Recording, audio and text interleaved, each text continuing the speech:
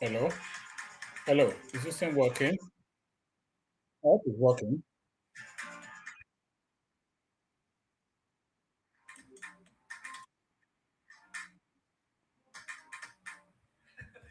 alábòsí inú ẹrù wọn pẹ́ jìnnà sí wọn bí sánmọ̀ sílẹ̀ o ara ló ń ta wọn ṣe mọ́ o náà bá sunkún sójú bẹ̀rẹ̀ má ti fi gbé sọ kó fẹ́ yẹ ẹyẹ kó lọ ìgbé sọnù sígbó wọn dúró títí ọwọ́ wọn ò tó ìṣó máa ṣe ta ní kókó ṣòkòtò tí olókùn ó dá kìtìyàn o ó dórí àwọn lọ́tẹ̀ o. Olórí àwọn lọ́tẹ̀ o. Àbọ̀dórí àwọn lọ́tẹ̀ o. Olórí àwọn lọ́tẹ̀ o. Ọmọ iná náà mi arán síná. Orí mi dákun má ṣì mí lọ́nà o. Mo tẹríba fàdàgbà o. Àgbà ẹ̀ foríjì ni. Ojoojúmọ́ ni mo ń pọ́n wọn lé. Mo ń ṣèyá sí ìyá àwọn àgbà o. Mi ò fojú tí rìn wọn láyé.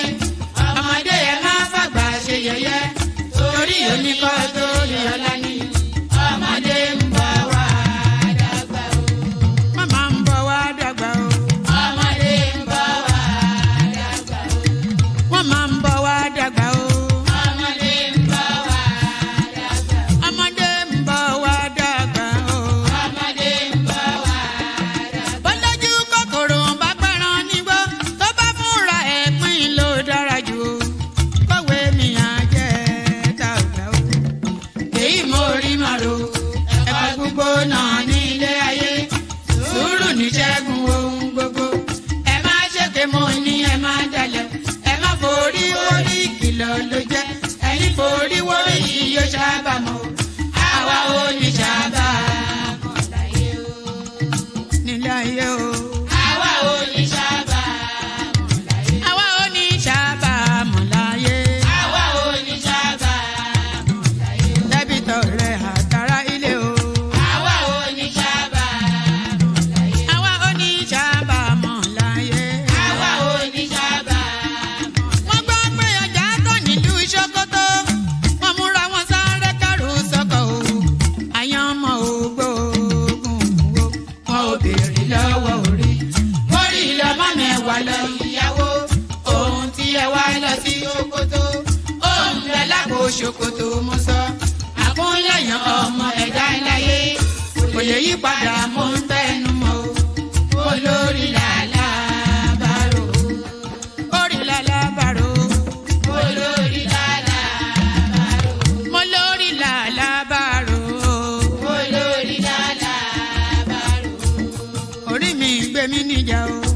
Olórí làlá bàrò. Làlá bàrò.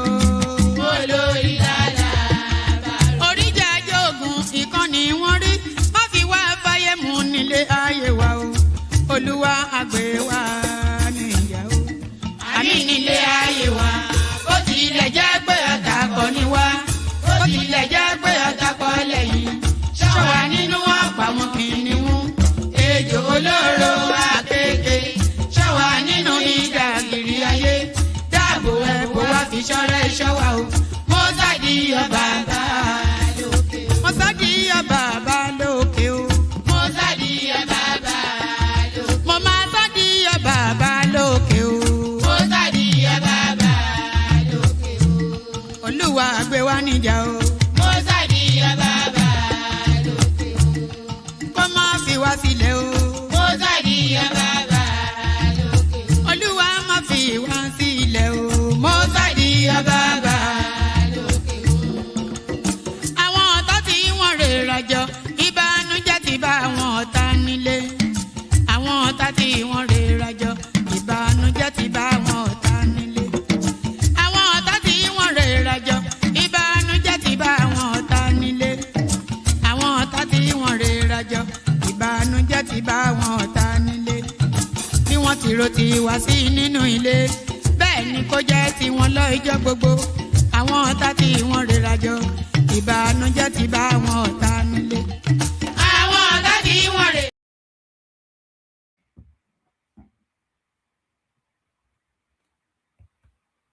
Oh, I'm there already. Oh, I didn't even know that.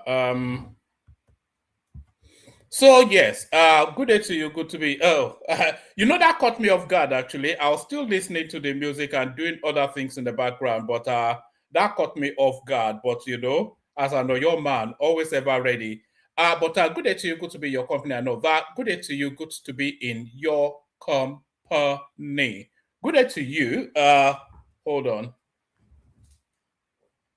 I go through copious bottles of water whenever I'm doing these things. I'm sure you all know that. So let me just let me prep myself. Good day to you, Amure Israel. Good day, guys. He's saying.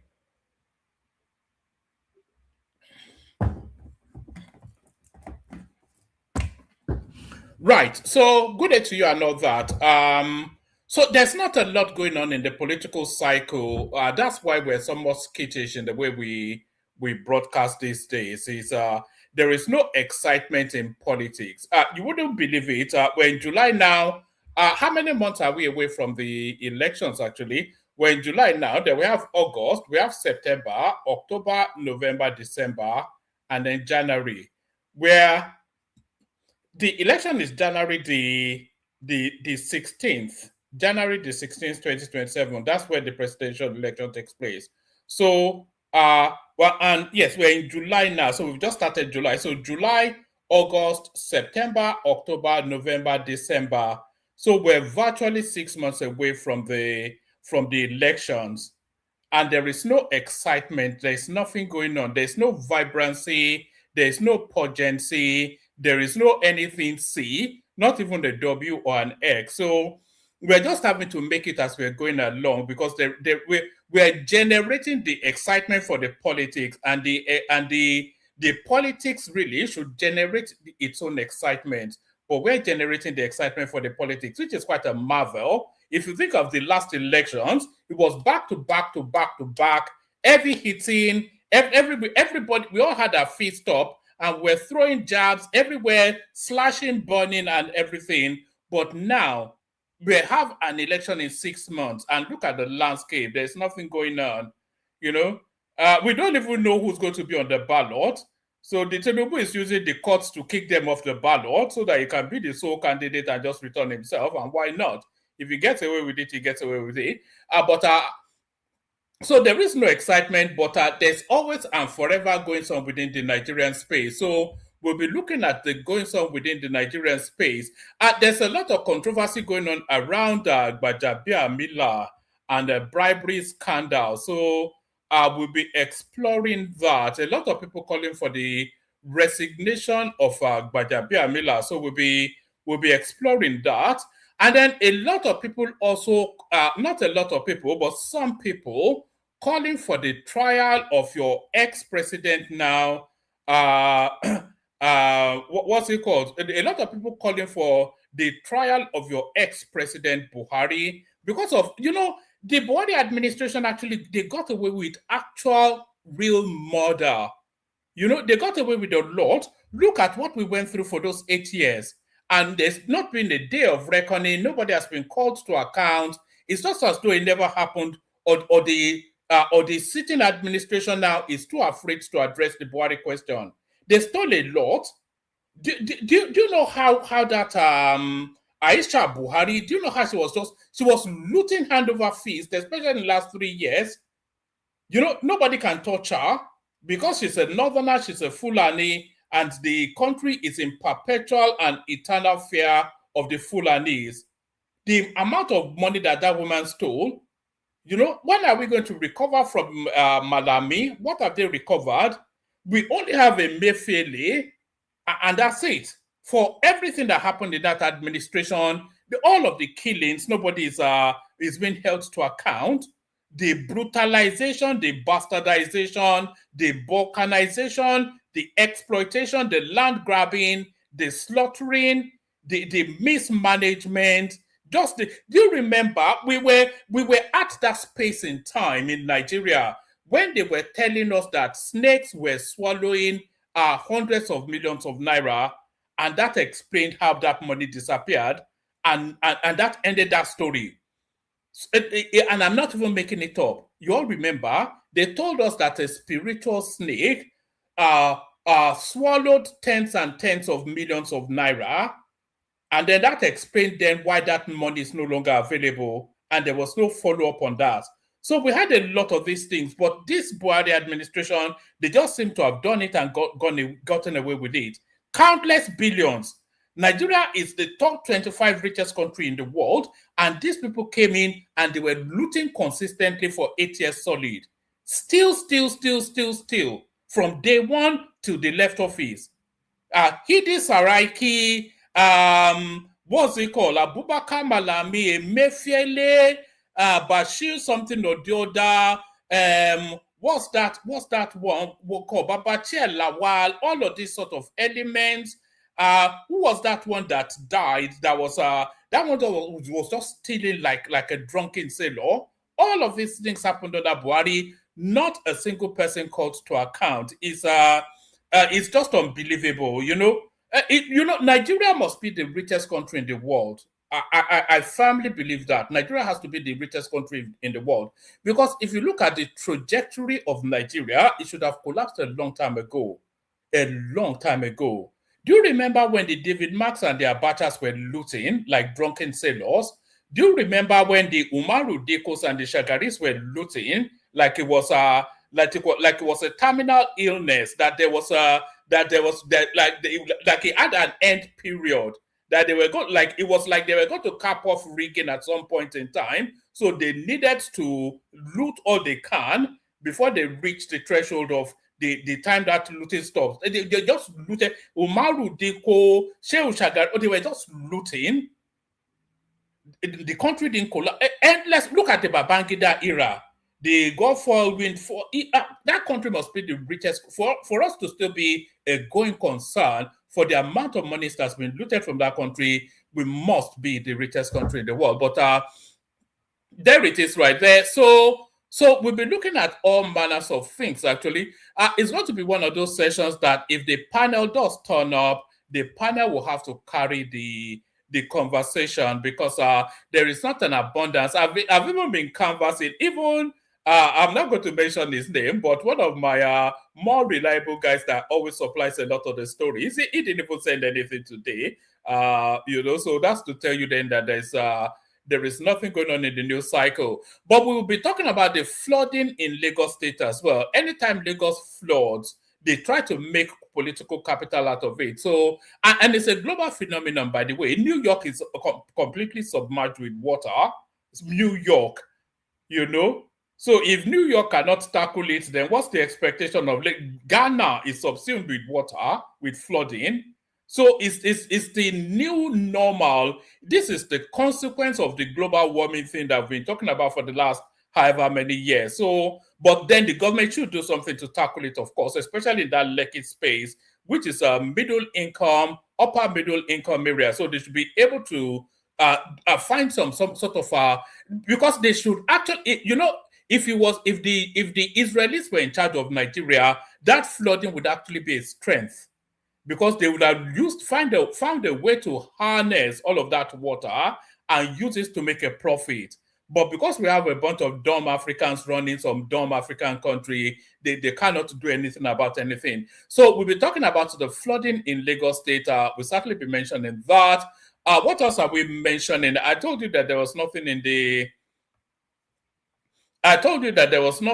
news cycle, but I keep on coming up with hold on. Let me just do something quickly. I told you there was nothing in the news cycle, but I seem to be reading off so many headlines. But let me just do something. The biggest story actually is that Gbajabiamila versus one other. Whatever the name of that guy is. I think that's the story agitating Nigeria at the moment, and I think there's still a little bit on that Akara narrative with Remi Tinubu, but I'm not sure that one has that much currency left. So the biggest thing going on within the political space is the Gbajabiamila narrative. Another story, security operatives arrest medical expert Professor Agaji, who issued independent health report on Nnamdi Kanu. So I'm bringing you this story because we brought you something similar in the last session that we had with the name Nnamdi Kanu substituting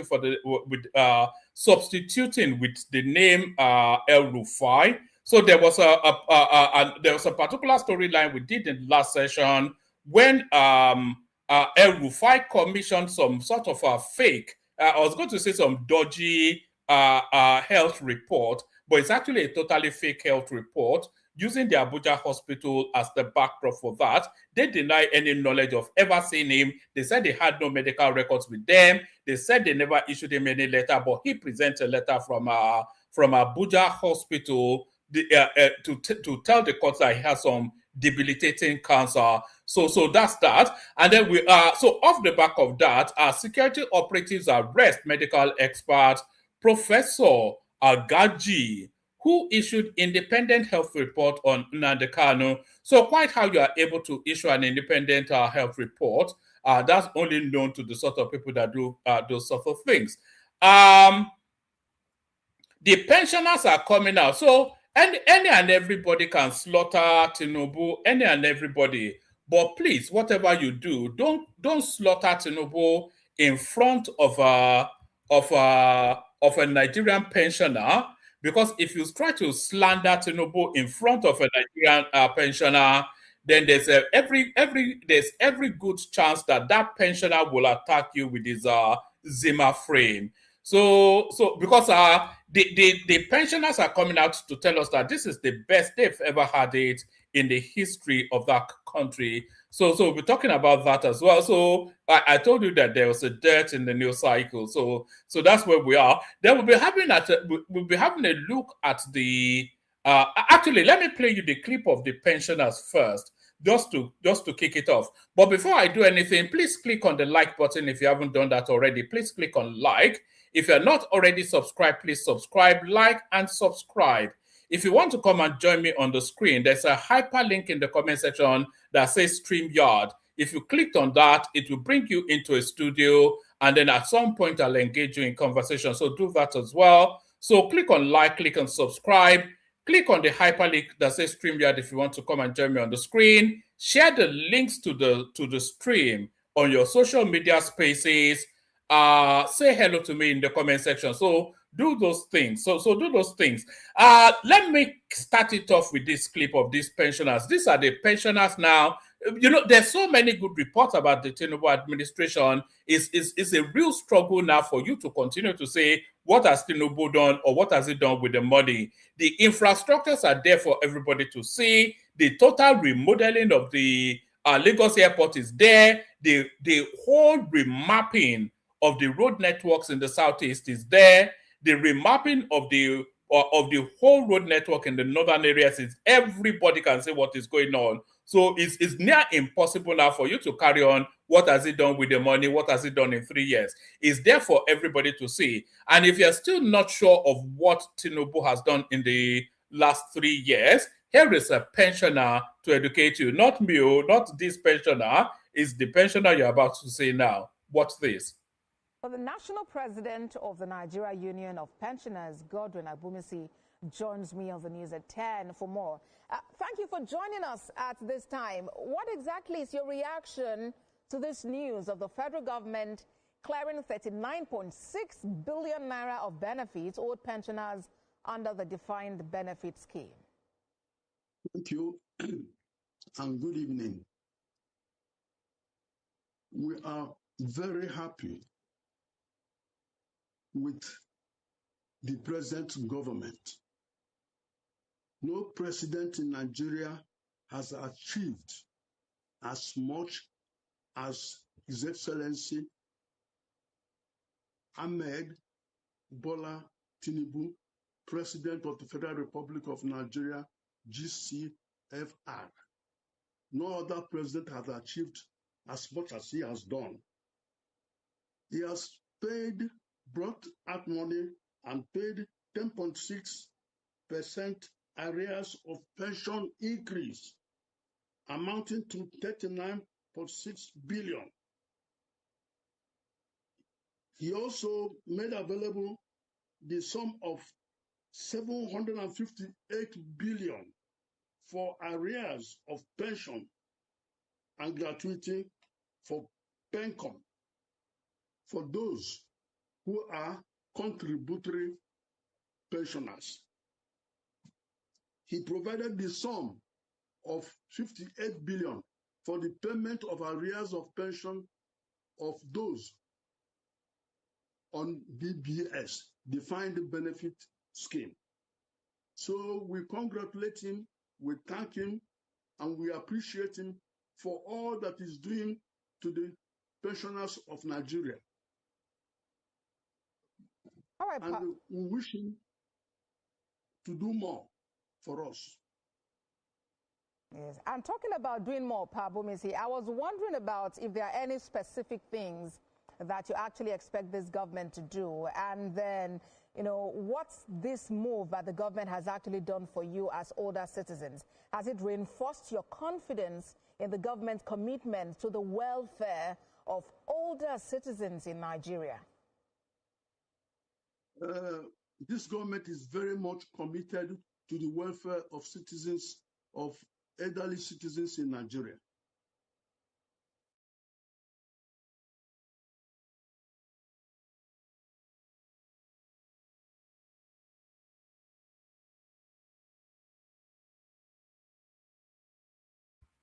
As ever, I'm rattling on, not realizing that I was muted. So that was a representative of the pensioners in Nigeria there telling you there that not only has the arrears of the pensions are being cleared, they've also gotten a 10% bone increment in their pensions, which has also been paid. So if you look at it now, so every age spectrum within Nigeria is being touched by this administration. The upcoming is giving them NEL funds and artisanal grants for their education and skills. It's giving them that. And the people at the end phase of, I won't say the end phase of life, but certainly at the end phase of their working life, is making sure that they don't then suffer to the grave. So from cradle to grave, this guy is touching everybody, building us. I hate that I'm having to defend that, but I detest injustice. That's really what that's really what propels me. I detest injustice. I detest the way that people who are benefiting. Let me play you this. These are the people telling you that what has Tinubu done. Let me play you this. Then you see why I'm angered sometimes when I hear some of these commentaries. Your mandate we shall stand. On your mandate we shall stand. On your mandate, Bola, on your mandate, Bola, on your mandate we shall stand. This is the Enugu-Onitsha Express Road, like from Enugu to Onitsha. Hey! Who would have thought? Who would have thought?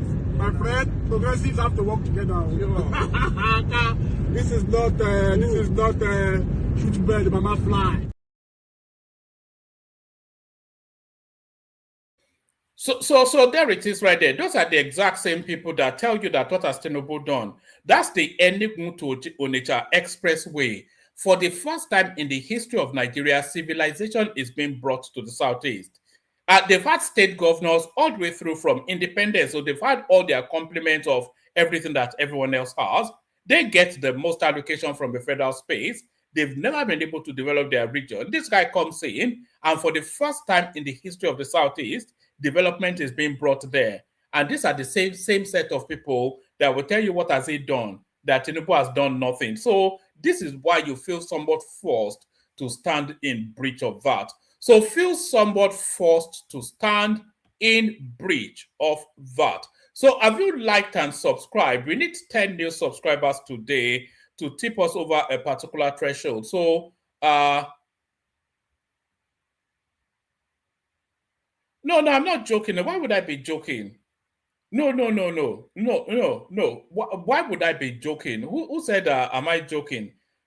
Tinubu has done more in his 3 years than name one government in the history of Nigeria that has done as much. And I'm talking about positive things. Name one government in the history of Nigeria that has done as much as this guy has done. Name one. In fact, I'm putting £100 on that. If anybody can come in, and I'm giving you the compliment of an 8-year term, an 8-year term. So anybody that has served an 8-year term that has done more than this guy has done in 3 years, come and tell me what they have done, and let's mirror it against what Tinubu has done. And if you're able to present a convincing argument, I'll give you £100. I'm not joking now. You know the facts. So it's just a ludicrous nonsense that we have to suffer from you people. It's just, anyway, it all comes to an end. February this. I cannot wait for that date to come. February, then we would never have to talk about it. You know, from pretty much the 3rd week of February, certainly by March, we'll be talking about the North on this platform. Our conversation is going to pivot sharply to the North, and we will never talk about Peter Obi again because we have no reason to. That's the end of him. So in 6 months' time, they will do the funeral rites on Peter Obi's political career, and then we'll move our politics to the North. So that is it. The February the 16th, it marks the end of the Southeast in Nigerian politics. That's just what that means. All thanks to Peter Obi, by the way, because I don't think they'll even get that vice presidential slot in 2031. So let's not. Brilliant. Hold on. Hold on right there. Hold on just one microsecond. And by the way, after February, maybe we'll start to reconnect with our Southeastern audience again. I think we've lost an abundance of our Southeastern audience to the politics, at least the ones that are ethnic jingoists, the Igbotic ones. So we'll try to put the Igbotics back. The majority of our followership on this platform, they are from the Southeast. But the overwhelming followership of this platform has always been from the Southeast. But we have hemorrhaged quite a few of them to the politics. But then post Peter Obi, as soon as we've buried Peter Obi away, not physically, but metaphorically, I mean his political, as soon as we've buried the Peter Obi career, then we start to romance the Igbotics back. So we stop calling them Igbotics then, and we start calling them by their proper names. We will see. How is it not the end of the Southeast in politics? This is Bola Hon. It is the January the 16th, 2023 marks the end of the Southeasterners in Nigerian politics permanently. Let me explain. Tinubu continues with Kashim Shettima till 2031. So now in 2031, there'll be a northerner coming into play. So the APC likely to present a northerner plus Yemsen Wike, but whoever the vice president is going to be in the vice presidential candidate in 2031 will be, is not going to be a Southeasterner. It's going to be a Southerner, because the Southerners have consistently stayed loyal to Tinubu and even the APC. You say the last cycle of elections, but the Southeast, if you look at all of the senior players in the South, they are consistent with Tinubu. So it's not going to jettison them to then go to the Southeast to go and pick a vice presidential candidate. And by the way, Tinubu will pick the presidential candidate in 2031, and he will pick his vice as well. So the president comes from the North, the vice comes from the South. So that is Tinubu 4 years to 2031, and then that person then 8 years to 2039. So that's 12 years already. By the time we get to 2039, the contention for the presidency will be between the South and the Southwest. Because after 12 years, the Southwesterners would have built up another champion that's ready to challenge for that post. So the only person that will prevent us from getting a Southwesterner as the president in 2039 might well be somebody from the South. But are they grooming enough talents coming out of the South? Outside of Yemsen Wike and probably Akpabio, there's nobody from the South that is presidential material unless they're able to groom one in the next 12 years. But certainly, as soon as the election ends in January 2027, as soon as the election ends, the Southwest will start grooming a champion to contend 2039. And in 2039, when power reverts back to the South and comes to the Southwest, so that's another 8 years. So that's 20 years. And then in 2027, by my reckoning, by my permutation, and I may well be wrong, but I think that ends the journey in politics for the Southeasterners permanently. I think it does. But what do I know? I'm just some dumb guy talking nonsense. But let's get into it. PFIPC, NDC demands Gbajabiamila's removal over alleged fake agency appointment scandal. So this seems to be the number one trending storyline within the Nigerian space. The Nigerian Democratic Congress NDC has called for the immediate removal of the Chief of Staff to President Bola Ahmed Tinubu, Mr. Femi Gbajabiamila, over allegations linking him to an alleged corruption scandal involving a purported non-existent government agency and the alleged sale of government appointments. So there are this is a two-pronged allegation. So these are two-pronged allegations. So the first allegation is the scandal involving that purported non-existent agency. We'll get to that in a moment.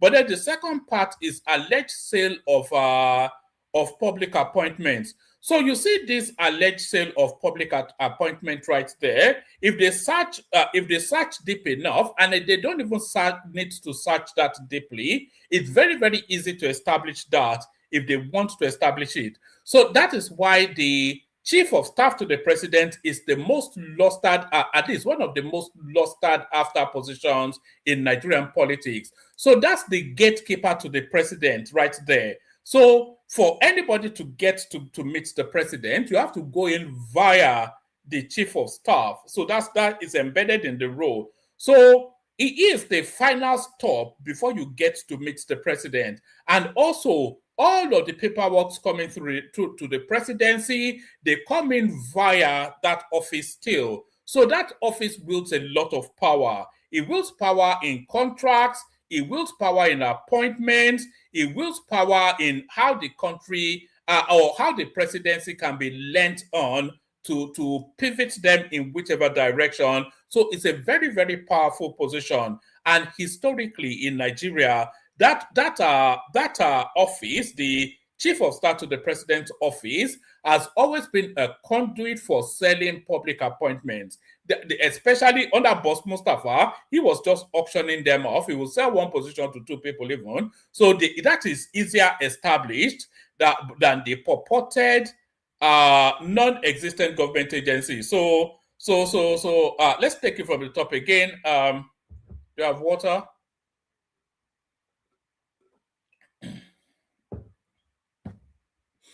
Right.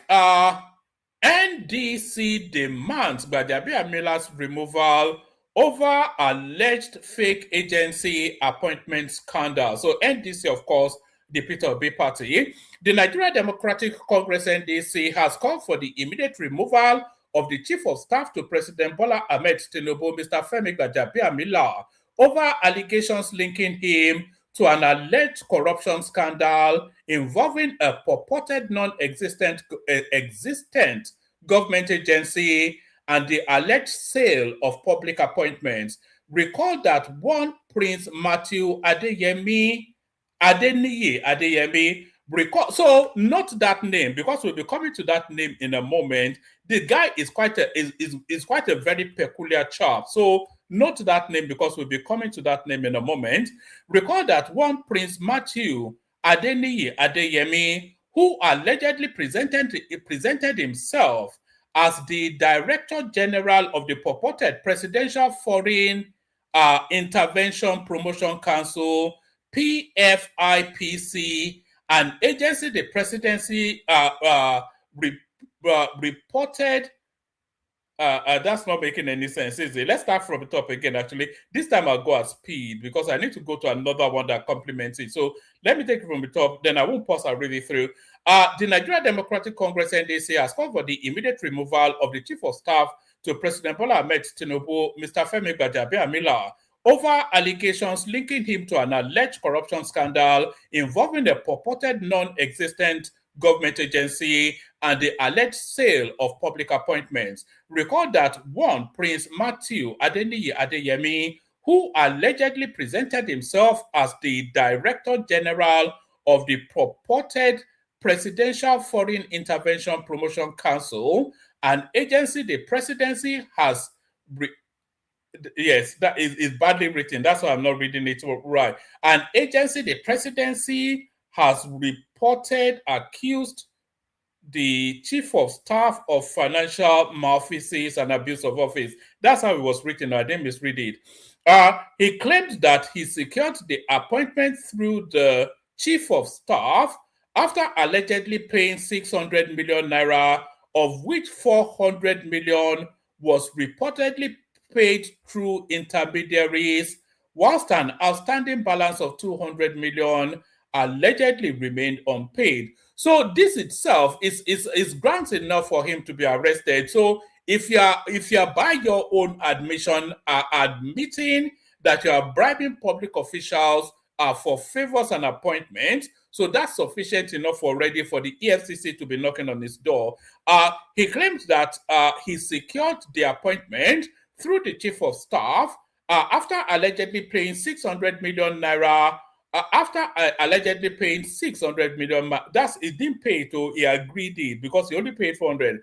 He claimed that he secured the appointment through the Chief of Staff after allegedly paying 600 million naira, of which 200 was reportedly paid through intermediaries, whilst an outstanding balance of 200 million naira remained unpaid.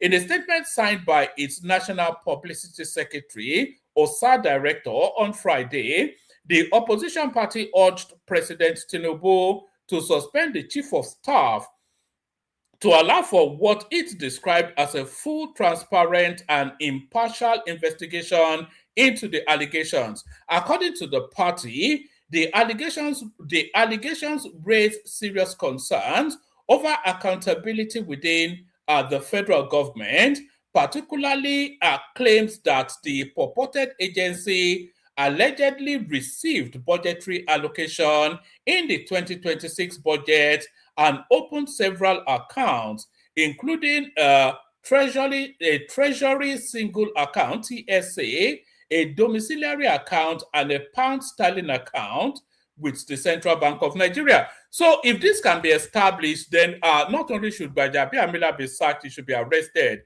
So, there's this thing in accounting that some people do. If you are budgeting for a building, let's say you are budgeting for a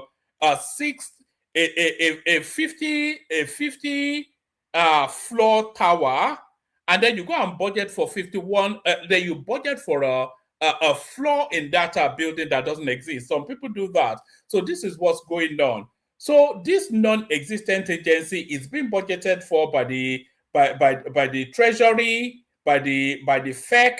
So it's being budgeted for, accounts are being opened for it, and money is being deposited into it. That's the allegation. So if that holds, and they are saying it reflects in the 2026 budget, so if that holds, then somebody should be arrested. But I think it may not hold, because I'll read you another article in a moment that might well explain some of it away. According to the party, the allegation raises serious concerns about accountability within the federal government, particularly claims that the purported agency allegedly received budgetary allocations in the 2026 budget and opened several accounts, including a treasury single account, TSA, a domiciliary account, and a pound sterling account, with the Central Bank of Nigeria. The NDC questioned how an agency allegedly not recognized by the presidency could have completed such financial processes, saying the development requires urgent public clarification. The party also expressed concern over claims that the head of the civil service of the Federation allegedly approved 314 staff positions for the purported agency, describing the allegation as one that raises questions about the administrative oversight within the government. The party also cited allegations that Gbajabiamila demanded 48% of the agency's take-off grant, an allegation it said was rejected by Adeyemi, and which allegedly triggered the dispute between both parties.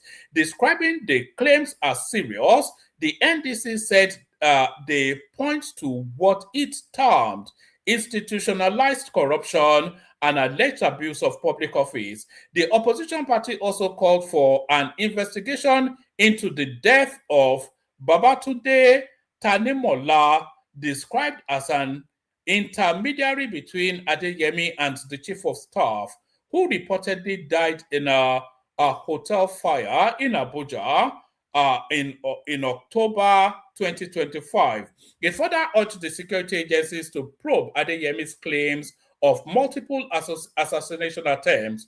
Amongst its demands, the NDC called on President Tinubu to constitute an independent investigative panel to examine all aspects of the allegations, including the operations of the alleged PFIPC, budgetary allocations, financial transactions, staff approvals, and account openings. It also urged the chairman of the Economic and Financial Crimes Commission, EFCC, the Independent Corrupt Practices and Other Related Offences Commission, ICPC, the Nigeria Police Force, the officials of the Central Bank of Nigeria, the Office of the Accountant General of the Federation, the head of the Office of the Head of Civil Service of the Federation to investigate the allegations.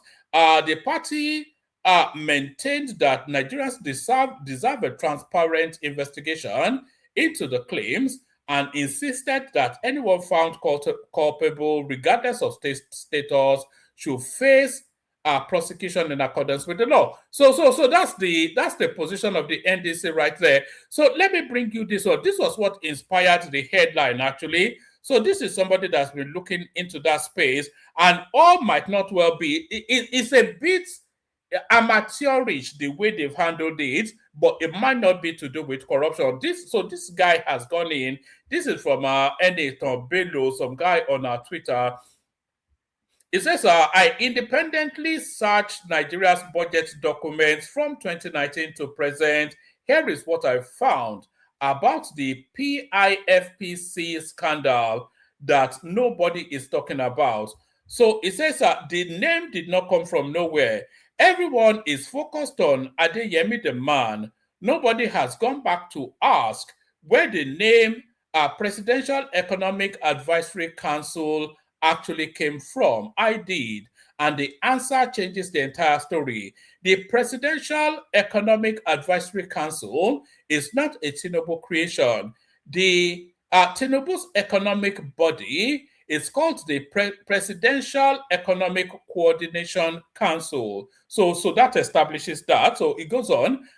He established it in March 2024, inaugurated it in July 2024, and chairs it himself alongside Dangote, Elumelu, the Senate president, and the Governors Forum chair. It has a different name, a different structure, and a different budget code. The Presidential Economic Advisory Council is a creation of Buhari. Buhari established it in September 2019 to replace the economic management team that Osinbajo was heading.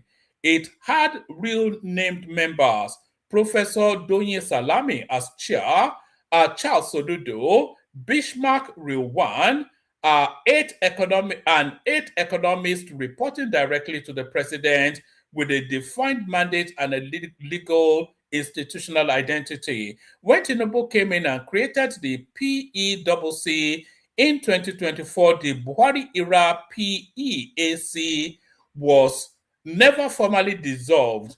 No gazette removing it. No budget office circular revoking its institutional identity. It simply went dormant. But dormant in Nigeria's government system is not the same as deleted. That dormant status is exactly what was exploited. So this agency that this guy, also part two, it says, I searched the 2024 Appropriation Act. The Presidential Economic Advisory Council does not appear. Budget code, and then it gives a budget code. It's not there. So that budget code will be the budget code for the Presidential Economic Advisory Council. I searched the 2025 Appropriation Act. The Presidential Economic Advisory Council does not appear. Budget code XYZ is not there. I checked the 2026 Appropriation Act as signed by President Tinubu on April the 17th, 2026. Budget code XYZ appears for the first time on page 50 and page 51 and listed as Presidential Economic Advisory Council / Presidential Foreign Intervention Promotion Council. So this is where this is what goes on to explain it. If I'm following it right, so it is an agency that exists. So yes, Presidential Economic Advisory Council / Presidential Foreign Intervention Promotion Council. Total allocation 1,300,000,000 naira approximately. Personnel cost 802 near 803 million naira, including 573 million in salaries, overhead 200 million, capital 300 million, under research and development. The capital allocation is broken down into 10 specific program lines, 182.5 billion for logistics for the World Investment Summit 2026, a Harvard program on negotiation, a certified investment management analyst course, a WTO. So these are the things that they are expending their capital budget on. So it says personnel cost 803 million naira, including 553 million naira on salaries, overhead 200 million naira, capital 300 million naira, under research and development. The capital allocation is broken down into 10 specific program lines, and then it goes on to break it down. 182 million naira for logistics for the World Investment Summit 2026, a Harvard program on negotiation, a certified investment management analyst course, a WTO trade negotiations course, strategic investment management training, negotiation and leadership courses. This is not a vague placeholder. This is detailed. Populated budget submission with 10 line items written in correct budget language by someone who knows how budget submissions are prepared. It says that this code was not carried forward by Buhari. It did not exist in 2024 or 2025. It was created fresh and inserted into the 2026 budget during the September to December 2025 preparation window, the same window in which Adeyemi was arrested in October 2025 and charged in November 2025. It goes on still. Do we want to take all of it? I think we do we feel obliged to take all of it? So that gives you that gives you what that is actually. So I think we've taken enough of that to get a broad feel of where that is. Let me play you a clip of that Adeyemi, and then and by the way, if anybody wants to read the fullness of how what's in play is explained away, I'll send the link in the comment section. You can read it in your own time. Somebody has done an extensive research to give you a step-by-step breakdown of actually how we've ended up where we are now. So let me show you the guy in question, the Adeyemi in question. Then you see that it's not a character to be trusted. This is what this guy is up to now. Where is he? Here he is.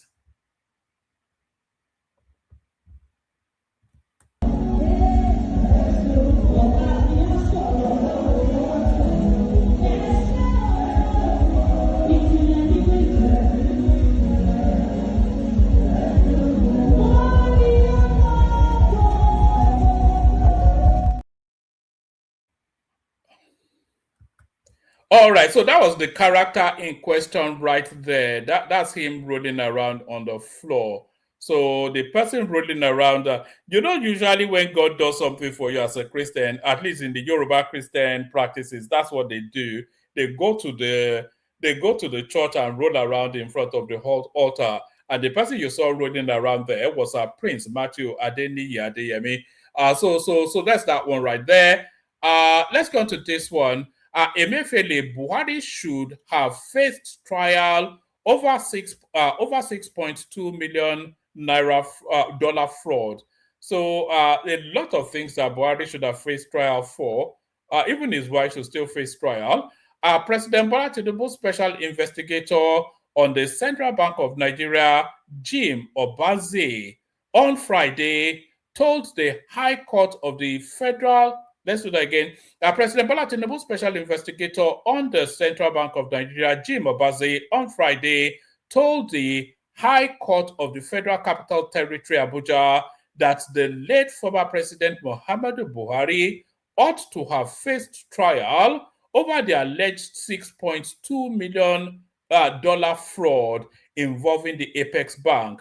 Obaze, who testified as a prosecution witness for the Economic and Financial Crimes Commission, EFCC, in the ongoing trial of former Central Bank of Nigeria, Emefiele Godwin, also said former secretary to the government of the Federation, Boss Mustapha, should be prosecuted over the transaction. Emefiele is facing a 20-count charge bordering on conspiracy, abuse of office, and fraud before Justice Hamza Muazu, led in evidence by the Director of Public Prosecution of the Federation, Rotimi Oye Depo, SAN.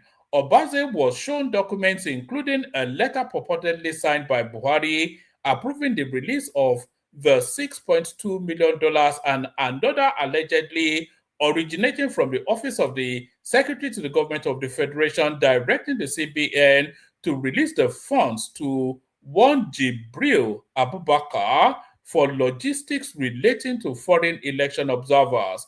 The witness, however, referred to subsequent statements by Mustapha denying knowledge of the transaction and alleging that the documents, including the one attributed to Buhari, were forged. So that's Emefiele right there, and it's looting. I've knocked my thing out of, let me see.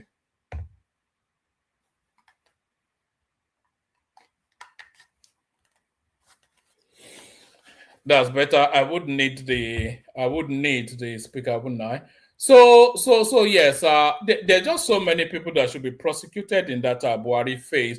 Are people liking and subscribing, by the way? I don't mind so much the no super chats, but I do mind the no likes and subscribe. So because that doesn't cost you any money. So I don't see, we need 10 new subscribers today. So if you're not already subscribed, just please do that. so that at least we have that. Don't worry about the super chats. If you want to do that, do that. But worry about the likes and subscribe.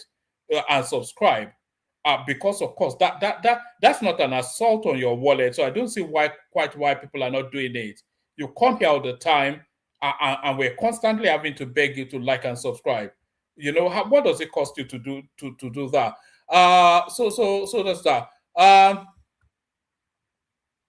All right, we go on to this one. Anytime this one happens, the whole of the usual suspects go agog, and they start to clap and dance. Don't politicize flooding.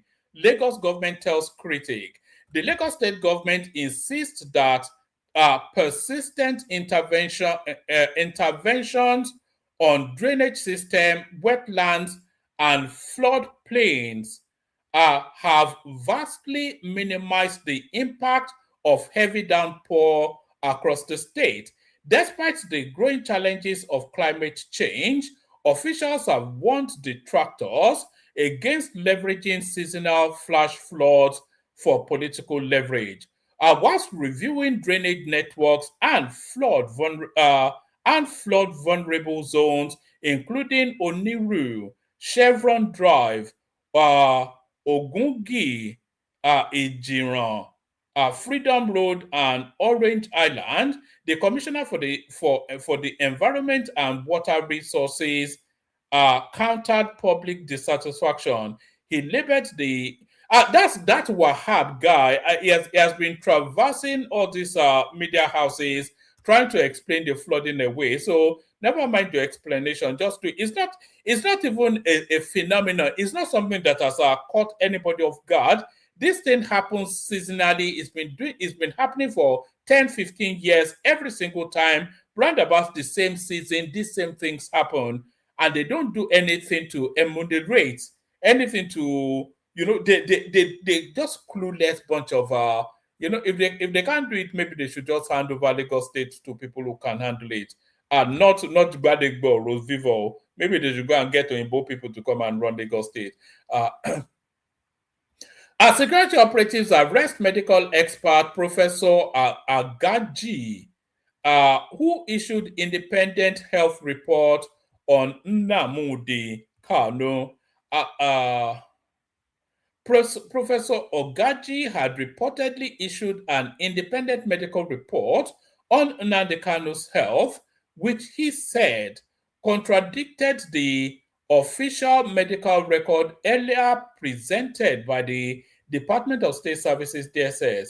A report has emerged on the arrest of Emeritus Professor Martins Agaji, a medical expert who said to have conducted an independent medical assessment of the health condition of imprisoned leader of the indigenous people of Biafra, Nnamdi Kanu. So did he have access to Kanu to be able to conduct the thing? That's the first obvious question. The arrest of Agaji was made by a legal practitioner, Chief Barrister Maxwell Okpara, on Saturday, who claimed that the professor was arrested at his residence in Independence Layout, Enugu, on Friday, July the 3rd, 2026. According to Okpara, Professor Agaji had reportedly issued an independent medical report on Kanu's health, which he said contradicted the official medical report earlier presented by the Department of State Services DSS.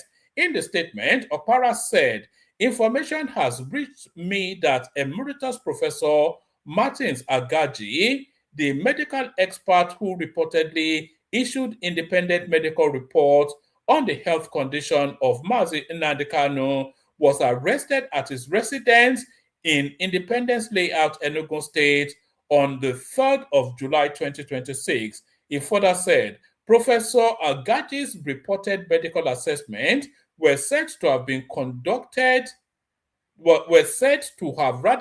counted the official medical report presented by the DSS, the Department of State Services DSS.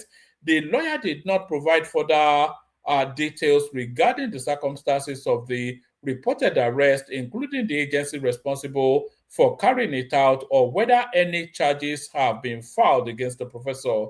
However, he expressed concern over the development and urged relevant professional bodies, civil society organizations, and other stakeholders to ensure that due process is followed in handling the matter. So I think this may well turn out to be a bit of a nonsense if it's not widely reported. But if the guy is remotely diagnosing Nnamdi Kanu and then using that remote diagnosis as the basis of trying to counterweight an official diagnosis, I'm not even sure that that's grounds for arrest, actually, because he's entitled to an opinion now. So anyway, that's that.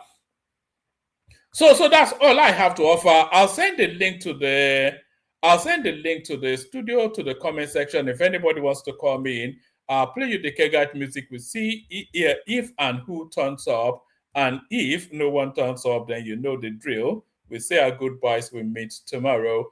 So let's play the K guys, and then we'll see what happens after that. Only water, where they see ma. Water, only water, where they see ma.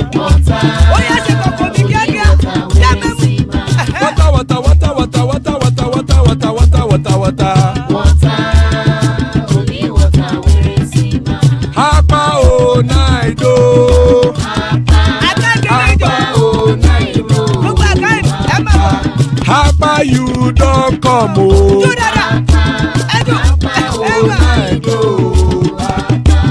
Hapa o naido. Hapa o naido.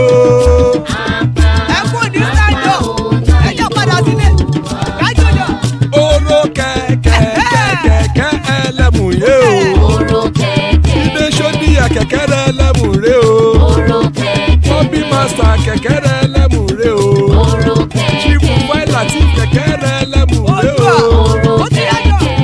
Eruku lẹ̀lẹ̀ ẹlẹ́mùdé. Eruku lẹ̀lẹ̀ ẹgbẹ́ ẹlẹ́mùdódò jàre o. Eruku lẹ̀lẹ̀ Ghana ti dé ẹgbẹ́ bọ́dì o. Ọmọ ẹlẹ́yẹ ẹ̀yẹ o ó dilé o. Olúyẹ̀lá ẹ̀yẹ o ó dilé o. Petrosoname ẹ̀yẹ o ó dilé o. Petrosodunke ẹ̀yẹ rẹ̀ ó dilé o. Ẹlẹ́kọ̀ ọ̀run mú ìní o.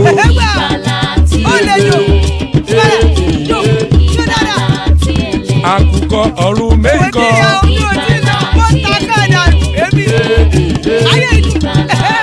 Ikú kò ní ríwà gbéṣe o.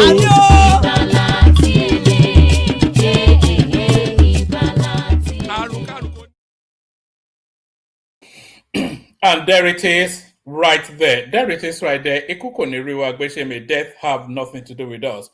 Joining us, Baba, as ever, Baba to the rescue. So that's Baba right there. So joining us right there, Zita, as ever, Zita to the rescue. That's Zita right there. World Peace makes an appearance. Been a moment since we last saw World Peace. So thank you for joining, lady and gentlemen. Thank you for joining.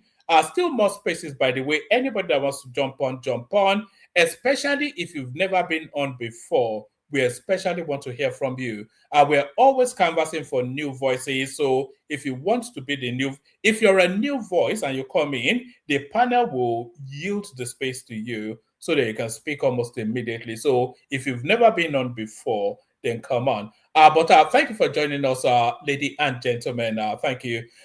So now let's kick it off with you. Let's go in the order that people came in. There's not that many of us. Baba, Zita, World Peace. Baba, let's come to you. What are you looking at in the news today? The only thing that seems to be agitating the space is the Gbaja saga, as they've now termed it.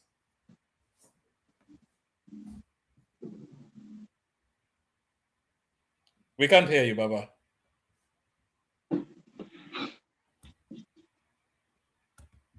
Baba?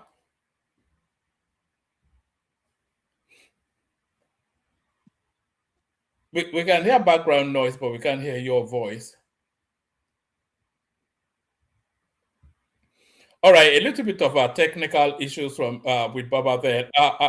I wonder if Zita is ready. Zita, Wagwan. All right. Hopefully, World PC is ready. People just came in, so I'm not quite sure. Yeah, can you hear me, one man? I can hear you perfectly. Good to have you, World Peace. Well, go on. Kanachewa. I'm not sure. Yeah, I actually came out. I was hearing. I was having difficulties with my Bluetooth. But anyway, what's going on, one man? How's the family? How's everybody? Yeah, we are well, thank you. How are you and your daughters and your son now? So, how is everyone? My son is a grown man now. Everybody's good. We are How good. is, We are good. how, Good. how is our piano playing princess? Oh, she's good. She's growing. She's going far. She's she's improving all the time. She's playing. Now I think by next year she will play for there's a competition, national something of piano. She will be participating in that competition. You know something that struck me actually when I was watching the World Cup. I saw I saw the keeper for Japan was a black man. So that caught me off guard somewhat. So are the black people now are they getting recognition now as a Japanese? You know what's all that? Yeah. The keeper Yeah. for Japan is a black man. Can you imagine that? Yeah. Suzuki. See, something. I think Siva Suzuki. Suzuki is his last name. Yeah, you're getting recognition. He's a guy. Where is he a Ghanaian? Miss Ghanaian, Miss Japanese. His mom is Japanese. His dad is Ghanaian. There's still another guy that is there on their junior team. I think under 21. That one is a Nigerian, mixed Nigerian Japanese. That one is called Obi. It's something Obi. We have Suzuki Obi. Okay, you imagine that? no. The first one is Suzuki. The second one is Obi. Something Obi. I forgot his second one. The first his first name. So yeah, Nigerians are the mixed kids here. They are really trying. Like in the entertainment and in the sports, yeah, we are dominating. Do they fully accept them as Japanese? Do they, or is there some sort of? Yeah. No, not really. But with what is going on now, they are tend to start seeing them. Like this guy, this Suzuki guy, this World Cup, the recognition the guy is bringing. Then the beauty pageant, the mostly Nigerians and Ghanaians, mostly mixed kids dominate that beauty pageant, Japanese beauty pageant. For like 4 years now, before 5 years in a row, it has been the mixed kid that's been winning it. And that means yes. Was Miss Japan not a mixed race? Yeah, it's Miss Ghanaian with Japanese or Miss Nigeria with Japanese. That people be dominating the beauty pageant. Then their sports, their athletes. We have Victor, some other guys. They are mixed Miss Nigerians, Miss Ghanaian. Putting them in their relay, 100 by 100, 200 by 200, 400 by 400. So the athletes. They have a term for them now, don't they? They call them Blasians. Is that what they call them? Balatians, yeah, Balatians. Is it Balatians or Blasians? Yeah. Balatians or Balatians. I've been seeing that term on social media over the last few years now. Yeah. So they are trying to put themselves. Before the Japanese used to call them half food. Half is a very derogatory word though. So now they have moved. Yeah, that word half is a bad word here. Right. Yeah. Half they used to call them half food. Half means is very bad. Means have something and have something else. Yeah, so that's what it means. Have something and have something else. It's not even Japanese. But now they have moved from that half to mix kit. Double they call them dorobu, that is double. So now they have moved from that to a more lighter one, nice one now. Now they're going to accept them as Palestinians and all that. So they are growing. Like my daughter now, she's growing a model. She's top in Uniqlo, Africa Zebra in Japan, which is okay for me. So you are putting yourself there. Let's see how it goes in the next 10, 20 years. But it's not so easy, one man. You know, if you like saying that your daughter go bring those millions where you don't chase all this. You see the way the paper and one man. That's what it be now. That's what it be now. Does she have an agency? Does she have an agent? Yeah, she have an agency. I should get a spice our agency. They will allow. Oh, you can go to. They already approve her now to have our Instagram page. Her name is Nano Fa NANON.EFF. We don't push it now. Her mom just started her Instagram page. You see, modeling this thing there now.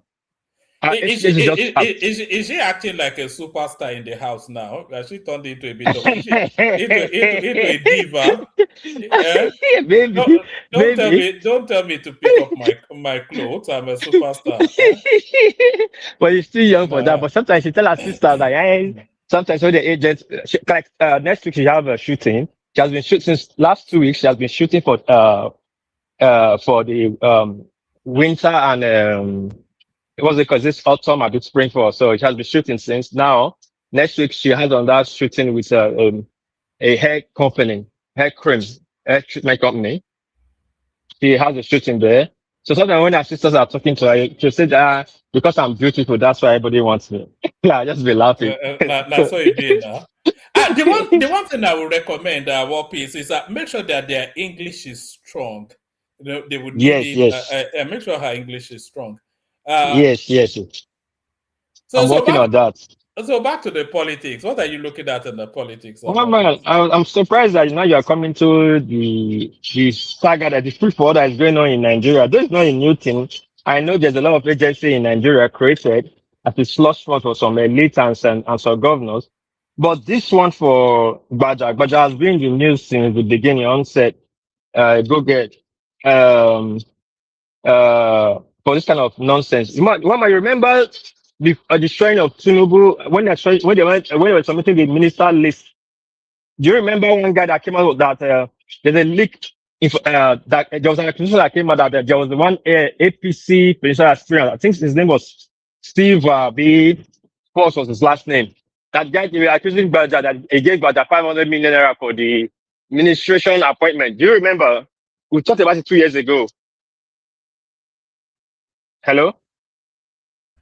No, I don't remember fully, but broadly, I know that. Oh, Baba, I think Baba remembers, but I don't remember fully, but broadly, that chief of staff position, that's what they do. They sell appointments. Yeah. That's always been the case. But has been one too many times in this kind of stuff, this kind of scandal. Just that he has one-on-one personal relationship with Tinubu. If not, nobody would have survived those kind of accusations. But this very one that is happening right now is a shame. They are saying it's actually Remi's candidate, not even Tinubu's. I know. Yeah, but this scandal that is going on right now, both the guy that's involved, both the presidency, Gbaja, and whoever trying to cover for it, is making fool of Nigerians, though. You cannot take this kind of high-stake corruption and you try to just put it on the table or shove it off like normal, just a mere word and like you normally do. No, actually there will be a form of action to show seriousness of the country and the government. Like, okay, we are taking this in serious. You cannot just wake up and say, we have cleared Gbaja. He didn't do no wrong. That's wrong now. This guy, even though you allege he's a fake, that is an imposter, but this guy was attending meeting ambassadors. Do you know the kind of security breach that is, one man? That's a big shame in our face. So if they not finally, let's say, agreed that the guy was fake, that means our security system is so porous that anybody can penetrate it and do whatever they want to do with diplomats. That will scare investors and will make a foreign how do I call it? How do I use the word? I've forgotten the word. But they make foreign countries to have a double look at us. They will not take us serious anymore. It doesn't make sense. In any way this you have to go, they have to make it look right. Even though it's for the optics. They have to make it look right. They don't have to use mere word like, this one is fake or this one is not. No. It doesn't sound right at all. Do you think Gbaja should be suspended? Gbaja, I'm not saying she should be suspended because that was not going to happen. If we cry for that tonight tomorrow, it's not going to happen. But what they would have done, they would have shown some seriousness that they are acting on it. They wouldn't have come out with that statement that is a fake thing. But that thing have put that thing in Nigeria in total, not even one office right now. The guy that has been going to America for business or whatever, foreign investor, whatever, meeting with ambassadors. How did they get clearance? That means you are putting the other country's security at risk, because those people do their own investigation clearance for their ambassador to come, for the ambassador will meet with him. So now they have gotten the green light from our national security officers and the rest that, okay, it's a legit stuff, go ahead. Then and they would not say it's a fake. Come on now, one man now. It's this kind of thing does not make sense at all. Of course, Baja is not supposed to be the chief, the judge, and the jury in his case. Normally, in any normal case, he's supposed to step aside, not even resign, just step aside. Okay, let the defense department do the investigation. But I know they will not allow that. But that first statement they made is not right. It was too. They were too in a hurry for the presidency to make that kind of statement. Actually, show some investigations. Why even saying that it's a fake? Don't even say it's a fake. Don't say you suspend the director. You just said I've suspended the director of this for some internal investigation. Don't say the department himself is a fake. The department that has a office in the federal secretariat, not even federal secretariat, it has a website .ng.org, which is overlooked, supervised, and overseen by NITAD, Nigerian Institute of Technology and whatever. What does that mean, one man? Two things involved. How can you have .org domain, which is being serviced and regulated by NITAD, then you have to come out and say it's fake? Forget the CBN registration. Then you have your complex in federal building. You have more than 300 staffs. You are paying them monthly. Come on, man, now. He's meeting with our top stake political offices appointed like EFCC and the rest, chief of defense minister and the rest. Who is giving him all this clearance? I don't know his level of involvement, and I'm not sure if those things are documented or not. But I've not been following that story back to back. I don't know who wants to come in to interact with world peace. But Baba, have you been following that story? Is it as world peace is describing, or Patoski? Not in the detail he is describing, because when it comes to such issues, I look at the root cause or root causes of it. Other attachment to it, I kind of relegate it to the background because of the caustic nature of our social media these days.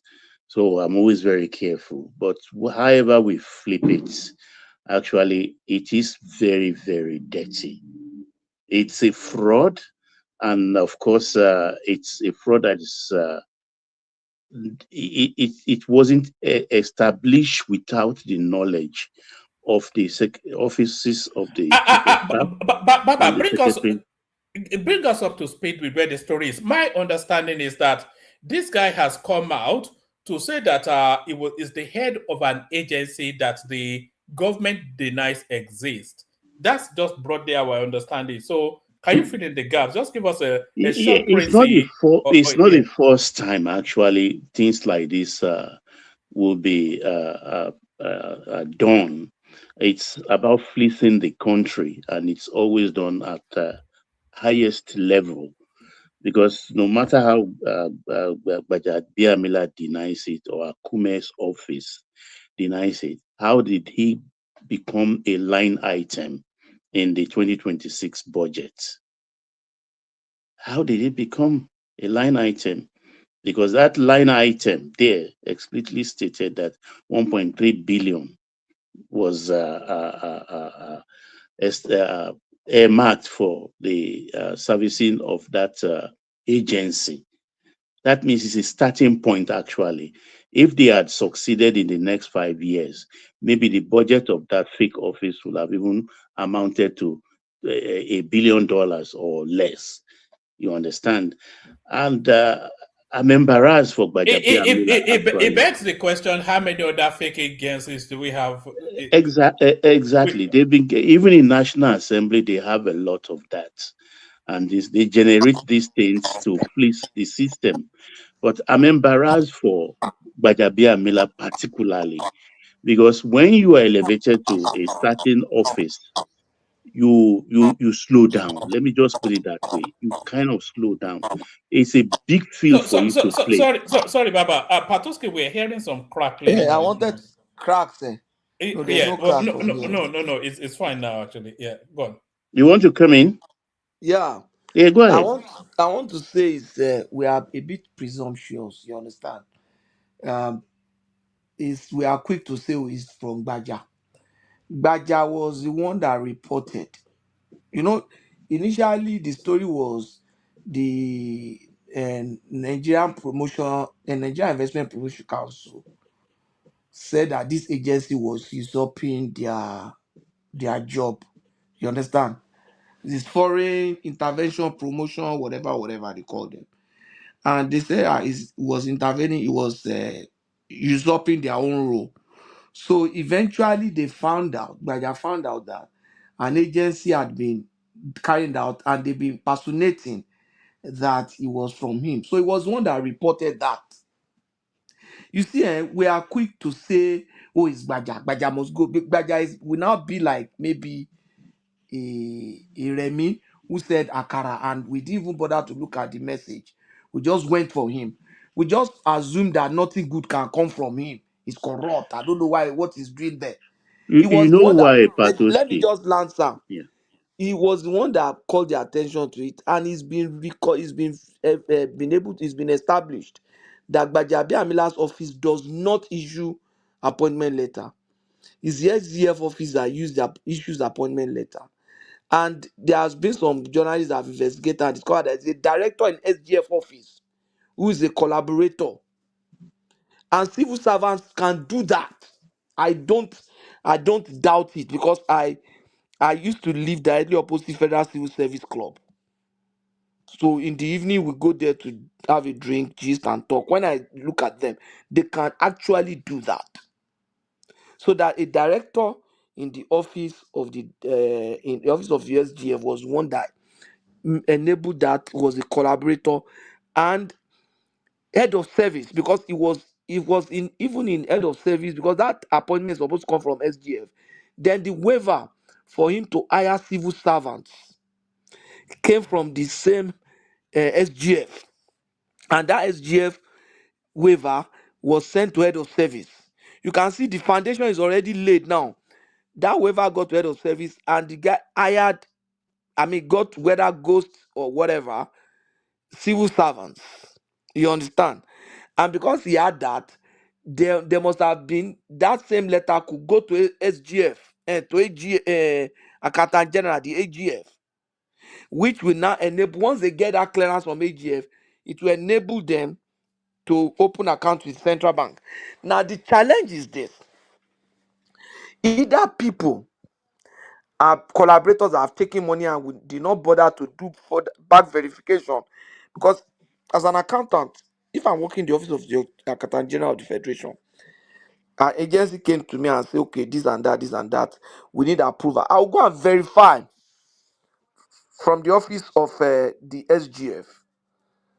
You understand? That such appointment has been given and stuff like that. But mind you, because they already have a director that is sitting in the SGF office, getting a confirmation from that place might not be difficult. So based on that confirmation, the accountant general will just give them go ahead to open account with central bank. And once they've opened account with once they get that in central bank says, okay, we have a letter from SGF setting up this agency, appointing this person. They even have staff. Accountant general has approved that the account be open. What would they do? They will open it now. They will open it. Okay, my question part two is, so Gbaja is not wait, I'm let not me ask you a supporting him. It's not as question. if I like him like that too. Wait, Of all the people, Patusi, Baba, sorry, Patusi. If what you explained was what we know, that was supposed to be the normal norm. If what you explained is wait now, Patusi. If what you explain is that way is not bad that they will be dragging, it will be Akume. Now, this People thing they that drag Gbaja, we no be government they drag Gbaja we now. hold on now, please hold on. This if father even indicted himself, the breach of security It's not in Gbaja's office to listen. It's not in Gbaja's office to expose this guy. It's not his section. Gbaja is the chief of, hold on now. Gbaja is the chief of staff in Aso Rock to presidency, staff in the presidency. This falls under Akume. Akume is secretary, No, if you find out SDS. somebody is impersonating you. Wait now. No, I'm asking you. Wait now. If you Wait find out, now. if you find You, out, I when won't you were wait. I want talking. to ask you a Wait now. question. Wait, no, this is wrong. Will you Patoski, wait let now? him land his You own wait. point. Let me now. Now, when you were talking, we all waited for you to finish now. Every agency have their department. They don't question on each other's feed. Now, but their feed in Aso Rock is to deal with the Aso Rock staffs. Now, while things come through Gbaja, if Akome wants to see the presidency, he arranged the appointment and let the president know Akome is coming tomorrow. If NFPC boss is coming, they have arranged, and Gbaja will have to arrange the presidency schedule. Is the chief of staff in the Aso Rock. Now, anything concerning administration, appointment works, and that, civil servant that falls in the SGS office. If it comes, then when it comes to the project, not every file that can open. It's called classified document. It cannot even open it. It takes you to the presidency. Presidency open it and read and get back and send back to this thing. So it's not in Gbaja's space to blow the alarm. This is the narrative of Tuju Ojo with that girl that was sharing money. It was one man used to show that invited this interior minister that was not even his duty to run to channels to be talking. When the case started running back and front, we now look for damage control. Do you understand? No. If this man, like I said, is hold on now, if this man is a fraud, it's not it's not a bad place to be the alarmist here. That falls hold on. with the SEC, Can I push back SGF. Oh, all right. Let Patoski go respond, and then Baba comes after you. Now, let me establish two things. A whistleblower can be from anywhere. Don't say it's not in anybody's place. Even me, that I'm talking, if I have information that certain things are happening, I can be the whistleblower. If Adeleke had blown the whistle on this guy since, it won't happen now. You know he defrauded Adeleke. Yeah, Adeleke dropped charges after Adeleke dropped charges because the the SPC money. helped him to recover the money. So anybody can blow the whistle. But in this case, when somebody is also impersonating you, you won't say it's not your job. Because when the chips are down, it's going to be on you. Somebody is impersonating you. You owe it a duty as an independent citizen to even blow the whistle. Now, you are not just an independent citizen. You are a member of government, chief of staff, the chief of all the staff in presidency. When you say presidency, chief of staff is presidency. The chief of all the staff in presidency, that guy is our chief executive. He says somebody is impersonating me and is reporting to the police. Why is it a crime to report to anything to the police, even if it's not in his place? Let's assume that it's not even in his place to report. Is it a crime at any time, at any point in the sequence of any event in Nigeria to report something to the police? You can never report to the police and be wrong. You can. Oh, it's not supposed to be the one reporting to the police. It should be somebody else. It's not that who first of all went to police. No, the question it's not the narrative it's what you said that I'm picking on. You say he's not the one that is supposed to report. No, it's so not. Why Don't pick on what I No, said. it's you now that I'm discussing. I'm following your narrative. Hold on, I got part of three. I'm following your narrative. I'm saying it's a breach of law for him to be blowing the whistle because it's not for his space. Because it just falls on his head. Which law say cannot blow the whistle? No, that's what you're not getting. Hold on. Patoski, listen. If he's claiming he does not know, how did he not know? Be on the know now. It's not on his desk to know. No, this has to come. Hold on now. You hold on, please. If there's going to be a whistle, there would be a whistle from ICPC or CSCC or the office of the those are already the one that appointed. Why would can I contribute? Baba, go ahead. Just quietly. How can police be whistleblower again? Can you give me just? Hold on, Patoski. Hold on for Baba. Let Baba have that say, and then you round that topic off, and then we go on to another one. Baba. Listen carefully, please, everybody. You understand? Against the this thing that it was Gbajabiamila that reports. Let's take this example. A group of people committed fraud, and there is a particular guy they are supposed to give, let's say, 1 million naira. The 1 million naira did not get to him, and he went to the police to report that, oh, I did to blow the whistle on them, to say, oh, I just stumbled on this thing that is going on. Can you look into it? You understand? Does that exonerate him? That is one point I want you to ponder. Secondly, the Akinyemiga, or what his name is, there is a lot of people who could mention their names without pointing directly at Gbajabiamila, which he did. He singled out Gbajabiamila as a collaborator. 3, Gbajabiamila blew the whistle after the guy that purportedly to have procured the appointment letter for the Akinyemi guy. 5 days after that one died in a fire in a hotel room. 5 days after. 4, listen carefully. 4, procedurally, as is in private enterprise, organization, and governmental. Let's assume, without me conceding, that Gbaja stumbled onto the fact.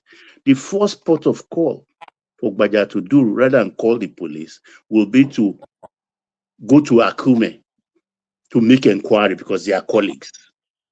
They belong to the same political party.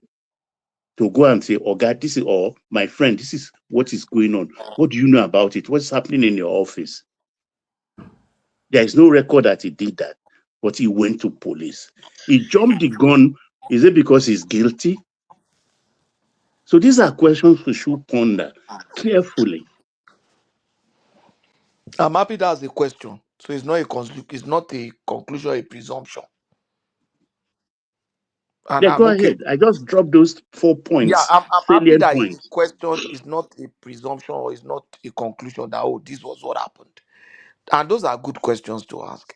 But I'll still maintain that the whistleblower can be anybody. Sure, it's not, the police is not supposed to be whistleblower. The police and the EFCC, ICPC are supposed to arrest. A whistleblower is somebody that brings something to the attention of the police. So police is excluded. And if I am in the office of chief of staff and I know something is going on in the office of the SGF, and I'm not even sure whether the SGF himself is culpable, I will not report to FGF. I will report to president. And if president say go and report to the police, so what will I do? I'm not saying Tinubu already knew and said, okay, you go and report to the police, because some president will just keep quiet and be looking at, because the president will have information by everybody and say, okay, is that so? Okay, Patrick, go and report this thing to the police. Patrick, the step he took, he does not have that power to do that. It's like you To just report answered to yourself now. police. He would have, he's the chief of staff of the presidency. He would have reported to the presidency, and the presidency will call the appropriate authority that we deal with that. He's not the president. I just moved. And So again, he how was do you know saying, whether the hold on president is now, not hold on. aware? Hold on now, hold on. The president is not aware. He was being cleared by the office of the president before the president got involved. Now they are setting up a panel to investigate it. Why they're not investigating Akome? Nobody's accusing Anyway, him. Nobody's saying he's the one that, hold on. Nobody's saying he's the one that did it. But all figures is pointing to him. And he's the one not claiming that everybody's pointing that he did it. Every road leads to you. From NASA is you. To the presidency. When that guy was arrested before last year. And the case was dropped. And the letter came from the presidency through Badger to the guy to continue his parastatal. This Adeyemi Akiyemi. Okay, you don't know. You don't really follow the case. He was arrested last year. Anyway, the case is still fresh. So let's not be. Badger What is I'm just saying corporate. is that He's too greedy. Let's the fact, Badger is too what we are greedy saying for is that money. we should not be presumptuous. I'm not covering for him. Oh. I don't care about him like that. But we should not be presumptuous. At the end of the day, an innocent person can be so, He's saying Nigeria. Badger an is innocent saying, person can be publicly but victimized like that. see, listen, If Badger. Baja is stealing Nigeria image and integrity all over the world. The little we have What left. if you find out now, discover that that's not true? How will you feel? No, you cannot find that this level, this take of this level is too high for just So you the have a permanent concluded secretary to now. That's involve. what it means. You have concluded. See, during from Buhari regime to Tinubu regime now, they are making for staff too strong, like he's the next god. Baba, please, during Babangida regime, who was sorry, during Ambassador regime, do you know his chief of staff? Baba. Ali Mohammed Gusto, very Was powerful. it this act? Wait, no. Very, But you know, very. you are not, you know, you have been, he's a powerful politician. Doesn't mean he was powerful, giving orders in Aso Rock. From Let me this even guy that hold died, on. From Kiari now to Badana, they act like overlord. Somebody's talking.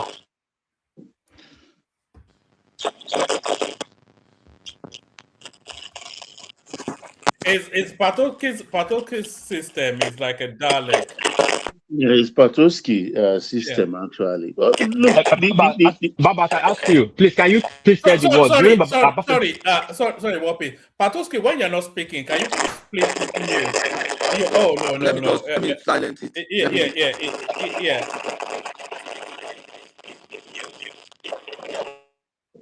Yeah, Baba, please. Yeah. During Ambassador regime, was Ambassador Chief of Staff this vocal? Do we know him?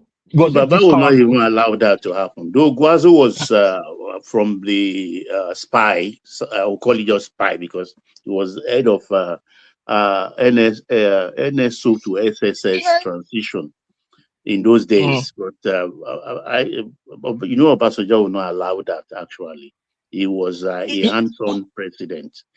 But this powerful chief of staff, they came into the fore during Buhari's period.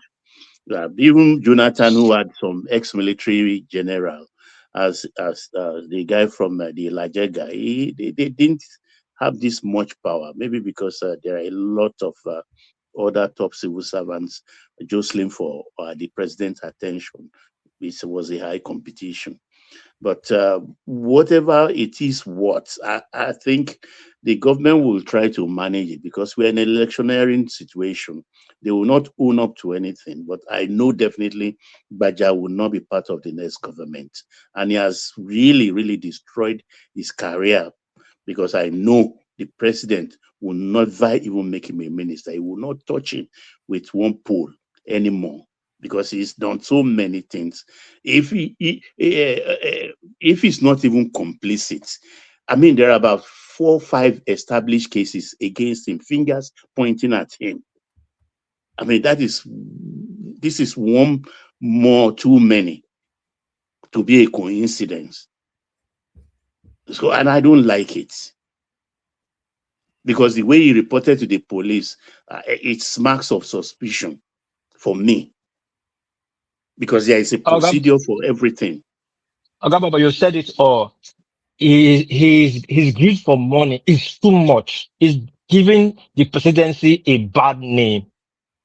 The little one we have left is destroying it, and he doesn't care. Do you know how many parasites? We know that there are such parasites before this government. We know now. This is a military regime. They have those parasites as slush funds for some elite political to settle people. But you, from the beginning, before they started ministerial position that time, somebody have come to accuse you of 500 million. They should have under this thing. Accusation has been coming up. Look at 2 G's of their own. You were thinking that you were the one to run first of all to clear him. And your boy that was your SPV during when you were speaking in the House of Rep. Now he was fingered again for billions of billions. Okay, that one fit pass.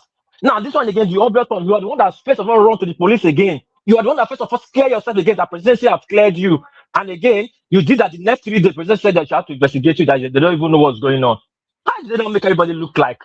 Look at what kind of nonsense is this?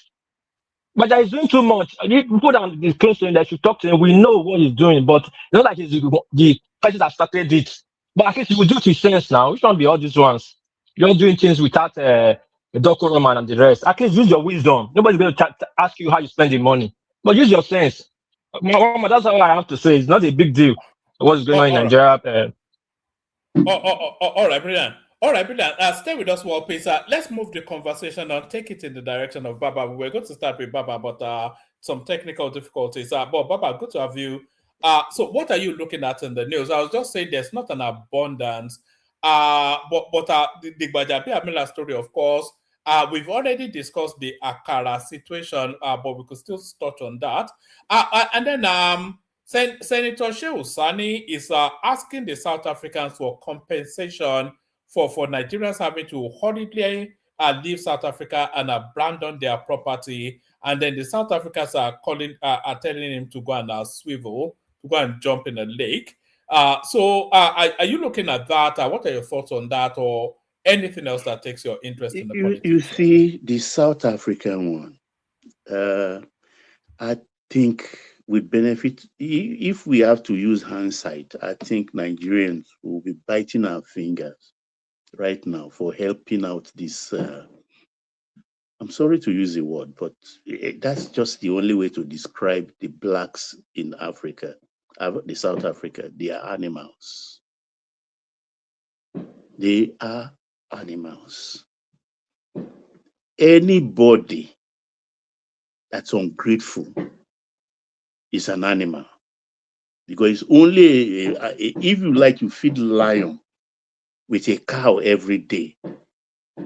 The day you mistakenly present yourself in his cage, lion will eat you.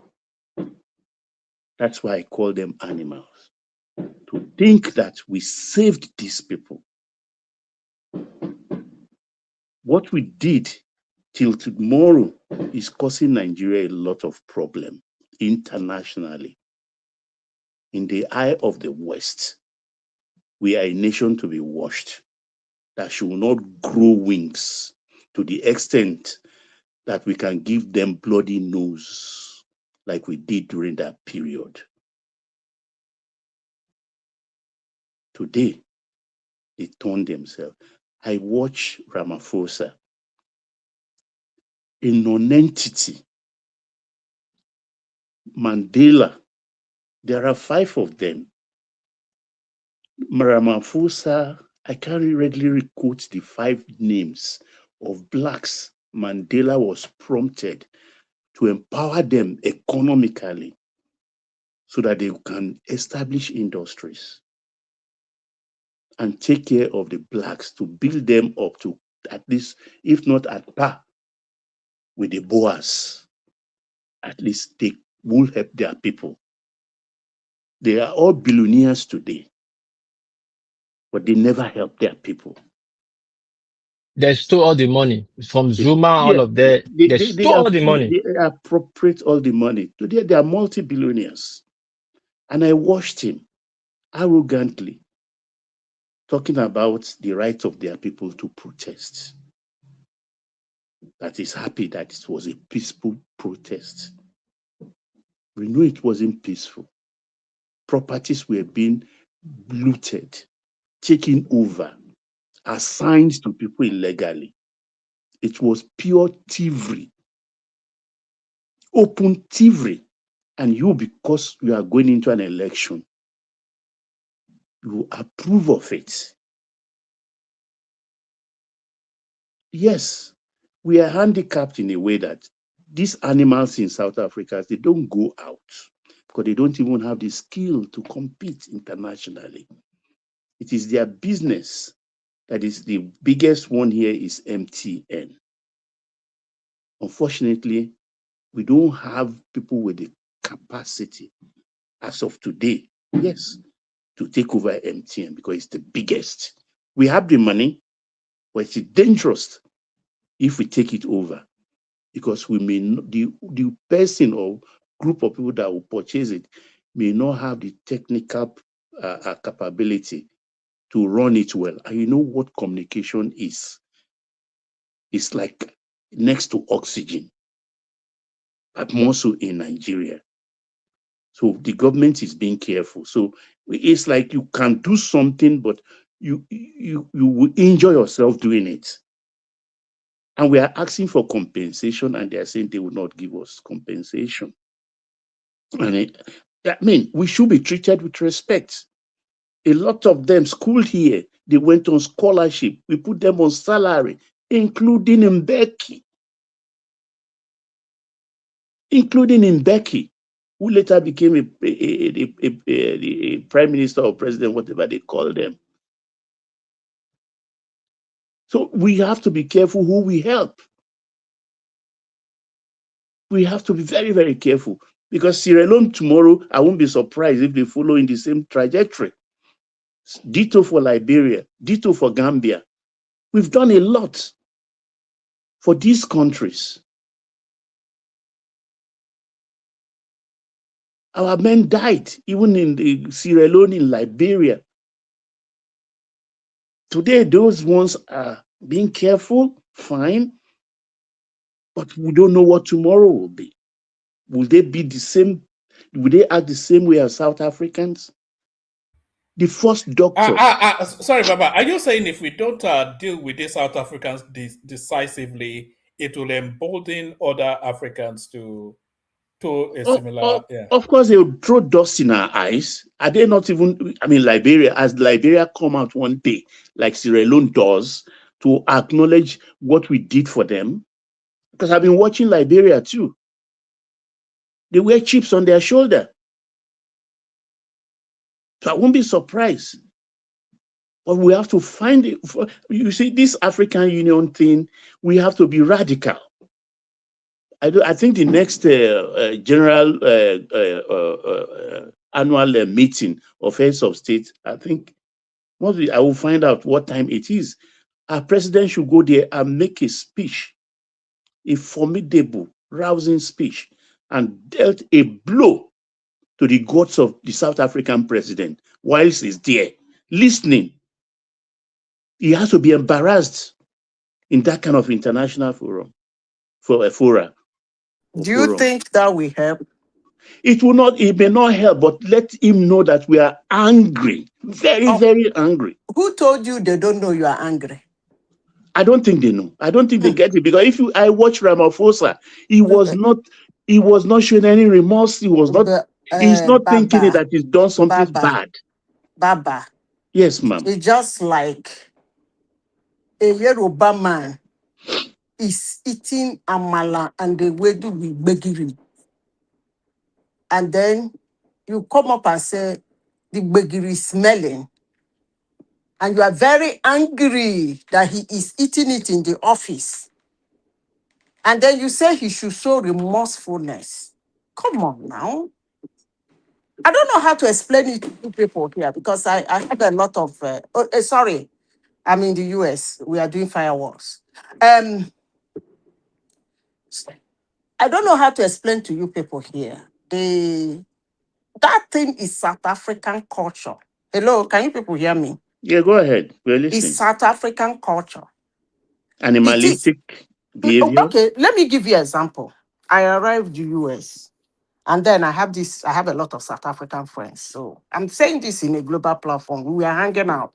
So we put on a particular this thing in the cable, and we were watching fans that came with their World Cup, fans of football, soccer teams that came for the World Cup. Some of them were making videos saying they're not going back. You know, that we are really having fun. Some chartered cars, and we are driving from coast to coast in the United States, experimenting. And they said they never knew US is this big. So I went to the, and do you know what this South African girl said?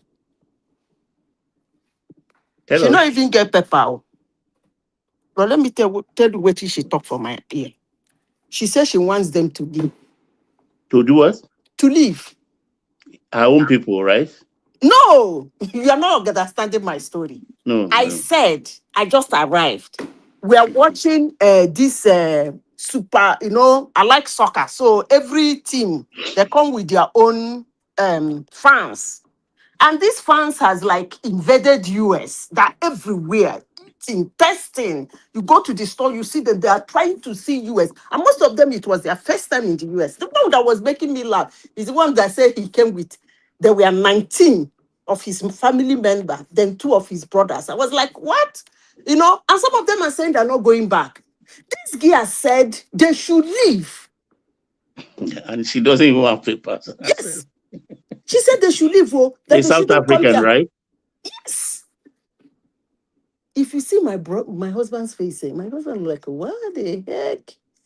She said they should leave, that they shouldn't come here to cause problem for people like her.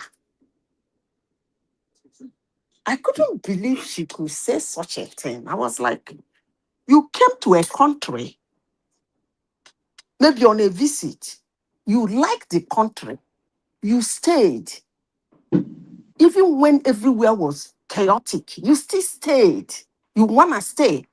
Somebody else came into that country that has not already become your own. It's not your own yet. You have not It's even just tried the food. contemplating.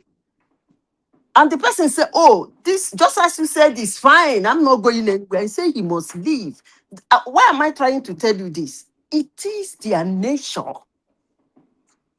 You can show all manner of anger the way you want. That is who they are. Sorry, Sita. You know what I find with these South Africans is that they have some sort of some weird inflection of a Stockholm syndrome. They consider themselves to be better than the average Africans. They see themselves more like a Europeanized Africans, and they see others as uncivilized, even though they have no education. They have, well, not all of them, but most of them, woman. I think they have some inverted snobbery. I don't know where you saw that. You noticed that woman. Well, because I have about 7 of them that are my friends. They don't show that sign. But what I notice is that trying to share something with somebody is a problem to them. That is one thing I noticed. And more especially what they believe is their own. I don't know why they do that.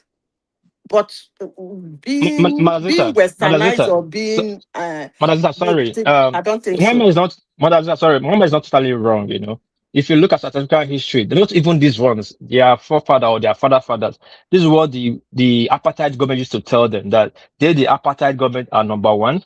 The Indians, which are the other people, are number 2 citizens. The colored are number 3 citizens. Then why the South Africans are number 4? But the South Africans decided, okay, you are number 4. You're not that bad. You are still okay because you are better than the rest of other Africans like Zimbabwe and Malawians and the rest. So they have that in their thinking, their ideology. That they are still more better than the rest Africans, even though they are the fourth in their. the bottom of the bottom in their own country. South Africans don't dare talk to the mixed colors. I mean, the mixed South Africans with half South Africans with the apartheid, whatever they call them. South Africans don't dare talk to them. They don't look up to them because that time they were living in segregation. South Africans cannot go to Johannesburg or this case. They were living in Soweto now. They reclaim whatever camps they built for them. Those cardboard houses they built for them. Yes, so they gave them camp. That's why they don't have. That's why South Africans don't have a land. They put them in a settlement. They put them in a reclaimed settlement, which is Soweto. Go and look at Soweto history. The apartheid government created that place for them. They relegated all of them to that place. Then South Africans can't even go to Johannesburg. The South Africans that were working in Johannesburg, where all these maid and all that, they have to wear uniform and they have to leave by 6 o'clock. Cape Town. First time some South Africans saw Johannesburg was 1994. They were in this thing, but even in their shacks, their villages, their township, they call it. They say believe that they're better than Malawians, they're better than the Zimbabweans, and the Zambians, and the rest. No. You see, I have a little experience. I visited my late son when he was honestly studying. Sorry, hold on for Baba. When he was in Cape Town studying, we were in a restaurant, and we allowed into the restaurant. My son actually took me there. We went out I think it was my second day there to visit him. And some South Africans tried to enter. And he called my attention. He said, I should watch what is happening. The restaurants, it was actually owned by some Indians. He used his back to block those South Africans from entering. He didn't say it in so many words, but just like occupying the door just to make sure they get the message. And they got the message, and they actually turned back and leave. I was very angry. But he just told me that is what happens here. They have no respect for them. And they are always angry that we who come to visit, who come to study, they are like angry that why are they giving us that kind of privilege? I can understand what Zita is saying. Historically, these people are just drunkards. If you remember Unko Bokoti by Mboboti. Unkoboti. That's about their Uguguru. Yeah, I've forgotten the woman's name that is it later. Miriam Makeba? No. Yvonne Chaka Chaka. Yvonne Chaka Chaka. You get my point. The first people did nothing. They had no professor. They had no academician.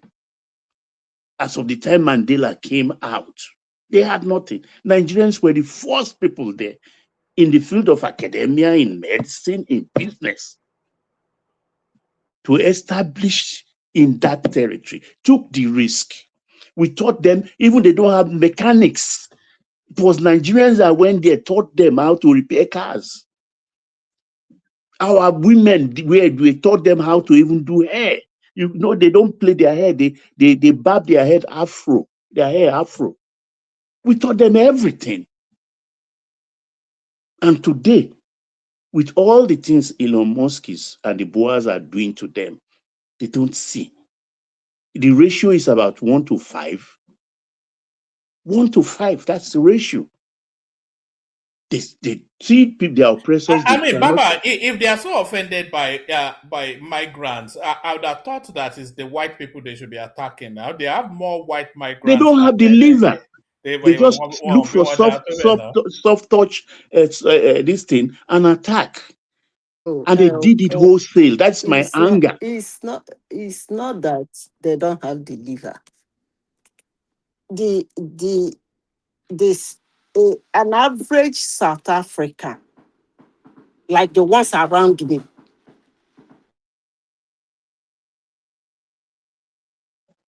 We can't hear you. Okay, go ahead. I said the whole place is on fire here. Anyway, an average. Oh my God! It's all right. We can hear the fireworks. We can hear you. I have fireworks. Can you hear me? Clearly. We can.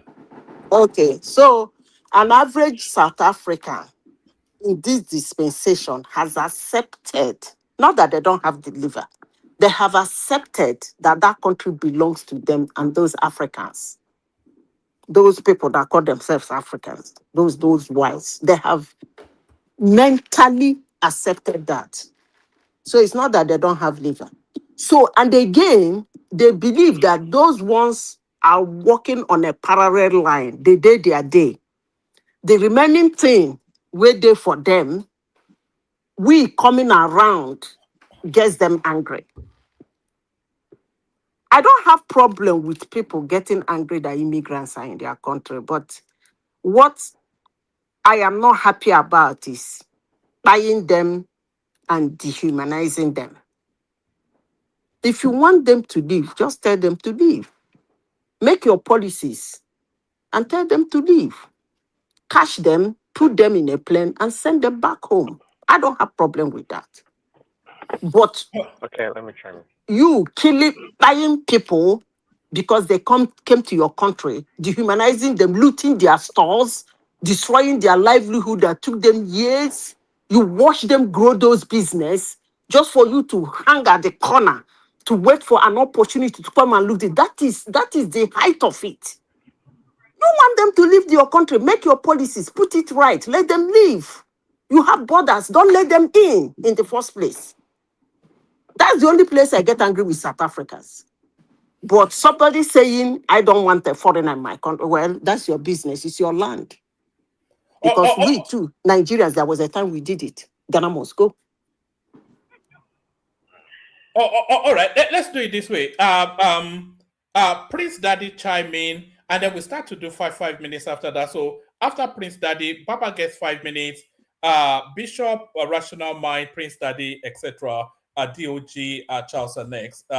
chime in now, please. Sorry, one man. You are led rational. You didn't call me a one man. Zita, we'll call you. I have not finished. Yeah. No, one man. I'm the third person here after all right. After Baba, then you. We actually after Baba War Peace, then me. Yeah. No, one man. Let's One Piece started already. Hold on. I started already. Let me chime in. Yeah, hold on. Yeah, let's do it in that order. So, Prince Daddy chime in, Baba rounds up, and then we'll come to you, Zita, Zita to Bishop, Bishop to Rational Mind, etc. But one man, it not be nice. Rational Mind do not speak on this matter. No, don't worry. Rational Mind, let's speak on the Gbajabiamila about. We will speak on Gbaja in a moment. So Prince, then Baba, yeah. Prince. Okay, thanks, one man. Thanks, Baba. Baba made a lot of points I'd like to touch on, but let's just start with I guess one of the first points he made. So, is there no one that you do a favor for or two would appreciate to reciprocate or appreciate what you did? That's my first point to what you said earlier. Just like the South African blacks are illiterate when it comes to their history, so too we Nigerians in so many ways. So let's not pretend about that. See, what is going on with this xenophobic thing in South Africa, right? The South African Afrophobia, not xenophobic. You are addressing it well. Say it as it is. It's Afrophobia. It's all it's against blacks. Afrophobia. Okay, Afrophobia Yes. is going on. See, you pointing fingers at this new generation that have no sense of history. And let's not pretend, Baba, it's people like yourself and maybe a couple other people that talked about how Nigeria was so instrumental in helping Black South Africans after the apartheid, right? So, but this young generation in South Africa do not know that. There's a gap in history. So it's unfortunate at the same time, not fair to blame them for being hostile towards other Black Africans because they don't know any better. They just don't know any better. Now, to the economic situation, well, it said that the government should pass law and, like Madam Zita said, to expel the immigrants. Well, it doesn't work like that in the sense that, look, something as bad as this has to happen for any meaningful policy to be passed or to see the pain of the people. See, at the end of the day, we have to recognize that the South African blacks, their grievance, so grievances is somewhat legitimate in so many ways. And if I followed Baba's line of reasoning, it sounds like apartheid regime in South Africa was perhaps worse than colonialism in Africa, in Nigeria, because during colonial era in Nigeria, it looks like many Nigerians actually traveled out of the country to be educated and learn some other things. But the way you make it sound about apartheid, it was so rigid that these Black South Africans did not even have the opportunity to explore anything. So they were in concentration camp, if you want to put it that way, and they had no opportunity at all. If that was the case, then we should have some level of sympathy or empathy towards their plight, if that's the case. So in other words, apartheid was horrible. The white South Africans, at the end of the day, they are South Africans. That's just their country right now. They've been there for hundreds of years, so they are part of the culture.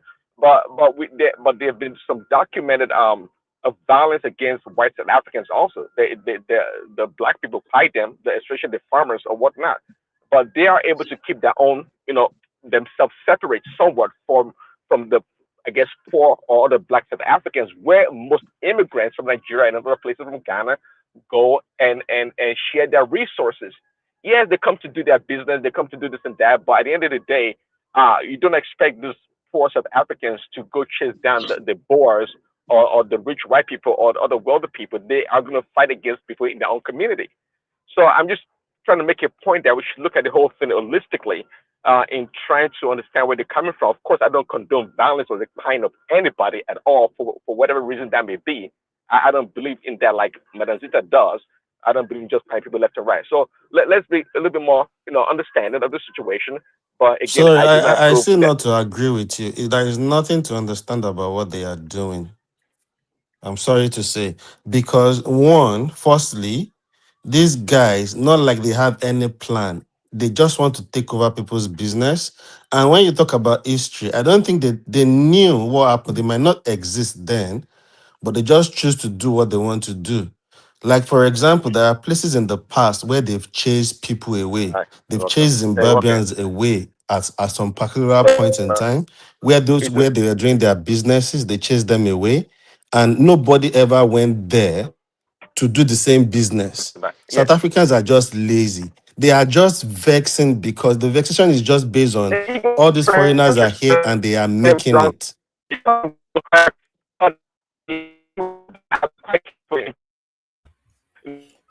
Sorry, Prince, we're losing you. We're losing you. Can you move around a bit? Your connection. Yeah, I came to this area. It looks like there's a bad reception. Can you hear me now? Am I better? It's better now. Yeah, better Is it now. better? Yeah. So make that point, and then we go to Baba. So we establish some sort of structure. So make that point. And Yeah. Saying if you can hear me. So I'm trying to say that we should refrain from labeling these people or stereotyping them as lazy and drunkards. I don't approve of that. I don't think it's the way to go about it. Yes, That's what they have. I think that's what it is. That's what they. Even No. the other South African people like See, the that's the problem. Zimbabweans. So sorry, D. Let him just make that point so that we Okay. can get through the panel quickly. Yeah. Yeah. A couple more seconds. Again, I do not approve of them paying anybody for whatever reason that may be. That's not what I'm talking about. But but at the same time, it's always nice to understand what is going on in that community and how they came about this. Okay, anyway, thanks, one man. Go ahead. Okay. Let me just correct what impression Zita gave when she alluded to Nigerians first sacking Ghanaians. No, Nigeria didn't start that of Ghana. It was Prime Minister Busia in 1969 under the alien compliance order that affected so much Nigeria. And it's not dissimilar to, in a way, economic way, to what happened in South Africa. A lot of Nigerians, they were not attacked, they were not brutalized, but they lost their properties.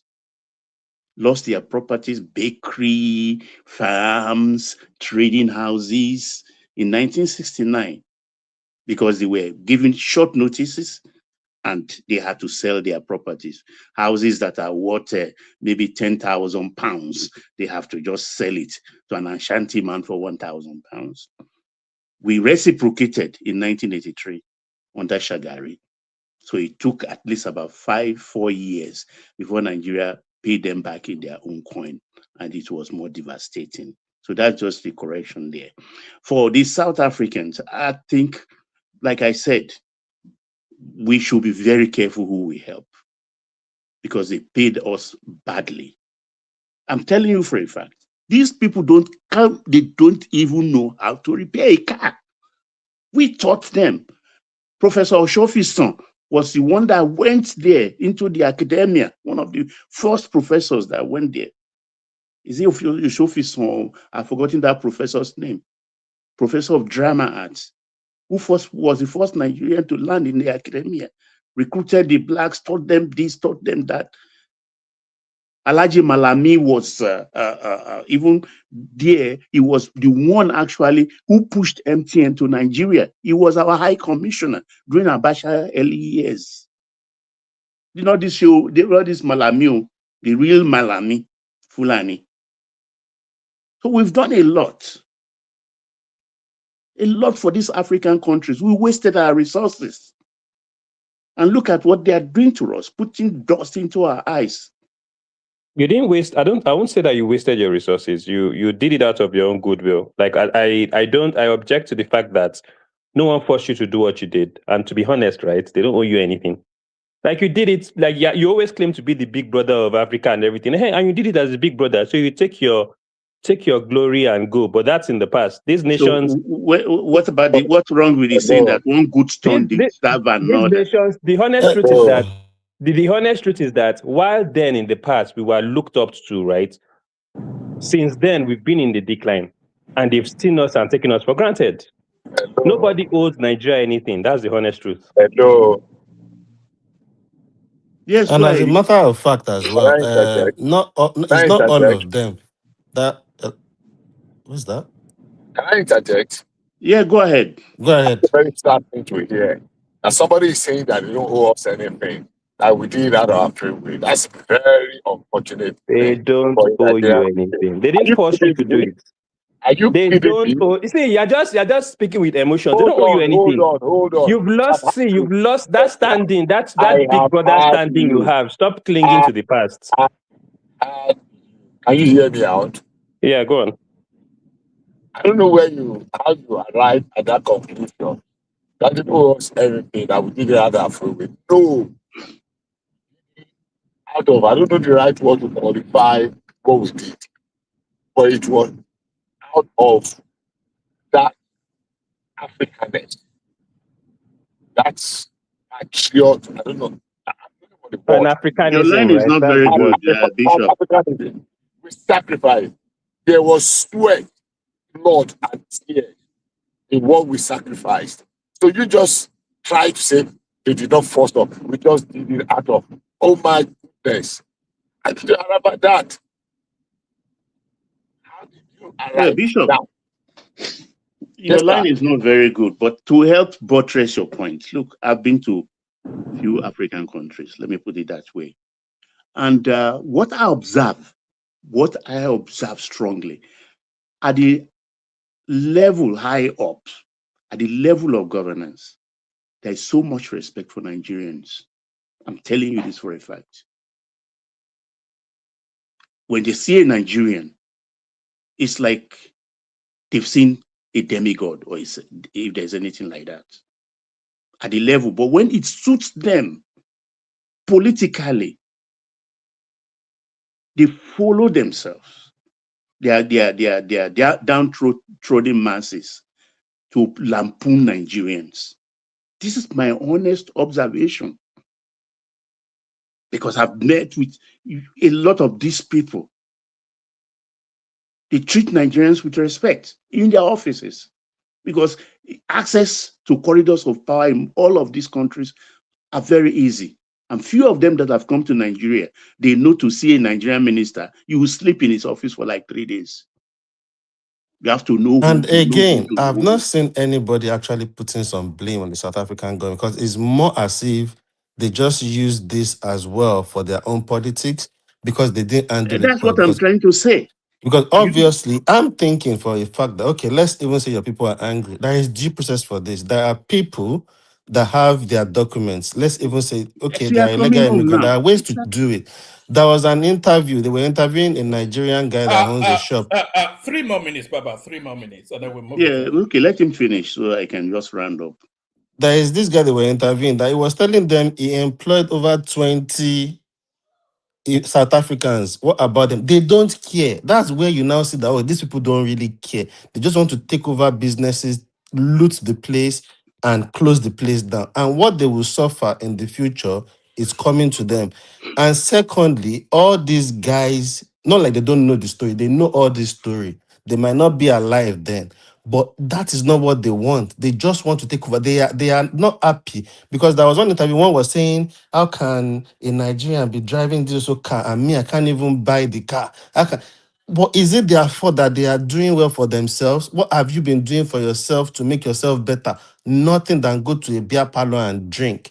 Because all these things we are saying now, and I don't know, somebody said somewhere that somebody was telling me that they have a law that a South African can actually arrest somebody and hold you to, I don't know, hold you for some time and hand you over to police or something, that they have.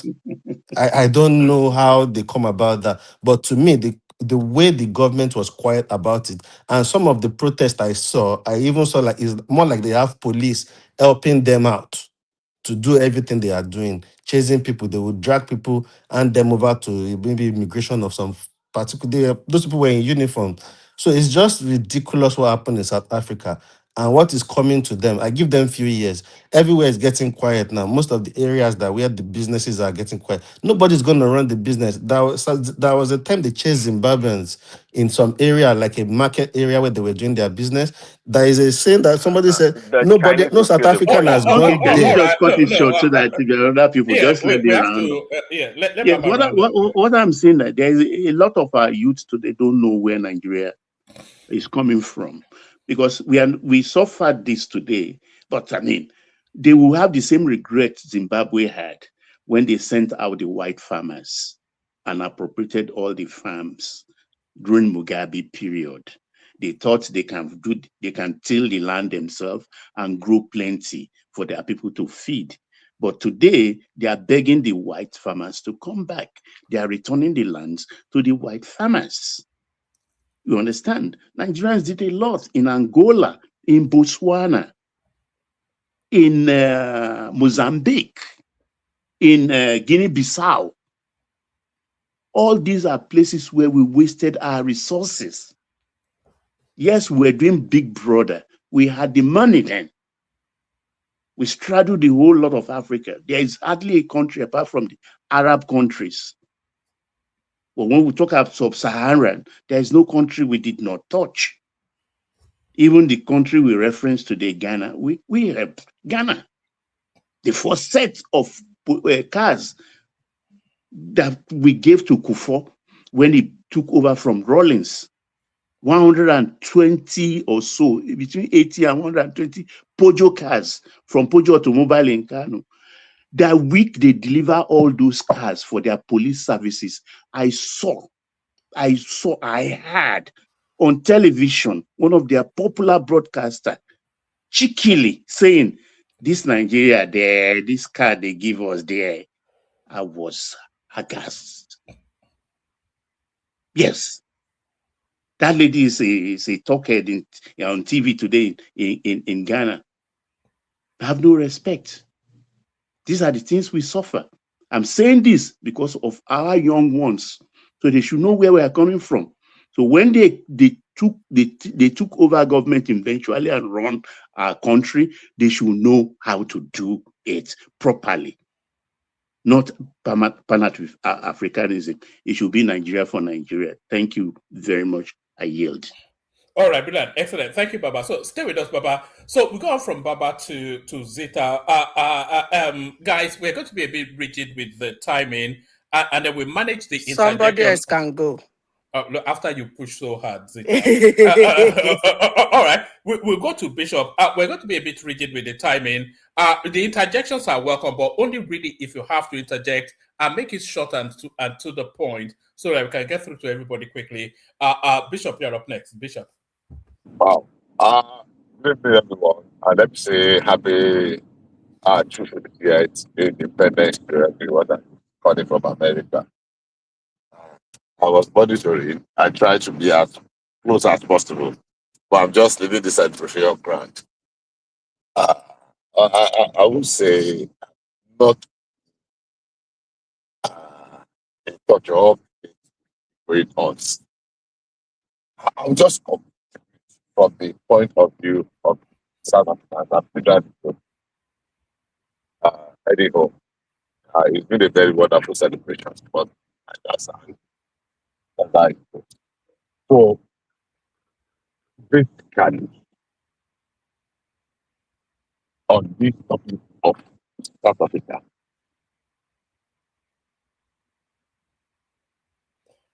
Bishop, we're struggling to hear you.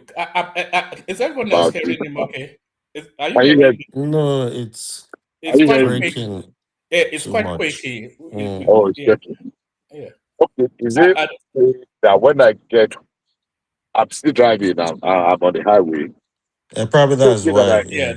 Yeah. okay. Is it okay that you move to the next person so that when I get home, I'll come in? All right, brilliant. All right, brilliant. So that's Thank Bishop. All right, thank you, Bishop. We go from Bishop to Rational Mind. Rational Mind, get up next. Rational Mind, Baba. One man. Báwo ni? Ọ̀gá pátápátá. Ẹ̀yin lọ̀gá, àwọn oníṣẹ́ ọ̀gá. Àwọn ẹ̀kọ́ sọ́gà ń bí iye Gbajabiamila lọ̀gá sí ẹ̀ tó ń gba Gbajabiamila lọ̀gá.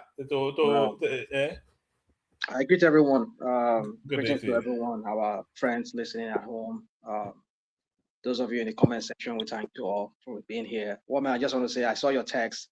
Why I did not reply was because I wasn't that ready. Mentally, I'm not ready right now for that debate with Baba. So I need to prep myself. I know Baba is somebody who likes, he seems to have lots of facts on his, I don't know, those APC facts. So I need to go. What about Monday? We'll do it Monday. I can't promise a time, but I know we'll get to it. It's just because, like I said, I need to prep up myself to counter Baba's APC facts. APC, they have a way of digging out facts that sometimes you are not prepared. You just look stupid trying to counter their so-called facts. Rational mind, put a date on it. We'll get to it, but right now. Can you not hear his voice shaking? No, not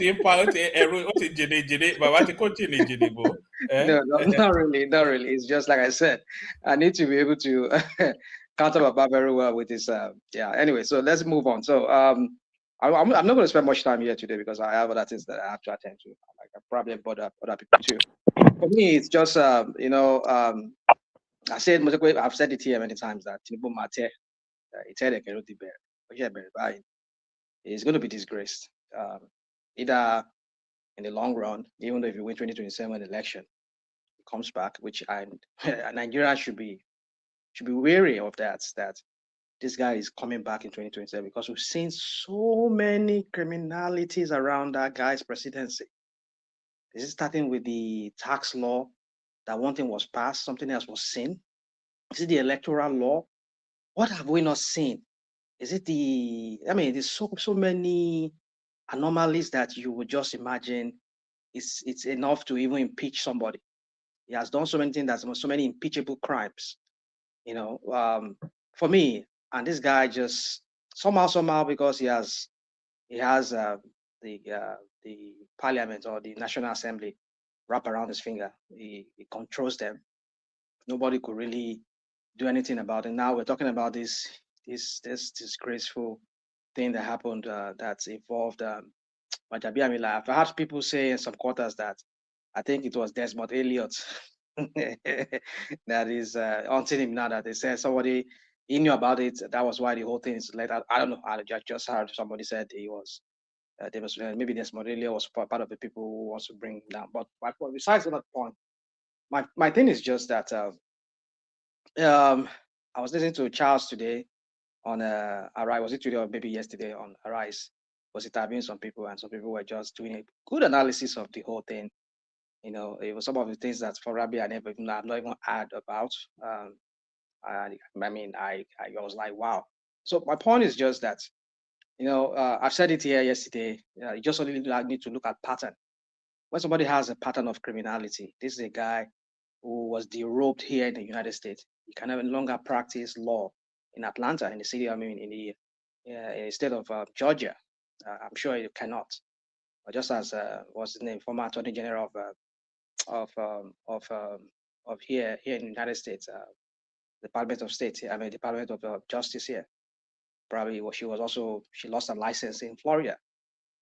So here they take criminality is very, very, very serious. When you have what's that English word I'm looking for? You're in position of trust, and you misuse it. You lose. You're not fit to serve the people. But then you're having this guy who, one thing about the criminals in Nigeria is our criminal politicians.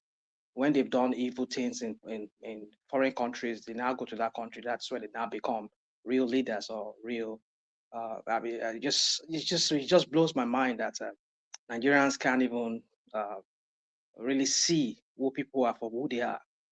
Just look at the pattern. This guy is known to have been, abused his office, and then he has now become chief of staff. And we're all wondering why is this level of criminality that we're hearing around him. That somebody paid him 400 million naira just to get position.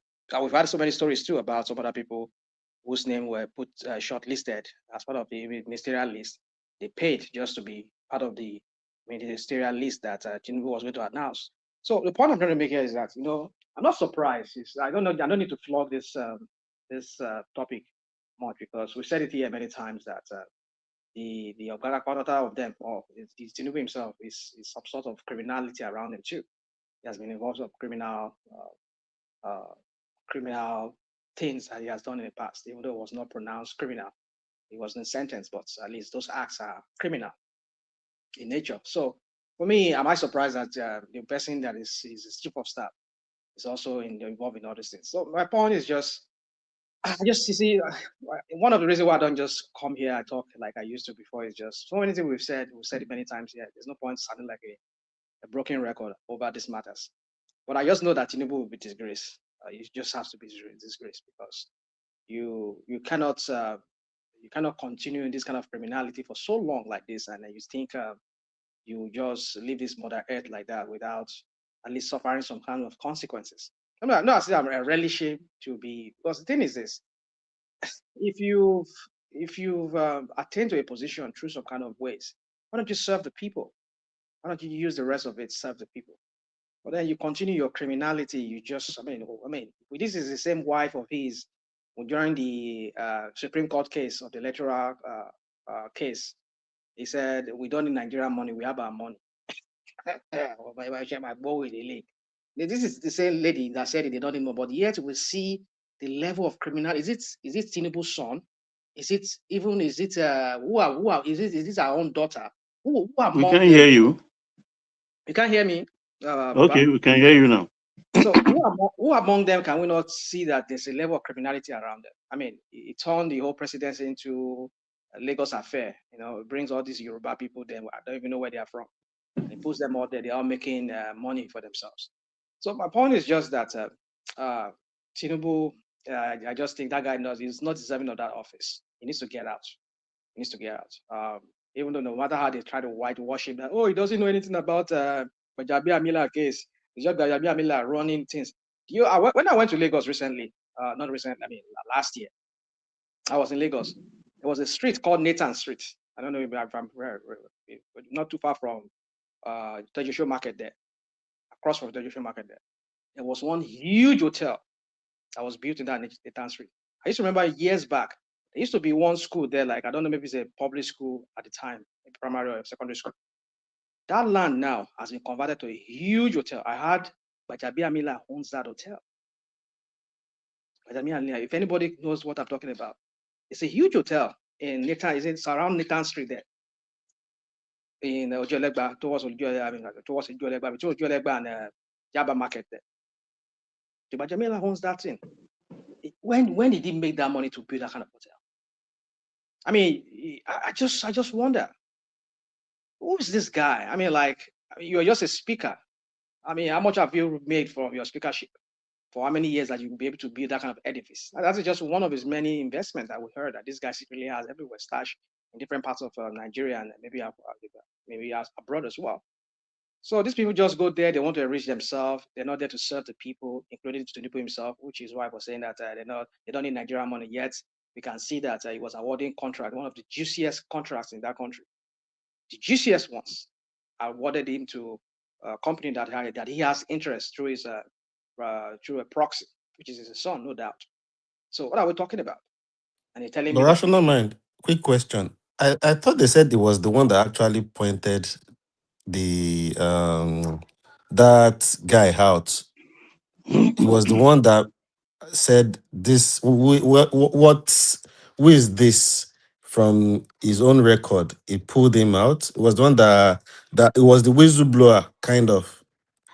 What was a whistleblower? You mean Tinubu But himself? Gbajabiamila himself, that's what I heard from where I heard on YouTube. Somebody, they said it was the one that actually pulled the guy out.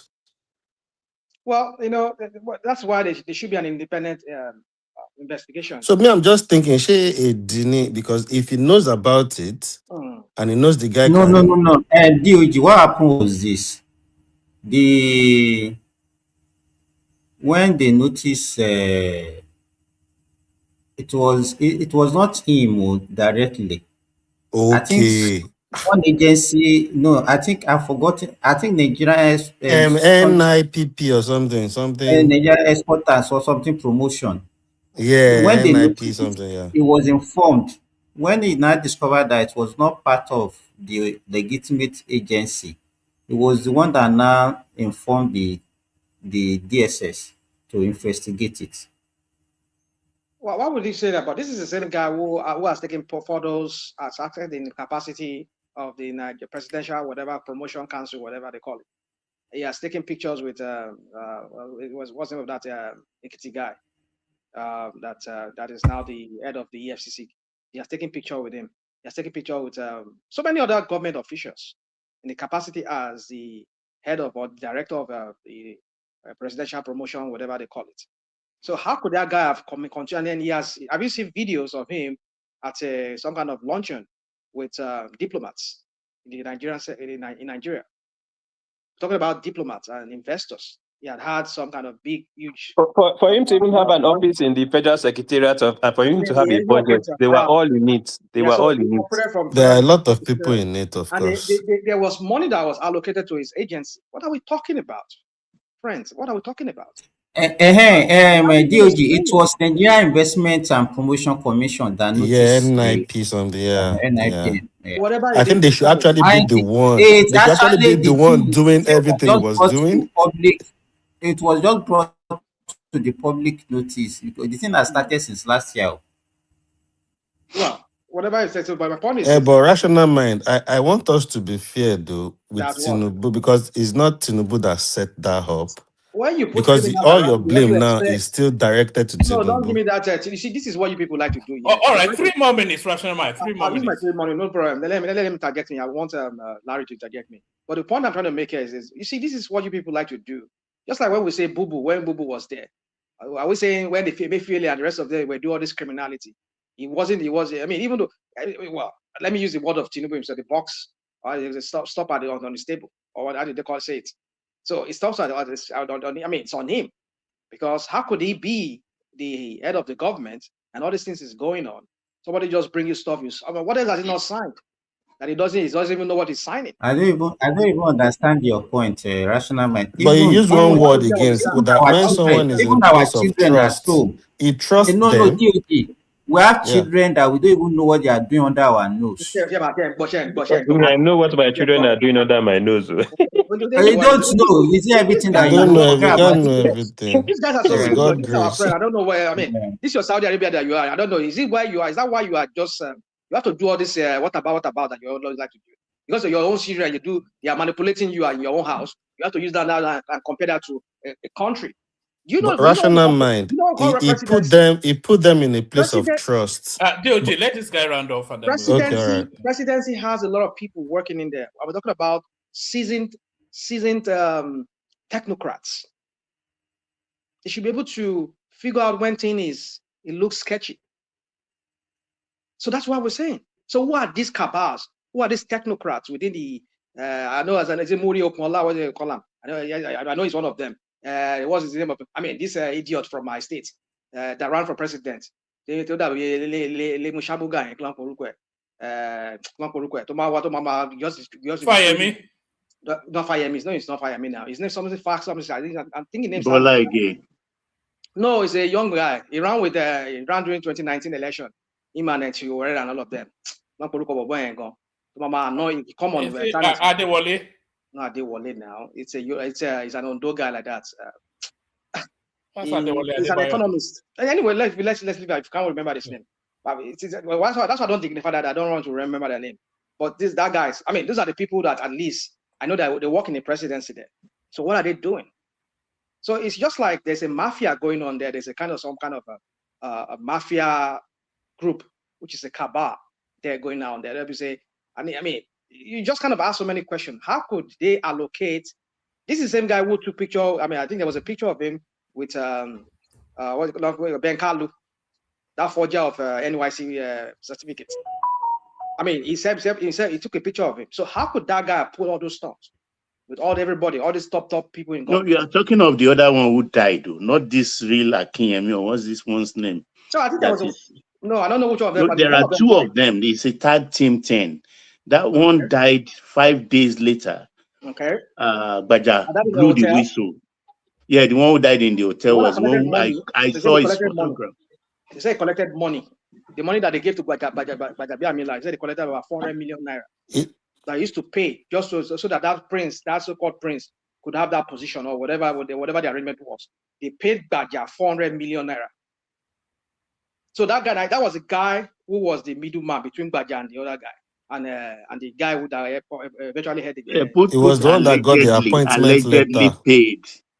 Well, he's allegedly paid, but the guy is dead now. That's why everybody can say it's allegedly, right? But the other guy is alive. All right. Let me build, since nobody is paying attention to me. No problem, Roman. Let me just leave it at this. So I know. No, I'm not asking you to leave it at that. I wanted you to have your run so that we can move it around. But I wanted you to speak on South Africa as well. But I know you want very quickly before you go on, man. So you see, for me, I think Baba has spoken a lot on South Africa.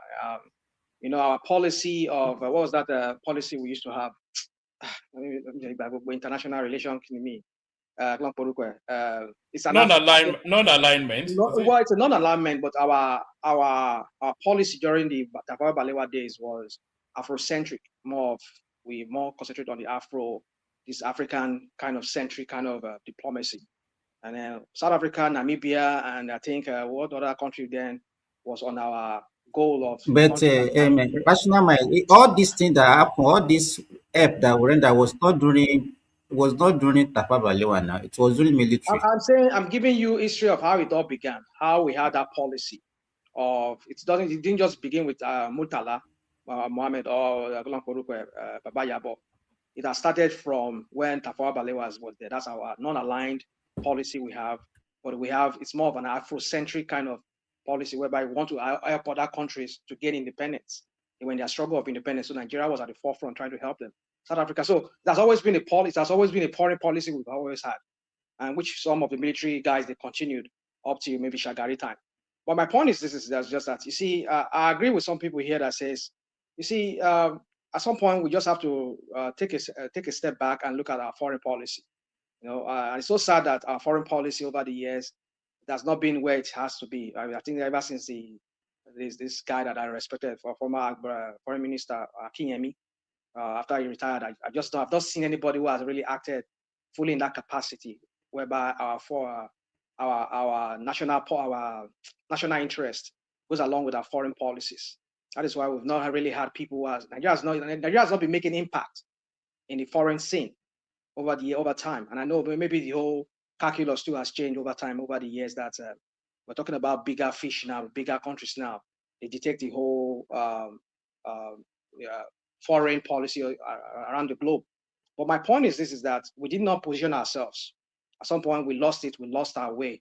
But what I'm getting at with this whole thing is that I think it's time for us to now take a step back and reposition our foreign policy. But I don't think there's anything much anymore, because ever since that apartheid has been crumbled, has been brought to its knees, I think we no longer spend money like we used to spend money trying to help other countries to gain their independence. What about the one we spend in Liberia and Sierra Leone? That was a war. Well, which is, well, if we want to call it, is still part of our foreign policy. But my point is just that we need to take a step back and do more of our own Nigeria now. Nigeria first, like here. We don't even have the money again, so forget about it. So yeah, well, I understand we don't have the money. We don't have the money. Maybe we don't have the money. Maybe. But my point is this: we need to reshape our foreign policy, our national interest. What's our goal now? Because over time, we've helped many countries, like they don't even respect us anymore. We don't respect it, and I don't blame them when they don't respect it, because even our own local things happening locally in our country makes us people to lose respect for us. Look at the kind of criminality we're seeing in our presidency in our country, whereby we're not even secure. On a daily basis, people are being kidnapped and people are being killed. Is that a country that wants to command respect? Who's going to respect a country like that? When you can't even protect your own citizen within your own shores, within your own country. That's why they don't respect us. So the point is that these people don't understand this. That's why all the leaders we've had over time, they don't understand our posture. That our posture is not just how we project ourselves in international scene, but locally within Nigeria. What is the prevailing environment there? It's what people see within the country, that this country is very strong. Their citizens are well educated. Even within the country, there's security. Everything is going okay. We can project that in international scene, and then they will get our respect. Why do you think our South Africans are mistreating us? Because they know that if we chase these people back to their country, they are all running to our country to come and work here. But their country is a shithole. So if our country if we put our countries in order, I tell you, they will not. They won't disrespect us. Why are you talking as if it's only Nigerians that are doing that? Well, we're talking about Nigeria. All right. Hold on. I'm going to drop out. Simba, bring it home. So after Rational Mind, we go Charles are next, DOG, and then we got Midwest people as well. Whenever Zita is ready, she'll let you know. Thank you, everyone. See you tomorrow. Carry on. Thank you, man. Real quick. So let me just end it this way. So concluding it this way would be: you see, I don't understand. Sometimes it's better you face your medical line when we're talking about But politics. Rational Mind is true now. It's not only Nigerians they are chasing.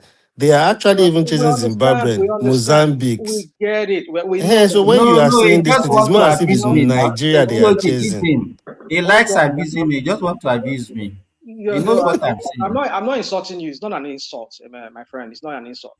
It's just sometimes we need to understand that Nigeria on countries. I mean, Nigeria not be in the mate of some countries.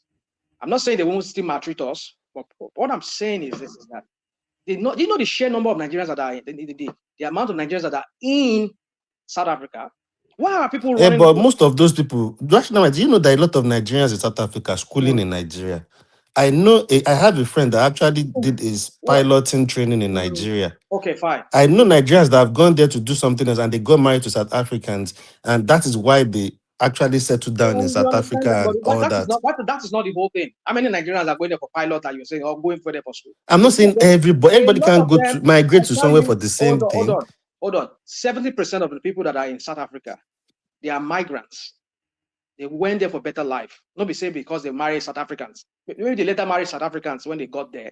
But I'm saying they went there just to go and try their luck. And they flawed most of them go schooling and they met a South African and got married and they decided to settle down there. Recently, and I don't see anything wrong in that.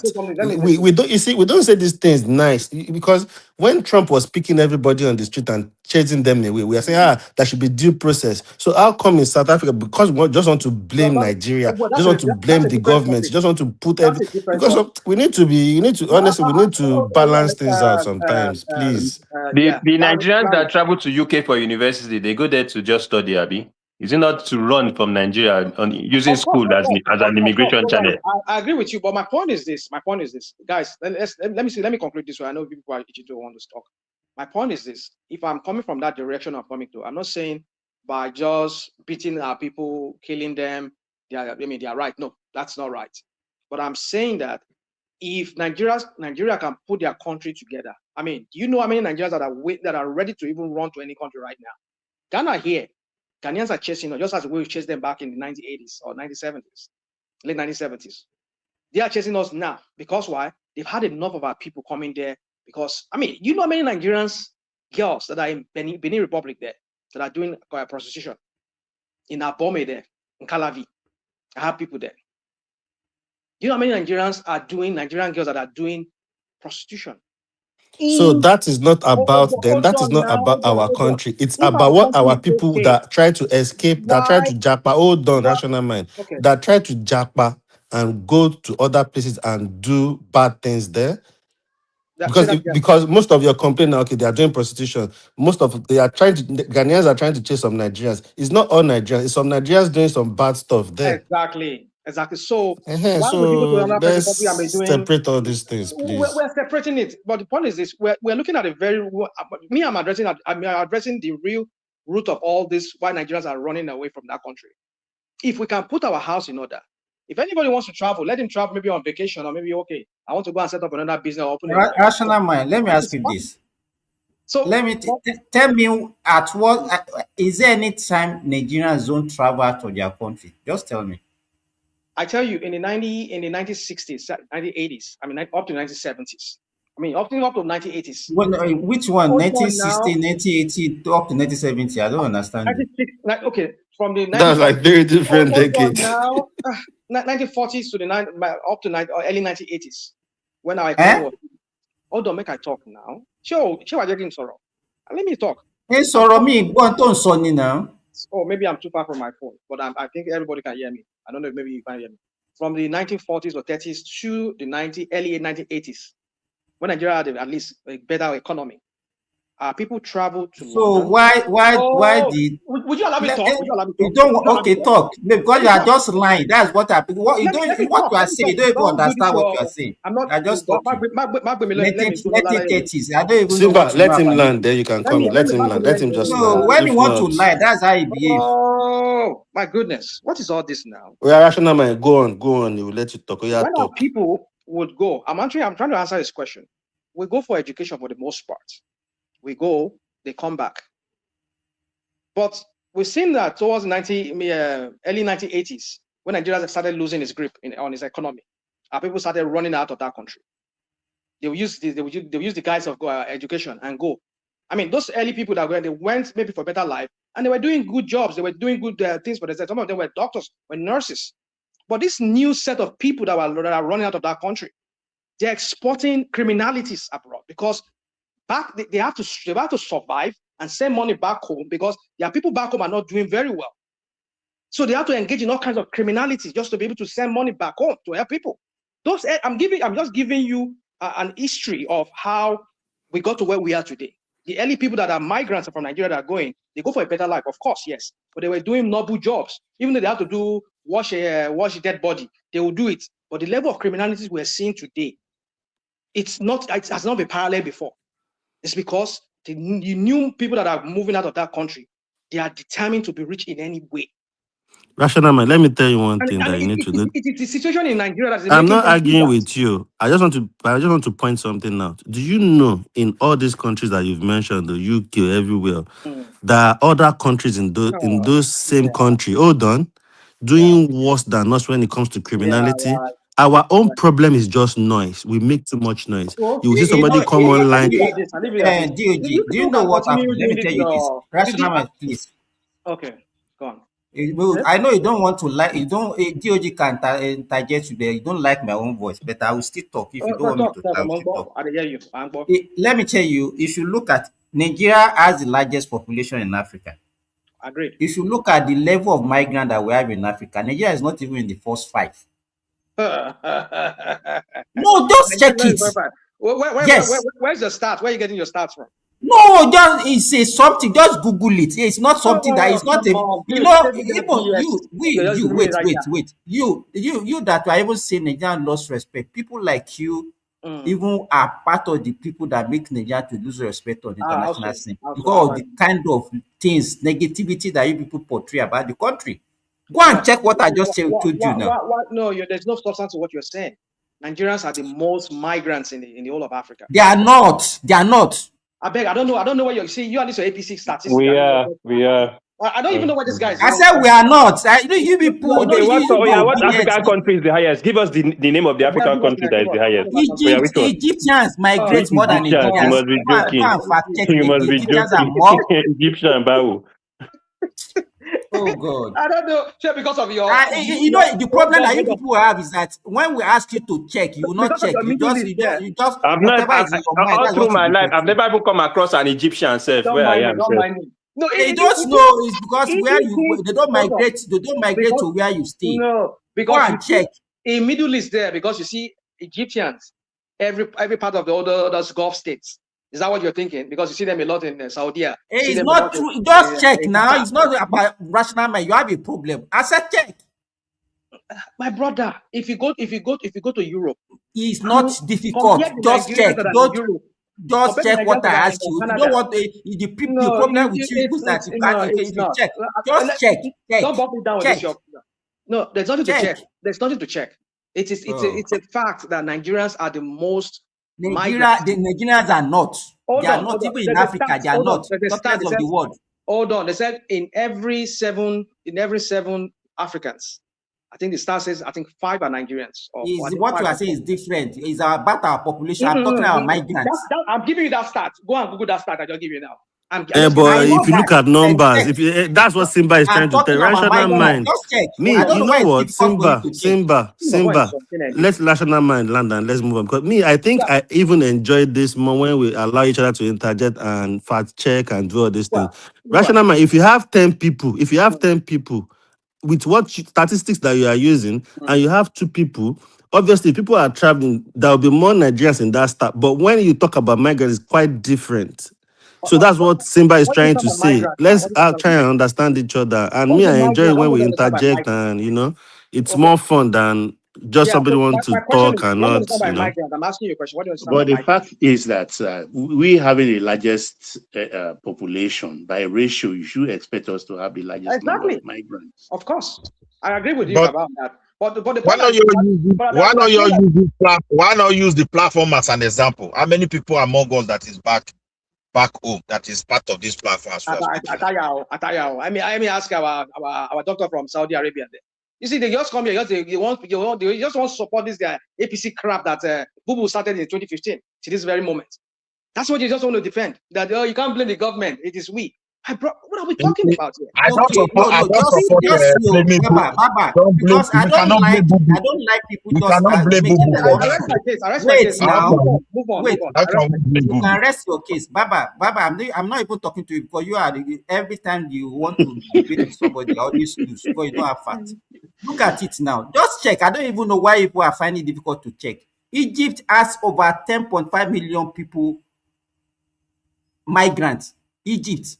Followed by South Africa. Even this South Africa that people are talking about that are chasing people, they have more migrants outside than even Nigerians. No, I don't think so. It depends on. Papa, I said check now. I don't even know why it's difficult for people to check. I'm checking. I am checking. You can't claim to have 200 million people. Baba, that is just an assumption. Just check now. I don't know. Okay, I have it here. But out of all the 200 million people, how many people have money to travel? Can you wait? It's Nigeria. It's Nigeria, Morocco, and Egypt. I asked ChatGPT this question because at times it depends on it. Which African countries with the largest overseas migrant populations? That's the question I asked. It says 1, Nigeria. And the major communities they are in is in US, UK, Canada, Italy, and other EU countries. Number 2 is Egypt. Sorry, I can't hear wait, you. let me finish. You asked the question. Calm down. It says Egypt, number 2. They have strongest presence in Saudi Arabia, UAE, Kuwait, and Europe. Then number 3, Morocco, and so on and so forth. That was what I said to him. Because he saw a lot of Egyptians in in those Arab states there. Baba, what is the population? Baba, what did you? Sorry, what did you say? What was the initial? Nigeria 1.7, Morocco 1.6, Egypt 1.5. What are you talking about? Where? It's when you put it in ratio that you find a Nigeria. He asked ChatGPT and ChatGPT gave it. That's million, no. Nigeria 1.7 million. What I asked, let me tell you what the way my own search. I said which country has the highest migrant in Africa. So and they put. No, you cannot say highest migrant in Africa. Overseas. What do you mean by that? People can migrate anywhere. Now, what do you mean by overseas? Which one is what do you mean by overseas? Even Africa. Nigeria is still which is fact because we are actually even looking at South Africa now. We are talking about South Africa, so that's Africa. What do you mean by overseas? I don't even understand why are people saying overseas. Because obviously Nigerians travel more overseas now. Overseas, people leaving their continent go to other continents. No, it's not. Let me tell you. So if people cannot travel overseas, the people that can travel to, let me tell you, you can have even Kenyans travel to South Africa, even Nigeria travel to. So we did. Migrant is migrant. So I don't even know why people are specified overseas. Overseas outside their country is still the same thing. I don't know. It's not the same thing. It's not the same thing. Outside their country, going to South Africa is outside my country.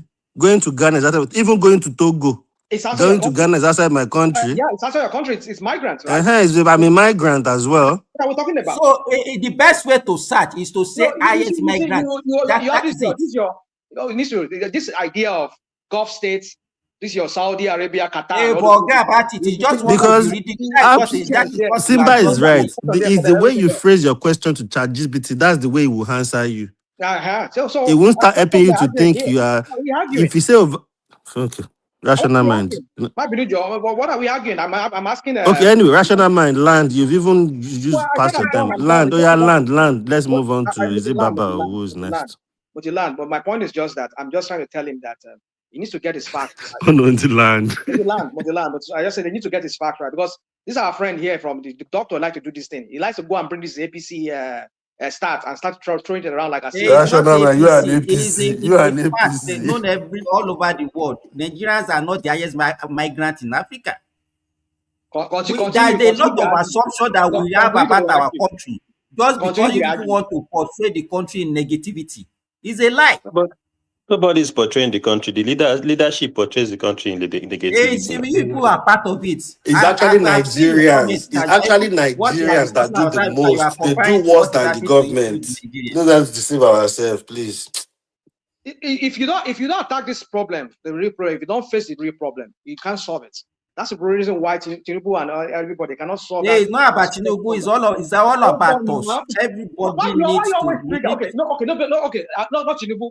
That is why the government cannot solve the problem if they cannot address it. If they don't know. So Tinubu has been running the government since 1960. Rational mind. You said yourself. You have said it on this platform before. Nigerians are the major problem of Nigeria. Of course, I agree with you. A lot of people are even worse than Tinubu that are part of people complaining about Tinubu now. They are worse in what they do to their neighbors alone.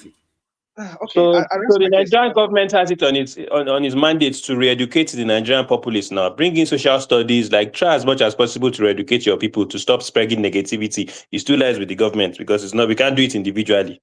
So I don't know. That is understandable, but still, there are a lot of people that even if you educate them, it's just their way of life. Himself. You don't know, Charles. You don't know. Why are you doing it? Why am I doing what? Whatever negativity you spread is going to affect you also. I don't spread negativity about the country. I only tell you the truth. Maybe we need to stop this habit of trying to blame everything on the government.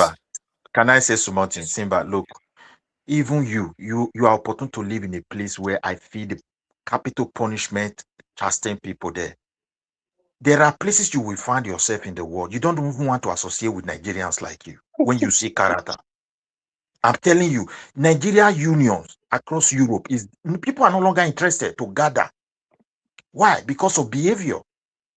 So this is just what I want to put there. If you go to some place, even tribal union, people don't want to even associate again. Like in Norway now, the Nigeria union is only online. People don't want to sit down and talk together. We have gotten to that level. Everybody want to keep them because of attitude and bad behavior. I have to be honest with you. Of course, you are right. You are very right. You are correct. It's a serious issue. It's a serious menace. Our community everywhere in the world is crap. And if you look at other communities, for example, let me give you an example. I just moved from the UK to Australia. So I saw one place, a building, then the guy does like a kebab and all that besides it. So I went to the guy and said, who owns this place? He said it's the one that I said, oh, can you rent it out? He said, oh, there is a fire. I'm not okay. You know what? You said you want to renovate. I like this location. I want to use it for so business. I don't mind taking it up. He said, and I said, can I leave my number? He said one thing. He said, I won't take your number. Just be coming in often because, bro, you see all these other countries, all these Indian, Pakistani, the way they support themselves, those are community. When we say we have community outside Nigeria, even in Nigeria itself, it is a bossy, how they want to oppress some people, how they want to gossip. Our community has nowhere to, and that's why most times I look at people, Tinubu will give money to government and to governors. It's still Tinubu that you will blame that the governor is not using the money. You still want Tinubu to help them monitor, to want the governor to monitor the money, how he's spending the money. That's why I'm saying, fine, Tinubu has his own fault. But we can't always come here and say things and put the blame, everything on the government. Everything is government. Whereas average Nigerian is worse. Our mindset is worse. A Nigerian is looking for a way to cheat you that you are even Nigeria outside the country. How to cheat you. So please, that's what I'm saying. There are some things that even as citizens of Nigeria, if we can correct and abide by it, it will even push that country forward. Every bad name we've had outside Nigeria, in the world right now, it's not even our government. It's what our people are doing in other places. So please, let's be saying some things so people can wake up to it. Somebody's talking about our government doing social studies. We're saying the right thing, self here too, is part of it, is adding to it. DOG, hold Thank on, hold you. on. Oh, DOG, let me say something. Okay, Let me say this real quick, Mabinijo. You said something now. You see, we are not addressing the matter. We address it like, okay, this and that, but then we need to address this matter. sorry. Now, let me give you an example. Let me land this point. Bro. Let him land now. Let Rational Man land, please. Everybody wants to move on. But my point is that look at what China did. China had so many people, some of their people who went abroad to study. But when they did this, their whole thing of communists and everything, some of their people that went abroad that came back with liberal thinking, they could not function within China. In fact, if you have to stay in China, you have to conform to that communist idea that they have. If you cannot, get out. So if we recognize that people that have left, they've had some kind of mindset, maybe after they were abroad, and the mindset of, say, criminality or whatever it is, what about the people that are within the country? Why don't you restructure the whole thing? Re-educate the people locally. So that if these people come from abroad, then they meet a different mindset, a different education among the populace within the country, then you'll not be able to infiltrate them with those their Western ideas or whatever. Because already people are already at home, have been re-educated. So that's the point I'm trying to make here. So the government. How many? Yeah, I get it. It's a good idea. It's not a bad thing. What you said is not a bad thing. But have you ever think to yourself, Rational Man? I'm sorry, you guys. Have you ever think that I'm taking your time? Have you ever think to yourself how many Nigerians will even call you for something they don't know about and they will still argue with you? That's why I'm thinking it's even difficult to educate Nigerians that are in Nigeria right now. Because everybody, I don't even think people want to be educated. We keep making this excuse. We're not going to move It anywhere. might be the problem. Hold on, Rational Man. Let me land my point. It might be the problem of the government in how our educational structure is or how we do our things. But I don't think most Nigerians now are even ready to be educated because I don't get it. People will call you for what they don't know. They will still argue with you. And I'll be thinking, is this one okay? Then you can see that people have really lost it in that country. So that's why I'm thinking, where do this government even start from? If they want to even start educating them, like you are saying. So Start we from have a somewhere. long way to Start go. from somewhere. It's better than not even starting anything at all. Start from somewhere. That's what I would say. Okay, thank you. Charles, are you there? Yeah, I'm here. Okay, so you can make your submission. Yeah, let's talk about like the South Africa stuff. Like, to be honest, like I think the problem with the South and most of the comments I see online is they're always like they're always emphasizing on Nigerians. They don't even emphasize on the smaller African countries. They actually pick on Nigerians as a whole. Nigerians are stealing our women, Nigerians are stealing our jobs and stuff like that, right? So, like for me, like I don't dwell in the past of, yeah, we helped them doing apartheid. I don't care about that. The reason for the disrespect is because, to be honest, Nigeria as a country has lost its value and relevance in global politics. Not only, we're not even talking about the world, but now it has come, they've rubbished us to the level that within Africa, you've lost that respect. So, like, I don't blame them. The only thing is that, and from what I'm seeing, like this whole movement is government backed. It's backed by the government because the government has not done anything. Yes, we say that, oh, even if they want to chase Nigerians and stuff like that, they should do it legally. And if that was the case, a reasonable government will step in and put those people to order and maybe form a task force and do things legally, right? But they're just keeping quiet. It's more or less like the government of South Africa is letting these guys do the dirty job that they don't want to do. And for me, I just feel that we've lost our relevance, and this should make us look inward and fix our country. Honest to God, The other part of it is the AU. I really don't understand what that body is doing right now, because I know, like, when it comes to like Russia, Ukraine, when you have hostilities within Europe, the European Union comes together, brings in sanctions and stuff like that to check countries like Russia, to put pressure on them to stop like wars and whatever, right? I don't understand, for the love of me, why the AU, they've not called like an extraordinary meeting and like maybe sanction South Africa or put pressure on the South African government to put those guys in order. They've just been quiet about the whole thing. So it's either one or two things. Is either this whole thing happening is probably foreign sponsored, and this AU, this African country, the leadership and everything, they know what is going on behind. But for me, I feel the way this group just came about, I still feel that there's a level of foreign influence in it. It's the same people that are destabilizing the Middle East that are also playing that same foreign policy game and destabilizing Africa. Sorry, who is that? Did you just say that? Yes, I did. Oh, wow. What is wow? What is wow? Is there anything that will happen in Africa as a nation that Africans will not come in conclusion of foreign interference? Yes, because neocolonialism is a real thing. Neocolonialism is a real thing now. I mean, you actually believe that Africa is actually independent, or Africa controls its politics, or whatever happens in Africa? So you are not independent of yourself. African countries are not independent of themselves. Yes. Really? Of course. It's really. Is anybody going to oppose that?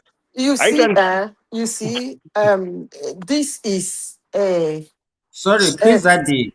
Your camera is not well connected. You can try and log in again. You see, this is actually annoying, because we've decided to seek solace in this. Like, anytime we are not doing something right, our leaders are not doing something right, we seek solace that is one powerful Western nation somewhere that is interfering. Come on now. We should get things done well now. Come on. Shit. All this one you are saying is story. Charles, we all know that neocolonialism exists. Okay, even the happenings of Burkina Faso, AES, and everything. We've seen. I want to ask you some questions. Okay, go on. While I was in the office some time ago in Toronto, they were discussing Nigeria, and my Ghanaian friend just said exactly what you just said. There's interference. And the Australian asked a very smart question. I'm going to ask you that question now. Mm-hmm. Is it the foreign interference that made Gbajabiamila to be whatever idiot in the Aso Rock to be doing what he's doing? Is it foreign interference that made, what's his name? What's this funny guy from the former senator? Dino Melaye. Dino Melaye. Is it foreign interference to make Dino Melaye just being a senator who has not had any job in his life? He had 35 cars.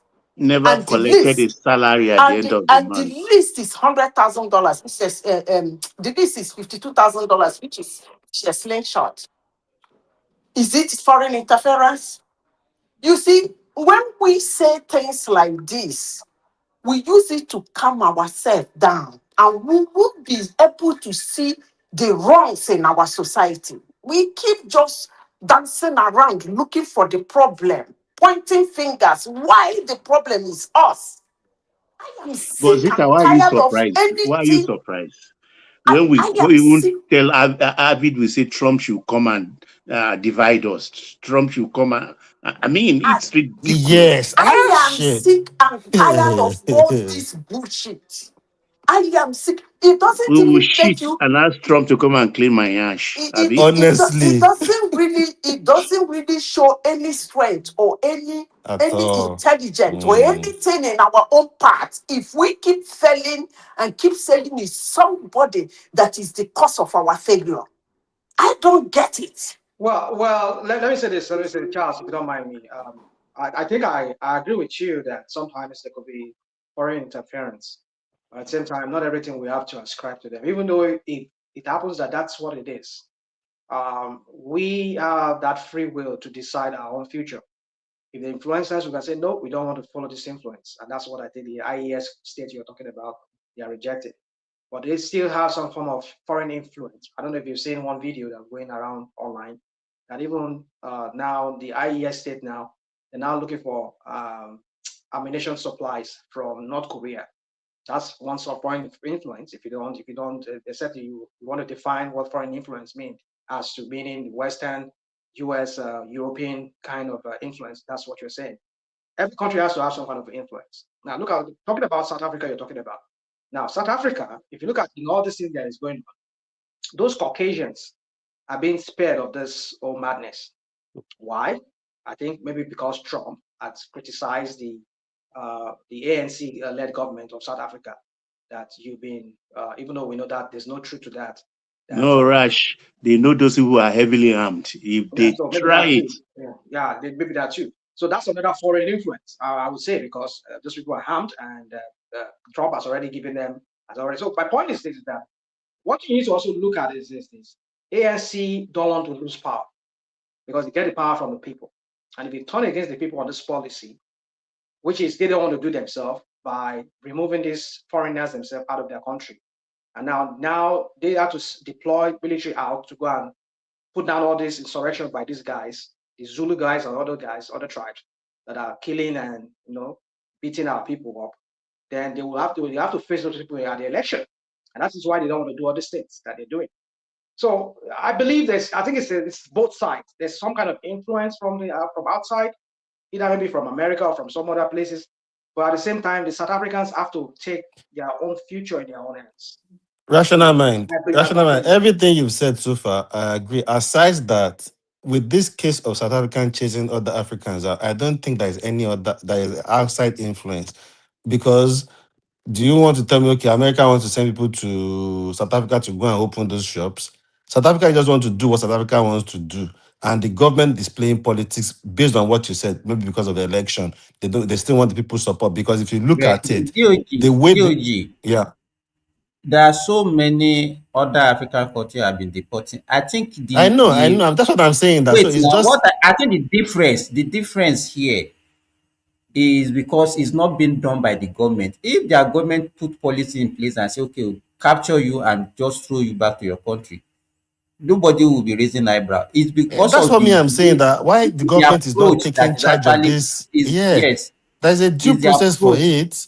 If you don't want people and you think you've given them visa, if you don't have visa, we want people that have visa. Check them, deport them. Why do the normal citizen? That's what I'm saying. I've not even had time to check again. Sir. Somebody was saying to me in their constitution, normally a South African can arrest and detain or something like that. Because if you look at some of those protests, there are military and there is like police people. There's some people in some like I'm thinking I want to be that's their police people supporting them to do what they are doing, to go and chase people out of the shop. You will see them in uniform around them, waiting with them there. So that's what me I'm saying. Like, and okay, for example, this guy, what's this? The other guy, the opposition party, this guy that likes Nigerian, that always talk like this. He was Malema. saying, Malema, that okay, 300 Ghana has taken 300 Ghana has taken 300 Ghanaians out of South Africa now. Show me the 300 jobs that you people have. And look at the audacity to enter a building, a company, or a institution to say, okay, we want you to chase all the immigrants out. if they are not South Africans and employ South Africa? Employ you with what certificate? So that shows you how these people are so uneducated, and what they are doing, they are just doing it because of enviness. There are statements they make when they interview them that you can see this is just out of enviness. That how can a Nigerian be driving this thing? How can another African country come to our country? And it's not only Nigeria, Mozambique, Zimbabwe, that are even South Africans. They say some of them even speak almost similar language. They even chase Zimbabweans out. But the problem is they are going to their work of like the place of business. You're saying they're taking your jobs, but these people, you're going to their business to chase them away, asking for their papers. Is that not contradicting? Of course, and even one, they went to him. He was telling them, okay, if you say I should close this shop now, what about other 20 South Africans that have employed, that have trained? They say they don't care. So that tells you more of what they are doing. If they really care, that kind of guy won't be disturbed at all because he has employed South And Africans. what has Nigerian, the foreign minister or whatever, foreign affairs minister of Nigeria, what have they even said about this matter? Because I've not heard anything. They are just looking for ways to bring them. And people too, some people are crazy in the head too. Some people are not ready to leave that country. Even though they are trying to get some of them out, I think they've made this Airpeace guy as volunteer to give them some to bring them back and all that. So they have some arrangements, but some of our people are still, they have coconut head. It's not They have coconut head. head. They probably looked at it like coming back home, and that's one of the reasons why most of them are there. They know that they will suffer more in Nigeria than in South Africa. Somebody like me, if I want to think about it and how many years I've used in the UK, bro, and nobody's even chasing me in the UK. It's just hard for people to make that decision to move. It's hard for people not to now talk of where they are chasing you. If they are now chasing you and they even put a time on it. So you have time to sell your property and re-strategize. It is your country. Me, I don't know why. It's hard. I can tell it's hard for a lot of people to do it. It's not easy for a lot of people to say, let me leave, because they've built their life there, But for me, there are some times you just look at the situation and you think, okay, let me just go at this point. Because they are killing people. The way they are bastardizing people, beating people, both women and men. So for people that you can see that they are not educated. One thing I shall know, the government of South Africa, they are in cahoots. They know what they are doing. National man has said it. We all know that they're in cahoots with the whole thing. They are just trying to. Of course, now 100%. National man has said it. That something like that will not be happening in your country. They can't go against people that will vote for them to win. It goes on for days, and then you're saying. It's not days. You are talking about days. Since last year, they've given them to June. Is it not June 30th? Days. That's months. Okay. And it's been happening over the years. It's been happening over the years where they are calling xenophobic. I'll just round up with this. To be honest, it's been a long time coming. The systemic rot that has been happening in Nigeria in the domestic level is what has transcended to the international level that has given us this disrespect. But for me, I think Nigeria just has to rework its foreign policy and focus on Nigerians and Nigerians. This whole disgrace, first it was the US from the international level. Now it's within Africa. Then it shows that we need to get things organized in that country. If not, to be honest, we are not going anywhere, and the future is bleak. If people are facing death and they would rather still stay there than go back to Nigeria, then definitely Nigeria is worse than death in their own eyes. So I think for us, we just have to fix our country. And that whole Pan-Africanism, big brother, have you seen what we've done for you when you are going through appetite? We should throw that out of the window. Nobody cares. What people are looking forward to is what are you now? What strengths do you have now, economically, militarily, within Africa and outside Africa? So I think for now, we just need to fix our house and put our house in order. That's all. Okay, thank you. DOG, your turn. Yeah, my own take, number one, with this South African thing is, I just believe from what Rational Man even said, it's politics because the government didn't do anything. They didn't stop these guys. These guys were going gallivanting everywhere and giving orders to people that are even documented and telling them to close their shop. We've seen places where they, after even chasing people, they are looting their shop. And that just tells you, if I want to chase you, let's even say, okay, for some reason the government is not doing that. I want to chase you out of. I won't be chasing you and be looting your shop. I will let you take everything and go.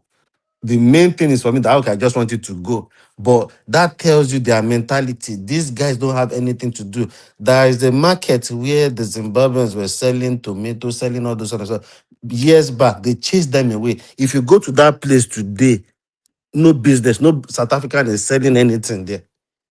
So they are lazy, and this thing economically is going to backfire on them. I've already started seeing videos of how a lot of market Let areas me are let me ask quiet. you. Let me ask you, DOG. Do you Yeah, think you are breaking. that is peculiar to South Africans? It's like Can you the can you can you can indigenes you of. repeat that? You were Wait, breaking. okay, I'm breaking. I didn't catch what you said earlier. Okay, so no, what you are talking about the South Africans doing all this mania job. What I'm saying is that I think it's common to most countries that you see their indigents not able to do those mania job in their country, but when they go outside the country, they'll be able to do that. So what do you think is responsible for that?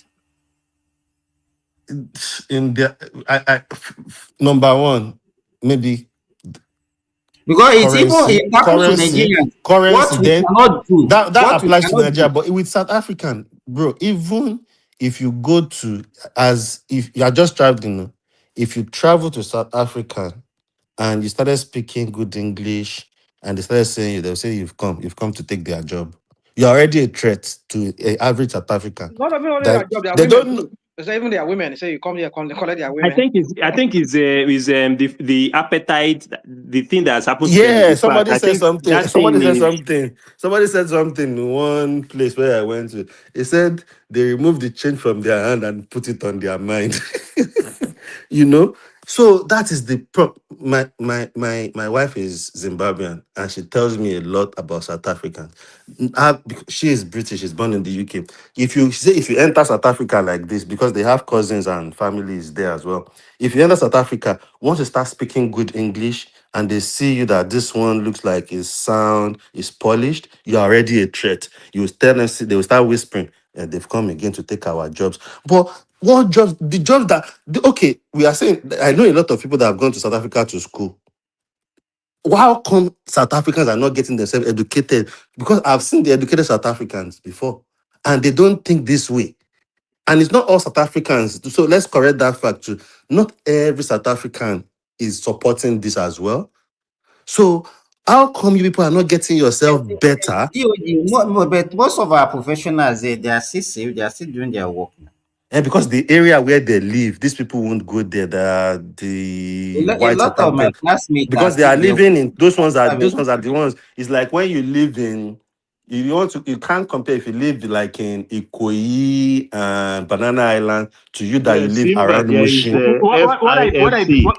what I Simba believe is that FIFC in the commentariat. He or she wants to come in to join. Yes, he can come and join. But most You see? people are still active on the. We have a full I'll house. soon leave. Let me just say Okay, let something. me go out so that he or she can come in. Ask I Okay. think ask first. what I believe that is happening. FIFC, if you want to come No, in, I can go out for you. Are you ready Just to say come in? yes. Say yes if you are ready to come in, so that somebody can leave the Drop for platform you. for you. That's for you, FIFC of I think FI or FLFC. Say yes if you want to join immediately, so I Is can Charles see for you. Anelka here? Is Yeah, I'm Charles here. Anelka? I'm here. Okay. Charles is there. He was one that just finished talking now. Oh, okay. I'm Oriola just has saying, I not. don't want Baba to go. I'm just thinking, I'm looking for Okay, somebody's not active. he says yes. So I'll go in the background. So bring Okay, he or okay. she in. Remove Zita now. Remove Zita. AI. You will look for trouble. You feel like trouble, This is right? I rational don't get mind. that. I don't get that straight to rational mind. What's it that? Rational mind and Zita. Eh, rational mind want to put me in trouble. Yeah, so okay, while you're doing that, so that is where the problem really lies with these South Africans. And that is why I agree with Madam Zeta saying everything. We can't just be saying there is influence in everything. Every time it's not everything that has foreign influence. But There are some things we just need to agree to do things right ourselves. There are even some foreign influence that we can still control, even though sometimes but we have our own life to live. We have some decisions to make. Let's make the right decision rather than doing the wrong things. And that is why I keep saying the average Nigerian are our problem. The lifestyle of Nigeria is a problem outside other places. And that is why you look at it as well. On social media, you will see people carry mobile phone, be talking nonsense. The other day, a guy that has come to school, then I was still in the UK, so I think that was like 2 years ago or 3 years ago. That guy came to school in University of maybe Birmingham. He set up carry camera, set up ring lights, and you were seeing how people are using COS, using this, applying for students to come and stay, to the point that BBC interviewed you, and you are confident saying it, throwing your people under the bus, blocking the route. Do you know the guy was deported too eventually? No, really. That same guy in Birmingham, the University of that went on BBC. Was it BBC? It was BBC. That guy was deported, I think, after a year or something. Because obviously they're probably monitoring his visa too. But he was confidently saying all those things. And I'm thinking, are you mad? People will carry phones, be Hey guys, talking things. is South Africa suffering from illegal mass immigration? Most countries have the issues. Most countries have immigration issues. No, Even no, the is UK. it The mass UK immigration? is not mass. I won't say it's mass if I look at it, because I don't know for Nigerians. I can speak for Nigerians, but I don't know about other African countries around them that are even close to them, like Zimbabwe, Mozambique. Because I saw one, they were chasing one guy too. But they just have something against Nigerians because their women like Nigerians. Because they Yeah, said to that but guy, immediately they saw that guy, they said, Can you I come here? Nigerians, you Nigerian, you need to leave our country. The guy has to say to them, I'm not Nigerian, I'm from Mozambique. So they have something naturally against Nigerians with the but the way thing Now, is, you we cannot just be Well, blaming. okay. Most places, even outside of Africa, have problems with Nigerians. of So, course with our way of okay, life. And that's so what I'm saying. That's what I'm so saying. if you acknowledge that fact, okay, and see, I think I've said it before. I think South African Nigerians are, generally we can be overbearing and overpowering, and we have to keep in mind that not everyone, not because they're weak, but some people's culture do not encourage that. Naturally, we're more aggressive than other people, and it's well documented. So, um, the South Africans, again, they cannot, they have a lot. They personally, as a people, have a lot of problem. Okay, they want to couple that with maybe mass immigration, and see. Even the failure of their government, the Black South African leadership has failed its people in so many ways. In so many ways, okay. But now, if you're going to have immigration that's unregulated, permeate that society, that community, especially the poor people, it is natural that we revolt. I said it before on this show.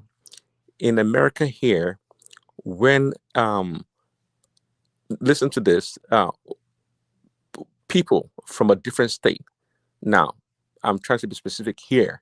White people from a specific state move to another state in the city, mostly populated by other white people.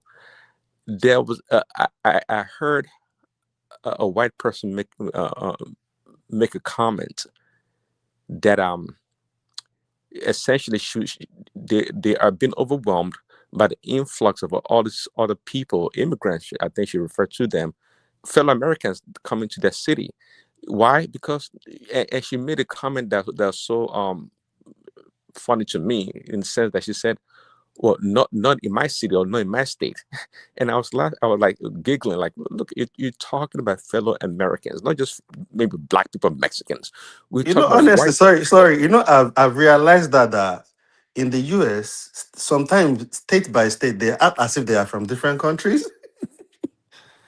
Yeah. So to my point is that, listen, it's almost a natural phenomenon that people, regardless of even race or creed, would revolt against other people, immigrant, it doesn't matter the color of the skin, if they feel disenfranchised. And this young lady felt disenfranchised in so many ways. One of which was that the cost of living in terms of rent or property was skyrocketing way up, and it's making life or standard of living more difficult for the people. So people will naturally revolt when they feel threatened by other people coming into the community. And if we that we are talking pointing fingers at South Africa, I think we have the same problem in Africa to a certain degree. We do. And some people are complaining that people from other parts of Nigeria are coming straight into their villages to come and live, and they don't understand why that is. Okay. After all, a bunch of people here, shouting when they say Lagos is no man's land. There's so much revolt against people saying that. No, it's Yoruba land. It's this and that. No. Well, why such a big deal? If you allow people to come to live freely amongst you, why should they revolt if they say it's no man's land and they want to live freely and do whatever they want to do?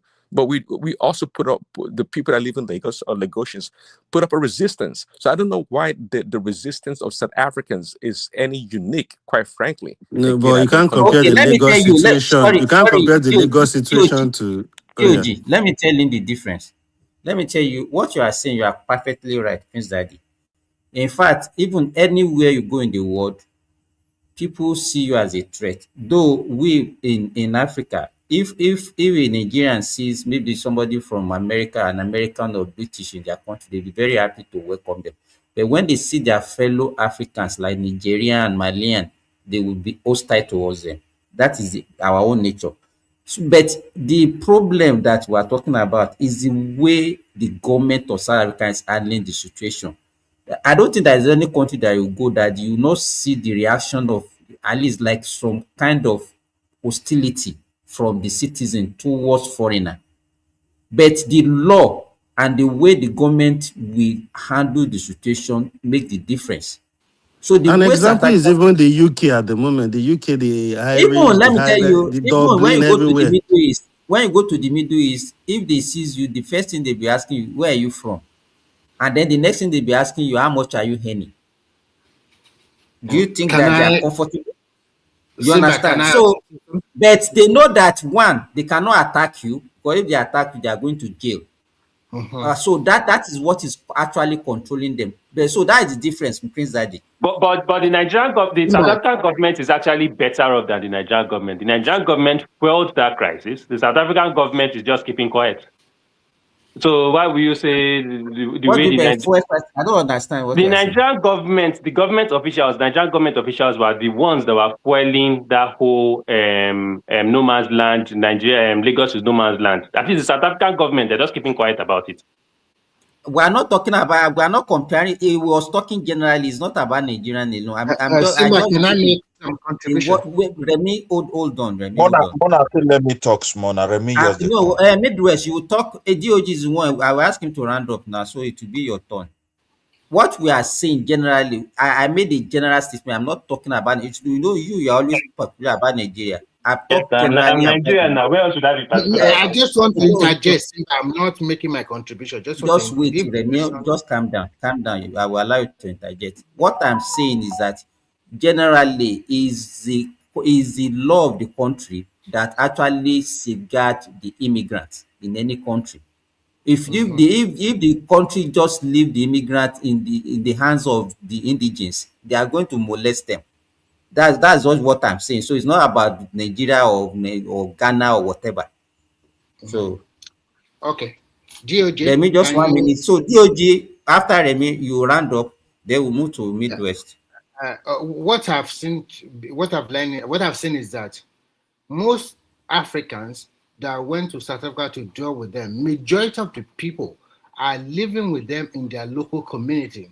And when you live with the local community, whereby majority of these people are poor and they don't have enough job, or maybe one factor or the other, they were unable to live a better life. And you, as an immigrant living in this local community, I'm not talking about big cities, and then when you make it, you try to flaunt your wealth or whatever, then that kind of hatred will come to you. And we know that the average Nigeria is very loud. And when you are too loud in a foreign country, thinking you are in your own country, they won't like it. They will revolt against you. That is part of the problem that most Africans, or especially Nigeria, have in South Africa. In a place I've lived before, if you go to this kind of country and you want to live within the local community, I'm talking about going to like Shaki or all of this, the country will not allow you to dwell there because there's no job for you there. You cannot tell them that you are going to that kind of small town and you want to set up a small store to be selling food. So they won't allow you. They will never. They will kick you out or deport you immediately. They already make it that if you are going to live in their country, these are the job immigrant can do, maybe call as a skilled worker or probably what they really needed.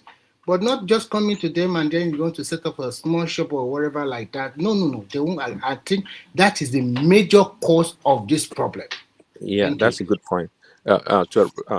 Quickly, and yeah, that's a good point. See, we the same thing happens here. Say, if you have a broad view of a lot of things, in terms of a frame of reference, you would understand a lot of things, and for example, the African Americans can be quite resentful of East Indians and the Chinese or the Koreans in the community, because those people tend to come into the community ready-made. And what I mean by that is that they come with capital.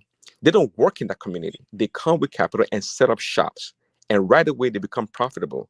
Whereas these African Americans, apart from discrimination and disenfranchisement they suffer for so many years in terms of banking, lending, and all these other things, they feel some level of anger towards these successful people in the community. And rightfully so. So we can say the same thing from this South African. So a Nigerian with 500,000 naira is able to go to South Africa, for example, and set up a little shop, and is not really attached to that community, lives in their shop, whatever, and is making business. Whereas a typical South African is poor can go just approach a local bank in his country and just get money and start doing business. So it's human dynamics and so many things at play here.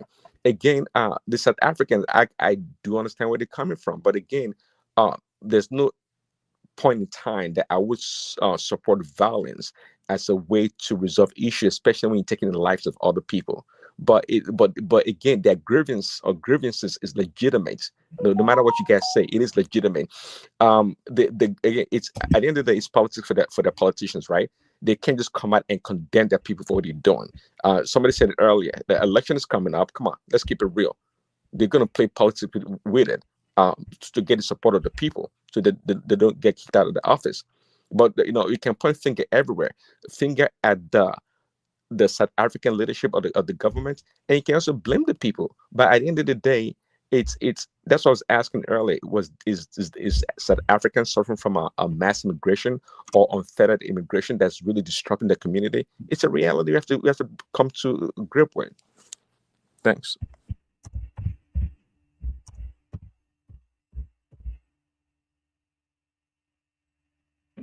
I mean, this is what happens when your government Simba, can I talk? when your government is not responsible and your foreign policies are not in order. But it's not just only in South Africa; it's all over the world. Even things that are happening to Nigerians, the foreign minister doesn't really care. So and you can see what's the way they handle the whole issues of Nigerians everywhere. So it's just appalling.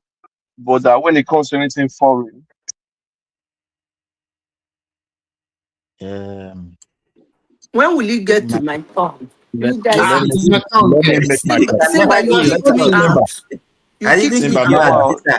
Can everybody hear me?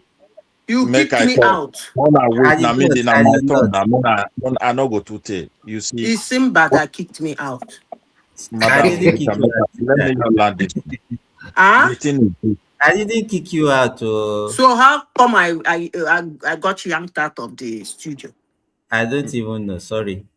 So let me just. So when is my turn? We called you several times now, Zita. You are next, Madam Zita. She's okay, next. thank you very much. Sorry, Midwest. You talk after Zita. Sorry, eh? We've been She's calling meant to her go since. before you, Midwest. Sorry. My usual question.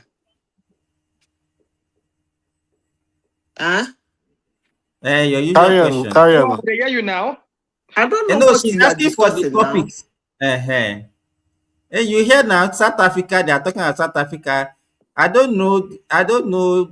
It was The talking about budget. I don't know what you. Gbajabiamila, and the DG, the fake Have they DG. sacked him? But I'm sorry, I was talking earlier. Can you guys not hear what I was saying? We can hear you. We can hear you. Go on. I said, have they sacked Baja? It's like No, they've not sacked. no. Wait, Investigation is still going on. What kind of Actually, investigation? we No, don't know Zita. because Do you no, know the not. details? Do you even Simba, know the please, most Nigerians don't Gbajabiamila, know? this is a global platform. He has always been a crook. Wait now, Zita. Most Nigerians don't even know the details of what transpired. Everybody is just talking So the about Gbajabiamila. details that is out now, and that's why a lot of people are saying don't pin anything on Gbajabiamila yet because investigation is going So on. why did So the guy who is apparently, supposed to be witness die in the hotel room? that's the guy. So the story is I said, why did the guy who is supposed to testify die in the hotel room? That is the question I'm asking. That means somebody spied him. So they say they've done autopsy. Apparently, they say he died by through fire or something. So they say they did autopsy. That's why on Arise TV, those ones they said they need to do a independent autopsy as well. So we know to at least if they say they are investigating it, so at least something might come out of it because the pie doesn't look like it is a natural or a occurrence that is normal. How come he Why is it died? that in Nigeria, when they're investigating somebody, the person is still working? Are you telling him to Apparently, clean? they gave the guy a bill. That was funny Apart to from me that, they too. said his gadgets and Baja should be suspended. his phones and computers were taken after they Who? assassinated him. The guy who died, who was The assassinated. guy. So not like there's anything. Is the guy now claiming? The guy in question now is the one claiming, but Gbajabiamila asked for money from them too. So he didn't say that it's Gbajabiamila that set up everything. Is just claiming now that Gbajabiamila asked for money. That he has proof to prove that Gbajabiamila was asking for money from his office that is requesting for some money from them as well. So that's why people now said, okay, even in the first place, there is no way this guy is getting this letter of appointment without Gbajabiamila knowing about it. There is no way he's getting the office in the federal building without somebody powerful knowing about it. But the key guy that got the appointment letter, that the guy claimed got the appointment letter now is dead by fire incident or something. So not like there is anything on Gbajabiamila aside from what that guy is claiming to say, oh, Gbajabiamila requested for money from them. You see, let me say this. I never liked Gbajabiamila because right from when he was the Speaker of the House, he's been very canny and he diddles. So I don't even know why he should be in such an office in the first place. But then I noticed that APC and their what do they call them again? Chief of staff, right? It is chief of staff. What is Gbajabiamila's job, please? Chief of It's chief staff. of staff. The same time with Buhari time. Remember his chief of staff? Yeah, true. It was He all must manner like of scope. that position for a reason.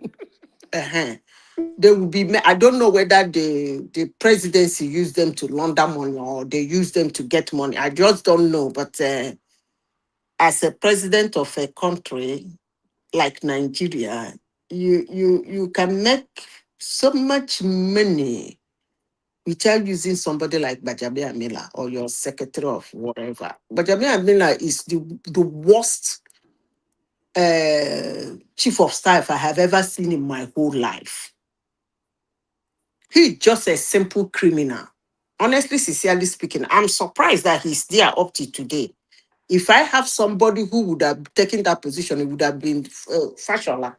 I would have preferred Fashola or any other person. But I don't know. Maybe he has something he's doing with Tinubu. So that's all I can say for that. Maybe he has something with because it's not today. This is not the first time Gbajabiamila is doing this thing. It's not the first time. It's not the second time, neither is it the third time. He's been doing this since he entered that. He's been doing that while he was in the Speaker of the House. That's the way he, before you get something or you become in this thing, anyway, never mind. Next topic, I beg. If they want to keep him there, let them keep him. What is the next topic? Oh? South Africa. South Africa, what did they do again?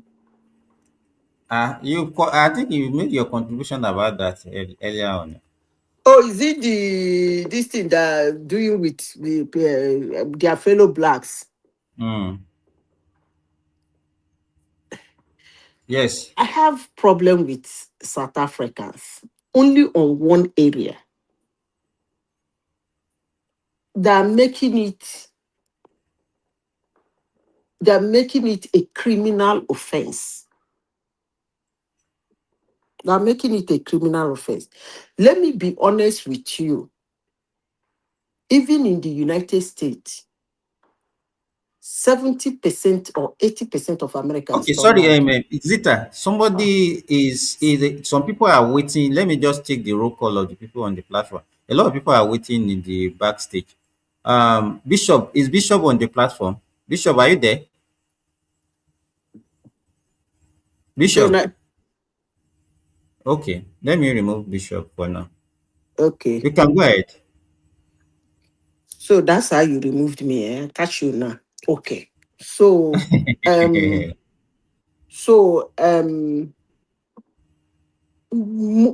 if in the United States that they call whatever you people claim the country is country for the immigrants or by immigrants or for the immigrants to the immigrants, 70% of Americans don't like immigrants. Somebody will say 70% is high, but that's just the truth. That's why every of their president must act on that area. It's a given. You don't even need to shout it to win an election, but if you add it to your campaign, it makes more sense to them. So it is a normal thing because immigrants come for a mission in their country to make money. According to some people, they say to have a better life. So they work so hard. They do all manner of things. They make their money, they buy the house, they drive expensive car. Meanwhile, citizens are just holding their cheek and watching you. Are you getting my point? So it is normal thing, but the problem I have with South Africa is this buying and looting. They shouldn't be doing that. I don't mind them pushing, pack all of them, push them to the border and say, leave our country, carry your thing, leave. I don't mind that. But buying people and using it as an opportunity to loot what they have worked so hard to make, that is actually a criminal offense. That's simply criminals. Using the word xenophobic is like you are trying to glorify them. South Africans are just criminals. All those ones that are doing that thing, that come out, well, 80% of them are against it anyway. They are just criminals. They are just criminals because you cannot say you don't want somebody in your country. All you need to do is, although, to be honest with you, they loot, but in most countries, they deport you. Simba. Yes. I think European countries, it's actually difficult for you not to have a paper and stay there, right? Yes. Okay. So I won't use it as let me rephrase my statement. In European countries, it's actually difficult for you to not to have paper like employment card, stay or anything, and then you open a business and be running a business. It's not possible over there. But so I won't use them as an example. Let me use United States as an example. In the United States, they used to call them, I hope I'm not taking much time. They used to No, call no, no. them, Carry on. Carry on.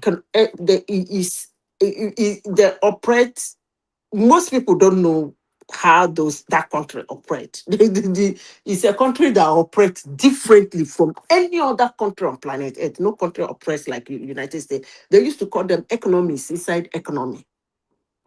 So in the United States, you see somebody who ain't got no paper will rent a warehouse, stock it, selling, doing business, hire his fellow aliens, according to them, and they be paying them cash. He be making money. He open a ridiculous account, sometime in that country, sometime outside of the country. And you know what happens?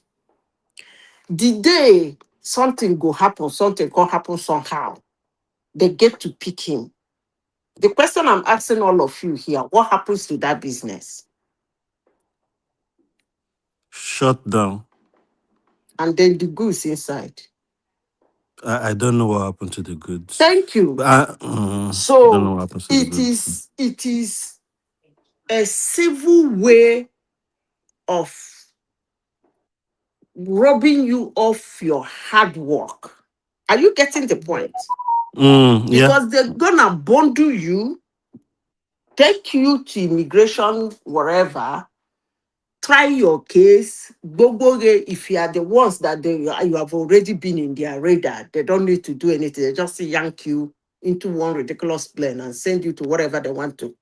The question now is, what happened to that your business? I'm saying this in the global platform. You're not gonna live with it. You can Yeah, barely eat it. 100%. You can barely even pick your clothes because the cash no be cash where you go say, give me some time, let me wear appropriate. No be that kind of cash. Even if it's in your house, they cut you. They're carrying you with what you are wearing. I've seen a case where the man, they pick him, he was wearing a trouser and a bare shirt. It was the wife that threw the shirt for him to cover himself. So it is what it is. But the difference is that in as much as other countries try to put it up in a way that they won't even give you an opportunity to operate when you don't have the legal right to operate. Countries like Nigeria, African countries like South Africa, United States, they have this ridiculous way of allowing people to walk into their country and start a life. When I mean life, very flamboyant one. They do all manner of things. Then the day they are done with you, countries like America, they have a civil way of telling you to go to hell. You are not even supposed to have that store. You are not even supposed to have the car. You are not even supposed to have anything. So they pick you like a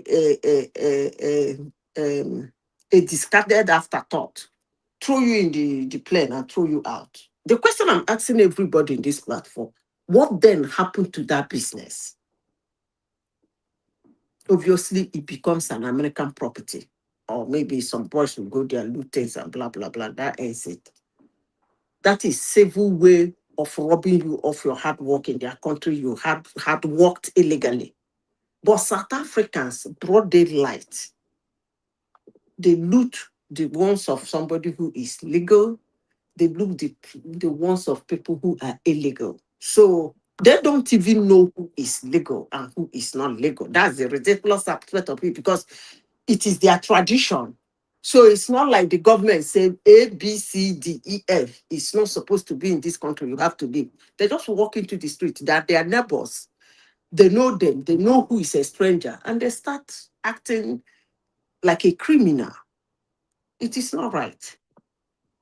I will always say that South African government should find a way. But one thing I will tell anybody who cares to hear is that, number one, I say it, people don't like me. Any citizenship you acquire, you can lose it. Whether in the United States, whether anywhere, if you like, tell me you got it in heaven. I don't care. You can lose it. In the United States, before Obama came, it used to be very difficult. Obama made it very easy that a citizen of America that acquires citizenship, his citizenship can be removed in a blink. So, if you walk into So tell somebody's us, how country, did he make it easy? How did he make it easy? when he asked for the algorithm now that made it, you remember when he did his Janus now, when he called illegal immigrants monsters, he called them two-faced monsters. Forgotten their Janus, Operation Janus. No. I don't think, what did Trump call his own self? What he's doing? What did he call the Operation what? Because I can't. Epic Fury, Abby. No, that one is the one. That is the that one is between them and Iran. I'm talking about the immigration. What did he call it? Border war now. No. They usually give it a name. I'll find out. I don't know the name you're talking about. Because Obama's own was Operation Janus. I can never forget it. Okay. His own was Operation Janus. What was the immigration policy? How did they make them through that policy? How did they make them? Okay, let me ask you a question. How long have you been in the United States? I'm not gonna comment. I've been here for so many years. So you were there when Obama ruled. Are you telling me you don't know about Operation Janus? I mean, I'm trying to understand how the. I asked you a simple question. You were in the United States when Obama was president. I was here. And do you know that Obama's nickname was deporter in chief? I know he deported, yeah. Forget about I know he deported. Because I want to know whether you know what is going on in the United States when he was a president. I am aware. I mean, some of the things we are communicating. You asked me a question. I want to know whether it's a question I'm going to answer or not. Because if you feel ignorant in all these things, then I will not. I will not waste my breath. No, I will not waste my breath trying to explain to you how. By the way, why am I even discussing it with you? You have your chat GDP there now, or whichever one. Obama deported more immigrants than Trump says. We're talking about. I don't even know where we are discussing. These are not questions you are supposed to ask me. No, we should be talking about what you said. You said he gave people pathway to citizenship here. A lot of them. So how? What was that policy? He said what? Didn't you say that he made it much easier for people to become U.S. citizens? No, that's not what I said. I said he made it easy for people to be denaturalized. Denaturalized, sorry. Gotcha. Yeah, he made it easy for people to be denaturalized. And he was the first American president to send up to 300 names for denaturalization. I don't know how many he ended up achieving that he deneutralized. So that is not making it easy for people to get. No. Obama was. Zita, can you quickly round up, please? So that's all I have for South Africa. So they should find a way, make it legal, and if you go to another person's country illegally and you are running a business or doing anything, please have it at the back of your mind that the day the ships are done, you're going to lose all those things and they're going to throw you out. Thank you very much. Sorry, we have a new person on the platform. Efo, are you there? Yes, I am. Can you hear me? Yeah. Is this your first time of coming here? Yes, it is. Okay. Yeah. So evening everybody. So I've been listening to your entire conversation, and firstly on the issue of the chief of staff. Honestly, I am highly disappointed. I support this president, and in as much as I know is someone that a lot of people criticize and say a lot of things about. But when I look at the policies, these are policies that I felt Nigeria needs to implement a long time ago and actually try and get us back on track. and for the fact that this chief of staff has got himself in this mess, even though it's still allegations or it's allegedly, as most people like to put online. But the fact is, his name should not even come up in this thing. He was a former speaker. How much? I mean, he collected what, 400 million naira? That's less than $400,000. What is that? How can you get yourself involved in such a mess because of how much? And given that it's election season, It might be for his girlfriend. That's what they do. Just get it and give to his girlfriend. He has a lot of money in his accounts that he can give to his girlfriend. 400. This should not. That's so selfish. They don't usually do that. Mom, I understand that, but this is election season. It's election season. Yeah, yes, the timing was so. The timing is just. I mean, the big scandal. The opposition in Nigeria. But let me say this. FO. Here we go. The scandal. No. Rational mind. This, I don't even know why people are saying this thing started September last year now. Yes, but it started last year, right? When you win election, in fact, let me tell you, the guy has been in court since November. That guy has been in court since November. Yeah, but when you win election, after your first day, after inauguration, you're campaigning for your next term. And given the agenda of this president, the things that he wanted to achieve, the chief of staff should have been able to use his brain to know that there's going to be a lot of people that are going to be against this administration, and we're seeing it. So you cannot get yourself involved in such a cheap scandal. It's too cheap. It's cheap, but my question is, my question to you is, how come is the one that raised it to DSS after the NIP? I mean, he's just covering himself up. Okay? Because for somebody like Gbajabiamila, 400 million should be nothing. Everything I've read, there's no way he can get himself out of this, and he needs to resign. Okay? Either that or the president should ask him to leave. One of the two. Because this is election season. Election is about 6 months away. He needs to go. So that's on the chief of staff. Now on the South Africa issue, like a lot of people have said about what we did for South Africa in the past and other African countries. Initially, when this thing happened, I was angry. I was thinking about that. But as the matter has dragged on, and I've had time to calm down and think about it, I think it's a time for we Nigerians to have a point of inflection and actually look at ourselves. It's one thing for Trump to call our country a shithole country or a country of particular concern. It's another thing for a country that we liberated to tell us, get out. Okay? Where are they getting the liver to do such a thing?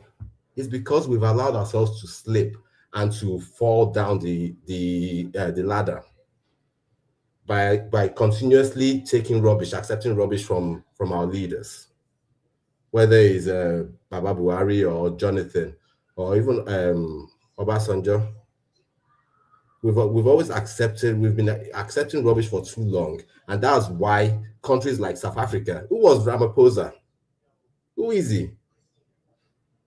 That he can be smiling with that Zulu guy, and they're planning on how they're going to kill Nigerians. Let me ask this question, because we've not been asking ourselves: the people that are being deported from South Africa, are they legal migrants in South Africa? From the videos that I've watched of that Jacinta girl, what they've been saying is whether you are legal or whether you are illegal. You know why I'm asking FO? They love the people because I have a lot.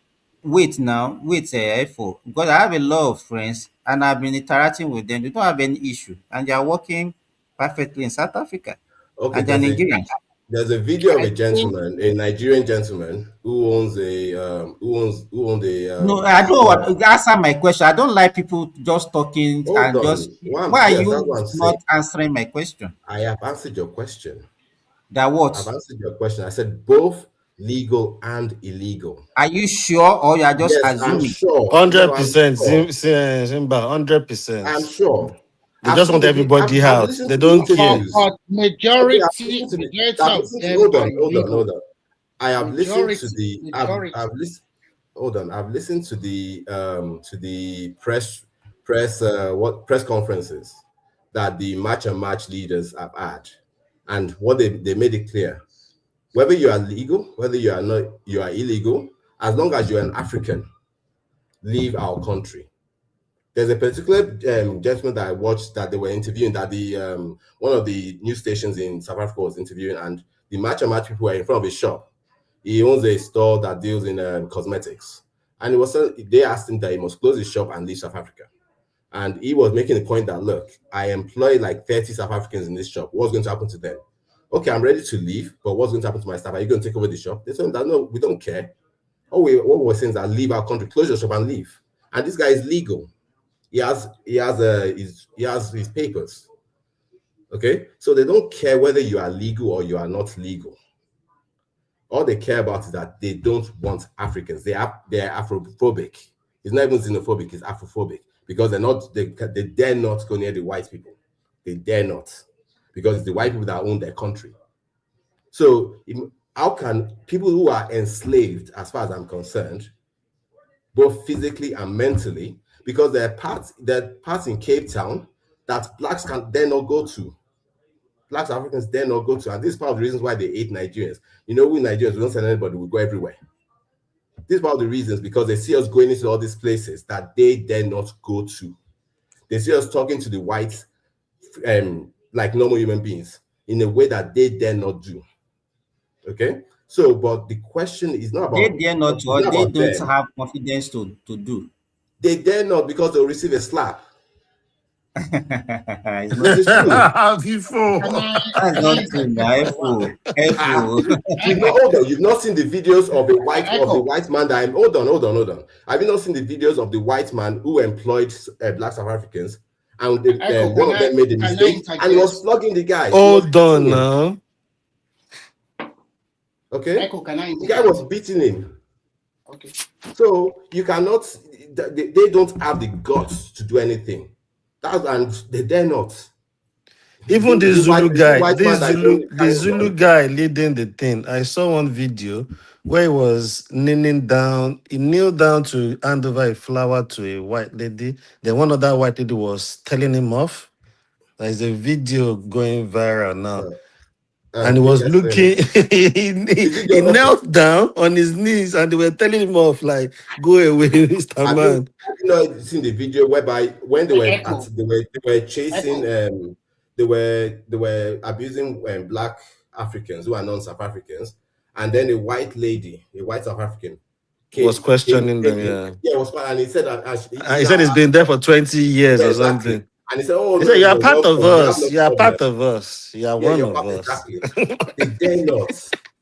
They dare not touch the whites. The white people own 70% of their country.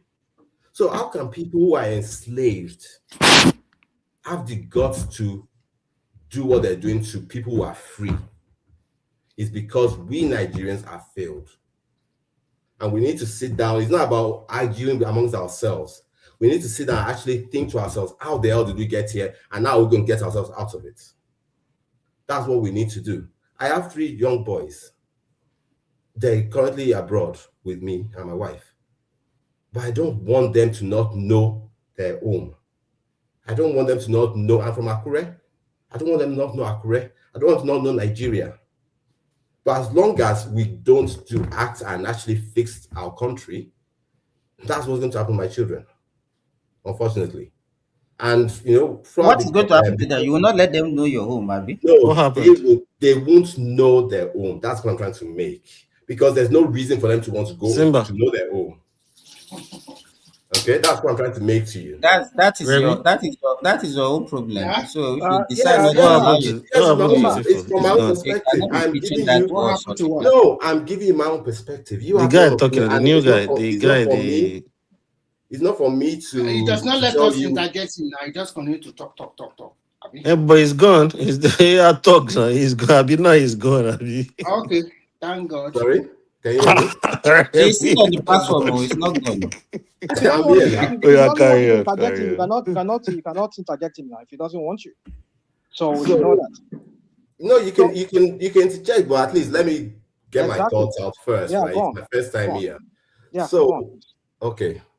Now, whilst I've been here, I mean, I've listened to a lot of a lot of the people that have been speaking. And one thing I've noticed is when someone wants to refer to Nigeria, they say that country or that place, not our country or our home. And that's, for me, what that tells me, that a lot of people have actually given up on Nigeria.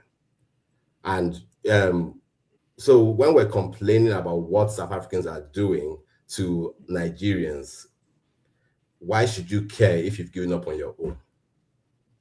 Why should you care if they've given up on Nigeria, if they're beating Nigerians, if you don't care that you're Nigerian? And that's what I say is a point of inflection for us. Okay? I have a lot of people that are from like the islands, a lot of friends that are from the islands. And what I always hear from them is that unity. They always talk about unity. Now, I don't believe in all this Pan-Africanism. I don't believe in it. Okay? There can be Pan-Africanism and Nigerians. South Africa are doing what they're doing. Kenyans, even Kenya, those ones that's only God. I didn't want to say anything about them, but what they're doing, in as much as it's not as bad as South Africa, and it doesn't get much publicity. But the fact is, Kenya has no right to even talk. 100%, I agree with you. Those ones too, they are something else. Efo, can you hear me? Yeah, I can hear you. 2 minutes, please, round up. Okay. All right, before you round up, before you round up, please, I want to ask you a question. And I don't know if somebody can correct me on that. So what's the latest on the vice president for Tinubu? As this guy's name been mentioned on the portal that Shetima is going to be the vice president for Tinubu. Or are you guys not aware of that? No, I think he's going to be the vice president. I don't see any reason why. So why is his name not being? Other people have listed their own vice president. Who has listed who has listed their vice president? No, because he's already the vice president. So why do you need to make? No, wait now, Efo. Apart from Obi and Kwakwaso, who else has a vice president? Atiku has Amechi. Atiku has also listed. Atiku, no. It's a misinformation. Atiku has done it now. He has not. Wait now, if you don't know what is happening, just hold on, Remy, please. You will talk after me now. It was the PRO of ADC that said that, okay, Atiku is going to take Amechi. Have you heard anything from Atiku or Amechi himself since that time? Well, I mean, from what I heard was they said on the portal, but I've not confirmed that myself. But it's not that, nothing like that. Hold on now. I think have you that is talking? Have you confirming that on the INEC portal that it's not Atiku and Emefiele that is there? They've not even submitted now. Most of them have not even submitted. So what are you talking about? You don't know. They've not submitted. Can I say something before the guy continue? Simba. Okay. Simba. Let me go ahead. Okay. For APC, it's immaterial to ask that kind of question. APC already submitted their list, and Shetima will be the VP. Nothing changes, and all those few changes they make in their senatorial and House of Rep or everything have been submitted, and they have passed their house together for those who are aggrieved. So for the rest of the people, we don't know whether they have submitted their Amechi or whatever. I think for Amechi, they are still begging him to accept the VP. Just 2 days ago, Tambua went to him trying to persuade him or whatever. So that's how. So, but whatever we are looking, we just have to wait till INEC publish everything. But Tinubu is not changing any VP; still the VP. You can continue.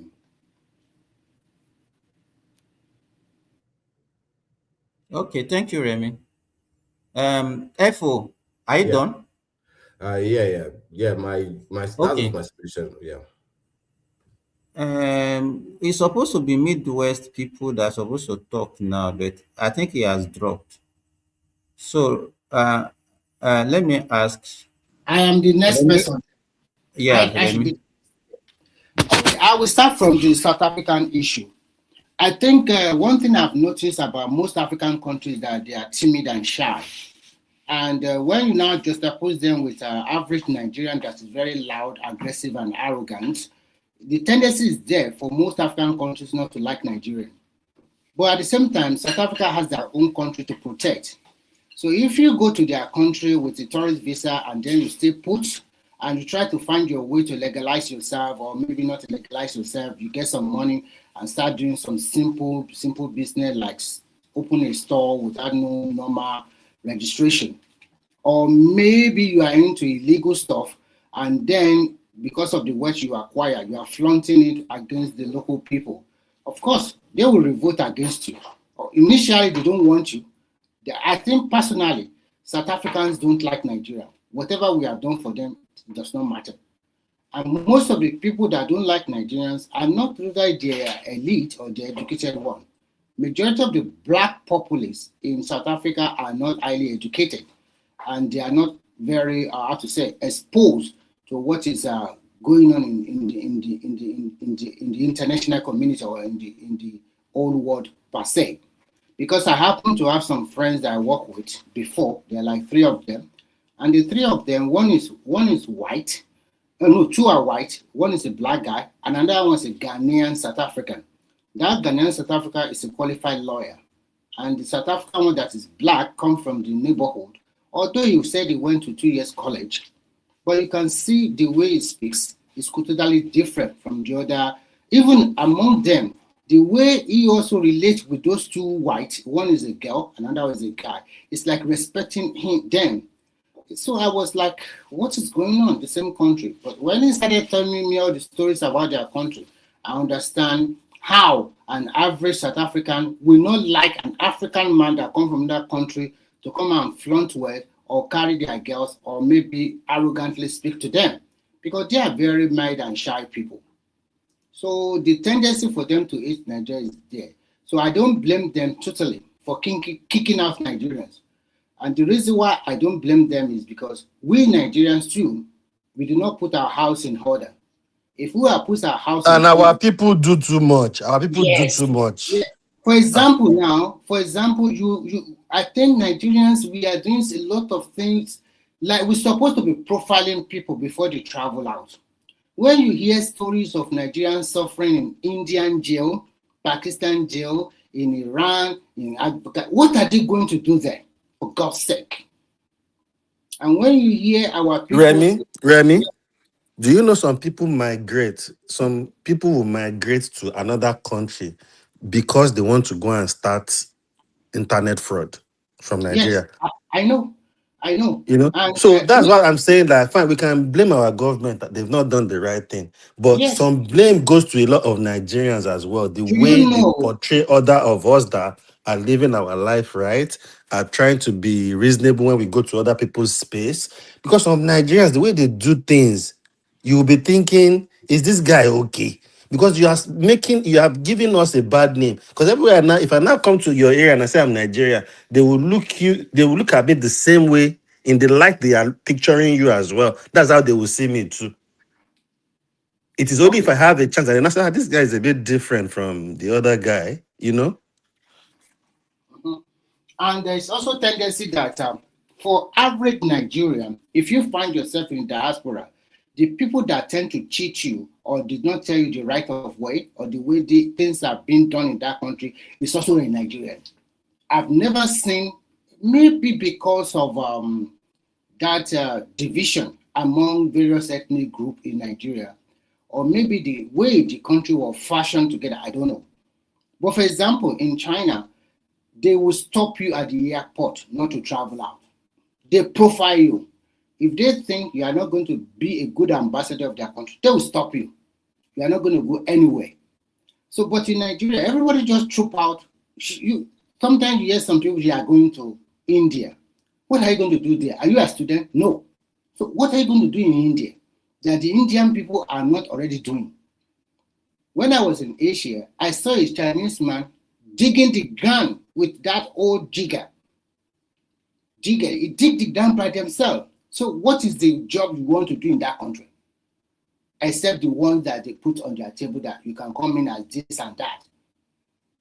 Or maybe you are going in with a lot of money as a businessman, they give you a business visa, you go there, buy whatever you want to get back, and you get out. And the people there are very patriotic. Immediately you're in the hotel, you register, their local police already know immediately. If you go to a local community or a local town and you stay there for 1 day or 2 nights, before you know it, the police already parked beside you, asking for your paper, asking you questions. What have you come to do here?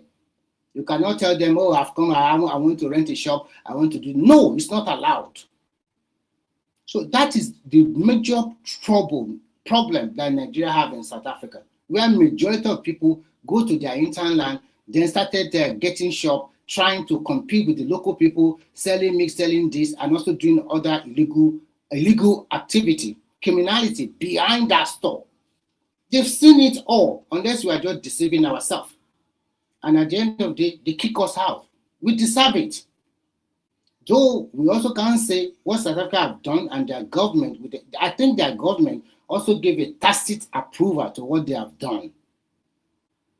We can condemn them, we can say this, but that is their country. Nigerians, our immigration is not working at full throttle. People will just come in from Nigeria from nowhere, they just trekking and just do business or do whatever they want, criminality, and they also go away with that. Because an average Nigerian worship money. Everything to them is about money. And everything to them, if there's any failure, the failure have to go to the federal government or the president at a particular time. People don't look at what have I done? Did I plan very well? Is my life going on well? But if it failed, then the president is the one that make him fail. It's not about who is the president of today. That is the hallmark of Nigeria, trying to shift blame or excuses on others. Why not looking at themselves? Have they make a right move or not? So I think this is an eye-opener for Nigeria in future. I think the government should start profiling people before they allow them to travel. If I were the president, if you are going to some country that I think those countries are extremely hostile to immigrants, I won't allow you to go there. I will stop you at the airport. So we must have a very good, I don't know, even the diaspora, the association. But Remy, with the way we operate, if the government start doing that, some people will still come and say, "What kind of government is that?" So that is why you see a moderate progress in Nigeria today, because the president at the saddle today knows the mindset of an average Nigerian, and he knows where it's going to take you. That is why some of the moderate achievement he has achieved, because if he does not do that, that country will never improve. Because if he still continue to say, okay, people will say that. Look at the painful reform. If he has not done that reform, don't you think Nigeria will have break into 10 countries today?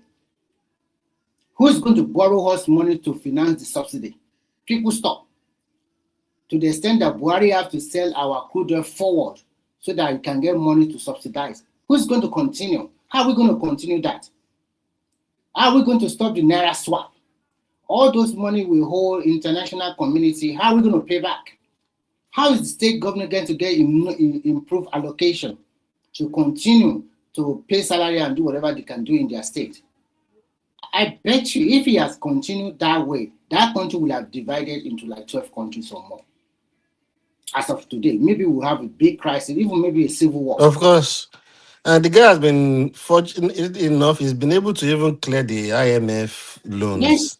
Yeah, it cleared the airlines loan, and Nigeria for the first time over 17 years, our external reserve is over $51 billion of today. And that's why I don't understand people say they think it's easy to get loan like that. They think it's just easy. If you are not qualified for a loan, they won't just give a country a loan just like that. Is it not so it's because of the move he had made. That's why we can get loans like that. And that tells you our economy is getting better. But I always say this thing on this platform. Sorry, Jeremy. I always say this on this platform that I just feel this government safe. They have a lot to do when it comes to educating and making people understand what this policy we are doing. Because I don't think a lot of Nigerians even know the benefit of all these moves. They just listen to what the opposition is saying, and because they don't even like the president, they don't want him there. They believe whatever they. But I think they need to come out now and look for ways to educate people on. You have already said it before. Even if they educate them from now till tomorrow, for the next 5 years, the ones that could not dead. They will still be stubborn and still be saying the same thing. Is it not the same Nigeria that every? They will say hungry, suffering. Is it they are lying to us? It's a scam. Can I Is ask it not the something? same Nigeria that everywhere is now a construction site? But Is the it not the same thickness, but are they Papa not wants seeing to the come in. thickness of Yeah, the road? carry on. Man, that road is very thick. Oh. Is it not the same Nigeria that people are now praising him? How can you do in Nigeria of today? They are doing road and they are putting street light on 40, 50, 70 kilometers of road. Street light with a solar power light. And You know, let me tell you, Remy. There are so many projects that are not even even I'm very sure that even Simba, maybe if you can hear me, I can't hear you, Madam Zita. I need to refresh, so please allow me in you can back. come back. I'll bring you back. Don't worry. Remy. Go ahead. You know, there is one road that I saw yesterday from Ilorin to Offa. If you see the thickness of this road, it will be up to like 30 meters. I mean 30, how will I put it now? Very thick, So is concrete road from Ilorin that to is why we Offa, say Kwara that. State. That is why we always say politics is local. The local community. You know, do you know that I'm very sure that if nobody talk about that or put it on, no Nigerian will know that such a road exists in Nigeria. Yes, of course they won't know. Because it's actually in the. Let me tell you, Simba. The man is actually doing a project in each state. It's not as if somebody told me. As I'm talking, That's what I'm saying. The I'm talking from indigens. Nigeria. No, I the applied the people road from there know yesterday. that he's building that road. So Yes, if a president exactly. come You to are right. power, They if you know. listen to the tone of Nigerians now, it has changed a lot compared to when man started. It has changed. Most Nigerians they don't like him, but some, if you go to the internet now, they're not as harsh as they used to be. Honestly, sincerely speaking, it's a space I monitor. They're even mocking the people coming out. I mean, they are no longer the way they use. If it's before the first year, the second year, but now most Nigerians know he's doing those things. I can assure you, they know. No, You know, it's in fact, because what they are doing on that road now, they are just putting the street lights. And if you see that road from Ilorin to Offa, because you might not be used to that environment. I think you should know. Yeah. It's supposed usually before, if you follow the old road that they used to take, the normal route, you usually take more than 1 hour. You can do it under 30 minutes now. I even saw a video that Lekki this road. Some people were driving through it and they were just screaming, God bless Tinubu, street lights, concrete road, God bless this God You president know, on your they've been mandate. talking about concrete road, DOG. This is the first time, though I've been plying those ones in Lagos, but this one that I'm seeing locally now. In fact, you know what people are saying? They are saying that they cannot see anything that would destroy that road. Thank God you people are saying this thing when rational mind is gone. No, you know, I think it's because a lot of the projects are now being finished. There's another channel that I follow, and there was a particular gentleman when Peter Obi released that video on the is it Benin Asaba Road, that he was focusing on one portion that was spoiled. So there was a gentleman from the Niger Delta. He's I think he's from Delta State, but the creeks, and he now made a video attacking Peter Obi that's talking about the connecting roads and bridges that the Ministry of Works has actually done, Federal Ministry of Works has actually done in their community. So it was talking about how before, when they want to do construction, as it was talking about the reason why they don't have development in the creeks, that before when they want to do construction of anything, they will first of all have to take a trailer of granite to the edge of the rivers, then load it onto a barge. That barge will go for 5 hours before they'll get to wherever location they're taking to. And they have to do that for every material that they want to use for the construction, cement or iron rods or everything. But now they just commissioned a road that is, I think, 20 kilometers long. Sorry, no, I think about 70 kilometers long, but it has about 20 bridges. And it roughly comes out to about one bridge every 2 kilometers. So basically what it has done for them now is that's removed that additional cost. Okay, so yeah. I think I think I listened to that guy. He said because every now and then they have to ferry those things, so the cost of even building a house used to be very high. Yeah, that has dropped by like 50% now, because now they've removed that logistics cost. And this is what's like I said in my earlier submission, that the opposition, they don't have sense. This is the things that a lot of people actually care about. Yes, you see a lot of people going online shouting, "Oh, being by me, I'm hungry." But the reality is that there are a lot of people in Nigeria who for them to go to work or for their kids to go to school, they have to take boats, or they have to do and move in such a way that is extremely difficult. And now this administration has come in, focused on all this infrastructure that has been lacking for so long, and is actually making life easier. And by that next election, it will shock a lot of people when they see the results, especially from the Niger Delta. Yeah, apart from the Niger Delta, we are going to see a lot of shock results from the Southeast as well. Yeah, because things are changing. Of course, and that's what Madam Zita is saying. Me too. You see, what I realize now is I think like the impact of those roads and other things are starting to take effect. People are starting to see it. Yeah. That road that I'm talking about now, if you see the economic activities around that place before, in fact, it's like a dead road. And they even constructed, because during the rainy season, you cannot even fly that road because that Asa, I don't even know if you know that Asa. Do you know? Let's lay it used to overflow the bridge and cover, and so it will cut off that road. Now they constructed a new bridge over it, and the Okada people, the Keke Napep people now, they are now carrying people from one village to the other, and there's a lot of business that they are doing along that route now. Of course, now, bro. Like for example, Oyo State, this guy, this guy did a lot of roads. Do you know some people are now very rich because the land they bought at 300,000 naira, now there is a major road passing through. They are now selling, like for example, I wanted to buy a land from one guy. He was saying, 2.5 million in that area at that time.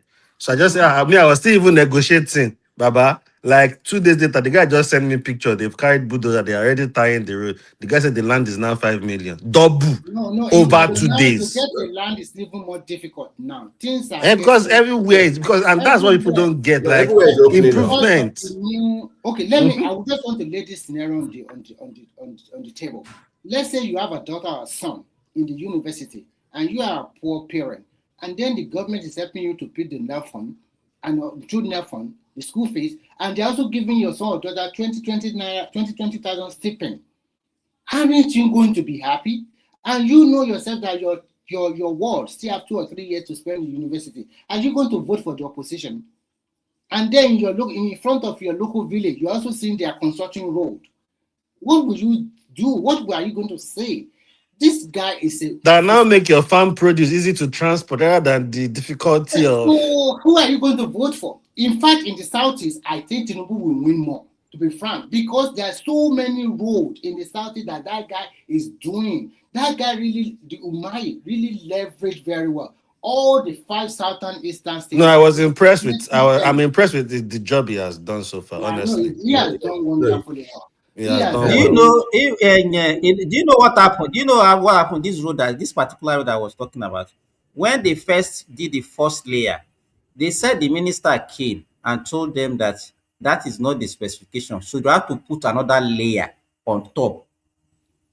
Yes. You understand? If you see the road there, it's very, in fact, for a vehicle to alert to the other side of the road, very difficult because it's very thick. And that is what I like about all this construction. When you drove on that road, how was your experience? In fact, you know what people are saying? They said that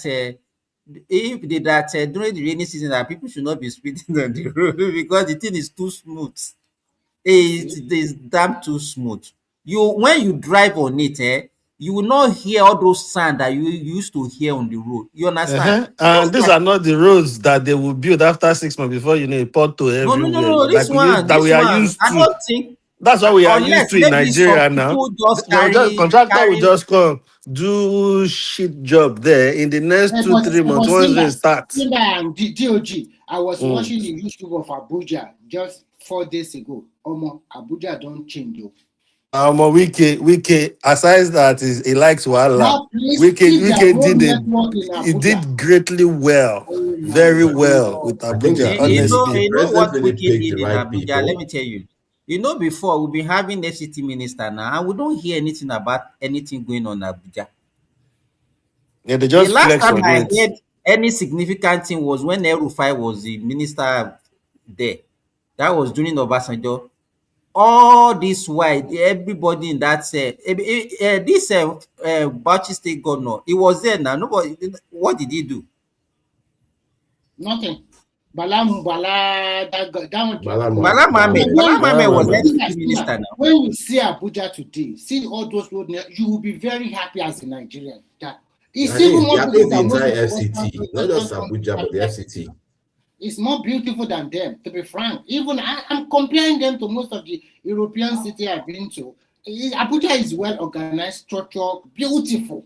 Especially you're coming from that airport, see the lines of tree, see the wide Mm. road and so many things, and then no pothole. Everything was just too smooth. I wish all Nigerians can be like that. Look, If our government are there's a video that I watched. So there's a channel that I follow. The guy made a video on the coastal road around Ondo State before they had actually got into Ondo State, and he showed how the community was around that Araromi area. And now he now made a video I think last month, showed how they've cleared that area. But the important thing was that there's a community near there that's for like 40 years they've never had a road. Usually it's this bush path that the Okadas will use to get to that community and to go to the neighboring community and all that. But now ITEC, because they now want to, they've now started clearing, or the coastal road is reaching that side, they've actually made a road for that community that goes from the coastal road to that community, from that community to the next community, which now has a road that the state government has done years ago. So now that community is open to everybody. They are connected to their neighbors, and the neighbors are connected to them. So now they're actually doing more business amongst themselves. And Of that's what course, I think. because you see, Faithful, what I've seen is, you see, let's say the community you are talking about now, let's say they have some farm produce that in average Nigeria, because we are so industrious, because right now, even if you look at our serious youth, the serious one, a lot of people are business owners, thinking with their head. And if you look at it, if I now know that it's easy for me to just quickly drive to that community you are talking with a good road and get the farm produce cheap, why wouldn't I go there? Won't that benefit the people with farm produce? Yeah. Because they will now sell more. It's easy for them to transact, and they are now getting more people coming in. Then that will bring development to that. More people are saying that, then the more things are going to start happening in those areas as well. But people, I don't know why people can't just think through all these things and just think No, for a Nigerians. minute. No, our people have been conditioned for a very long time under the military, under the PDP, to what's it called? Like Wike said, food is ready. Basically, they just dump money into the market, into the community. Even though it's corrupt money, but they just pay so that people can be spending. And when you're seeing money to spend, you don't question things. You don't question why is this road spoiled, or why is there no lights, because at least you have money to buy food. But when there's no money for people to buy food, or when there's no money for them to do Owambe and the rest of it, they will start questioning things. But the reality is that they're not looking beyond their stomach. That's the problem. A lot of people are not looking beyond their stomach. They're not seeing what everybody else is seeing. And this guy, Femi, is it Obafemi George? He did an interview with this lady. It was a live interview with in Oh, I Lagos. love that guy. That Yeah, Obafemi and guy. he said No. he said something that was striking for me. He said that if Nigerian youths are not careful, in 10 years' time, we'll find ourselves like those South Africans that are currently chasing Nigerians. I saw that Yeah, interview as well, and it's true because exactly. you'll be carried away. You'll be thinking, no, they'll wake up and they'll be like, I'm more People have Chinese. taken over, started business. Exactly, People that have seen potentials. exactly. So But it's I think. isn't Ireland like that right now? Sorry. Isn't Ireland in Lagos already taken over already? Isn't hasn't it been taken over already? Mm-hmm. Yeah, that's a good Because example. Yeah, true. majority of The majority, yeah, external people. the they're That's where you foreigners. will see Chinese, Indians. Yeah. Yeah, you are very Now they're correct. spreading, But and I mean, the another thing that I wanted to say about the let if you have any you look at all those legacy project that is going on, like the Lagos Calabar, the the Sokoto Badagry. I to just complement what FO is talking about. When you have such a mega project going on, the community, if they are very wise, they can take advantage of it, because when they are taking some of the things that they are going to use, like granite and all those things that they find along that road, they will ask the community, what do you want? You understand? But what we used to get those days is that the community, the thing, they will always be demanding for money. But if the community ask them that, okay, we want you to do this project for us, okay, we have this road that we want you to, they will do it for them. But because of our nature, most community will just ask for money, because there is their elders that will say, okay, we need money, and they just give them money. Because it Like happens, people said, food is it ready. happens, What they it's not can their eat fault now, now. It's what now. they used What to. they can eat now, now. Yeah, because a lot of people have lost hope that, look, Nigeria, you're not sure of tomorrow, so let me get whatever I can get now. I still remember some years back wanted to take over Adapan in Abia State. I'll be well now. Can't remember. So, and we had the agreement that, okay, we'll employ people from the community. They said no, they want money.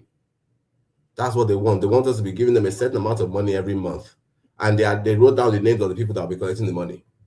but Yeah. why are we always short-sighted when it comes to something Because like that? Because we've been when they make those conditioned. decisions, like now, Nigerians are for example, what Fifo just said now. So look, the people that will want the job are not the ones making that decision to want money. Because yeah. obviously, the people that want the job won't be there when they are saying, "What do you want? We can create jobs." But those ones that are making that decision to say, "Okay, give us money," they are DOG, not the one that will go and work. let me tell you why I asked that question. Just yesterday, I went to my farm yesterday. So when I saw some guys, I saw some truck coming to load sand on some piece of land in front of my farm. And I went to the guy, I said, why are you people digging this thing? Don't you know that you are destroying this ecosystem? Do you know what the guy said? He said that if I look at the area that they were excavated, that they have made like 2 million naira from it. And I said, that you have destroyed this land. It's not good for anything. If you are farming here, do you know how much you are going to make?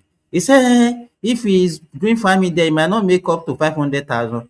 I said, but that 500,000 is something that I can be making every year and for years to come. But you are thinking about now. So you got 2 million naira. That 2 million naira is not as if you got it cash. Oh. You got it in piecemeal. And that is what you are after, destroying something that people can use for hundreds of years. And when people lose hope in their society or in their community, they don't care about the future. They care about the immediate. Are What you can I say get now? are you no, I don't think it's because they lose hope. I think it's because of lack of knowledge and No, and a and lot of then people have been conditioned. I'm sorry to say, but a lot of people have been And conditioned. again, I think people are self-centered and selfish, and that's what I was saying. exactly. Like when I said about the job, because I want to believe the people that have gone there to say, "Okay, give us money," don't provide jobs, they are not the ones that need job in that community. The people that really need job in that community are always probably not opportune to be in such gathering or meeting to say, okay, what do you want us to But do? DOG, did they know the ripple effect But that job That's can what have I'm not in saying. So the if you are community? not yeah, no, but self-centered you have to and understand. Yeah, you can think ahead, you would think, if they give us job, that means our kids will be able to have job. By the time our kids have job, that will bring more development. If the locals are the ones working, that means the money stays in within and the money will be useful. The locals will be able to purchase from Mama Lata, all these local sellers and everything. You know, DOG, Wait, it will can I say circulate in something? the circle. DOG. Let me Yeah. tell you something. Wait, can I say something? The people, Go ahead, go ahead. okay, the I'll say. people that were asking for that are asking for were from like if I use my own example, the Mm. people that were asking for the money had already met with their community. That is what the community wanted. They didn't care about job. They didn't care about tomorrow. What they cared Bro, about was I'm now. telling you, when they go back, they've come back to tell you guys we've sit with our people. That's what they We want. It's gathering between the elders, and that's one thing about when the elders or okay. there are leaders. Let me tell you why I People, know what I'm saying. okay, all right, okay, okay. When we refuse to pay them, listen now. When we refuse to agree, the community boys now showed up, and we dialogued with them, and we told them that this is what we're offering, and they said no. They want money. That's all they care about.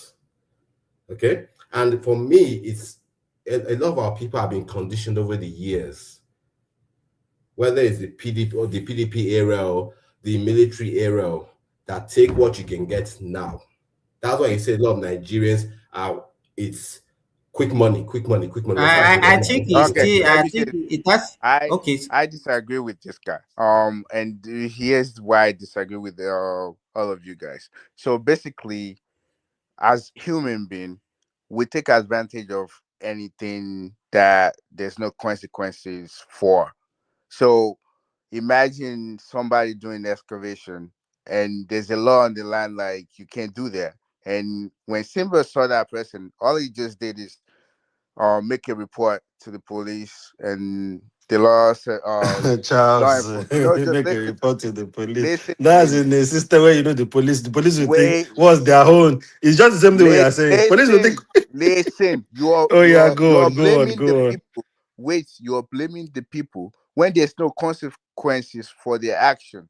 If the law of the land, you know, like if you go against the law, there's a repercussion for that. Now you don't expect those people to do that, but because there's no repercussion for what they're doing, everybody put laws in their hands. So why are we blaming people for trying to take advantage of what's not there? I feel like we're blaming every we are not looking at ourselves like, oh, we live under a law, but the law is not functioning properly. That's what we should be after. Just like example of road that you guys were But giving. the main thing about the law, once there is a law, it is in your right not to go against the law.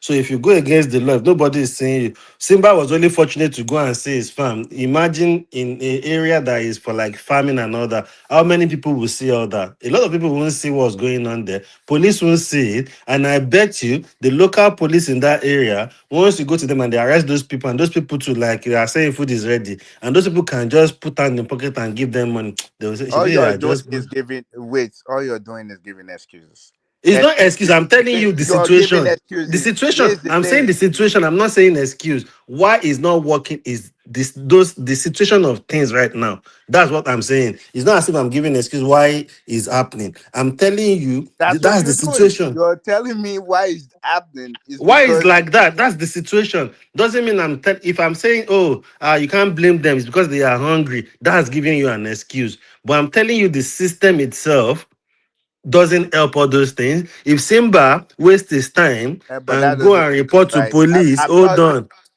It is only if Simba is ready to take it up properly. And does he have that time? to be focusing on police, to be saying, okay, this person is excavating this, doing this, I've reported them, and it's going back there every two days to go and be checking what is the situation of things with the case he brought to the police station. Does he have that time? But No. why do you But if have you go to the police, once you report to the police, instead of them to do the right thing, once those people can tip them, that is the end of it. wait, I hear you, but you So need to that's not listen to giving an what I'm excuse saying. for them. Wait, I hear you, but you need to listen to what I'm saying. I'm saying that we shouldn't blame the people if the law is working appropriately. I'm not saying that Simba should do that because we already know that a lot of stuff in our country is not functioning the way it should be.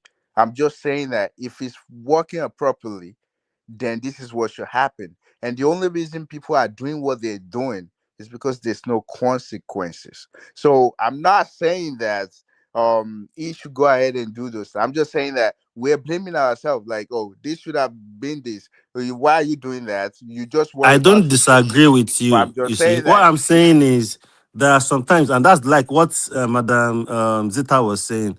There are sometimes you just have to know that this is the right thing to do and this is not the right thing to do. There are sometimes I can stay that somewhere. there is that even the places in the world that they have everything right, people don't know what to do, what's right and what's wrong. They still, or they know the only reason why people do what's right is because they know if somebody else see me, there's consequences for what I do. Human being, if we can take advantage of anything, we will do it. That's how it is anywhere. But if there's something in place that we have to abide, like nobody is above the law, and we know, like, oh, if I get caught, there's a consequence for that, then we'll stay away from it. So I can't 100%. Yeah. blame those people. I can't blame them.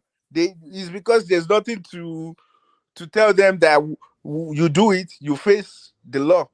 So they But what just I'm saying to you, No, I I get would you saying you say can't blame them. But if I know this thing is wrong and I'm doing it, I actually have a fault myself.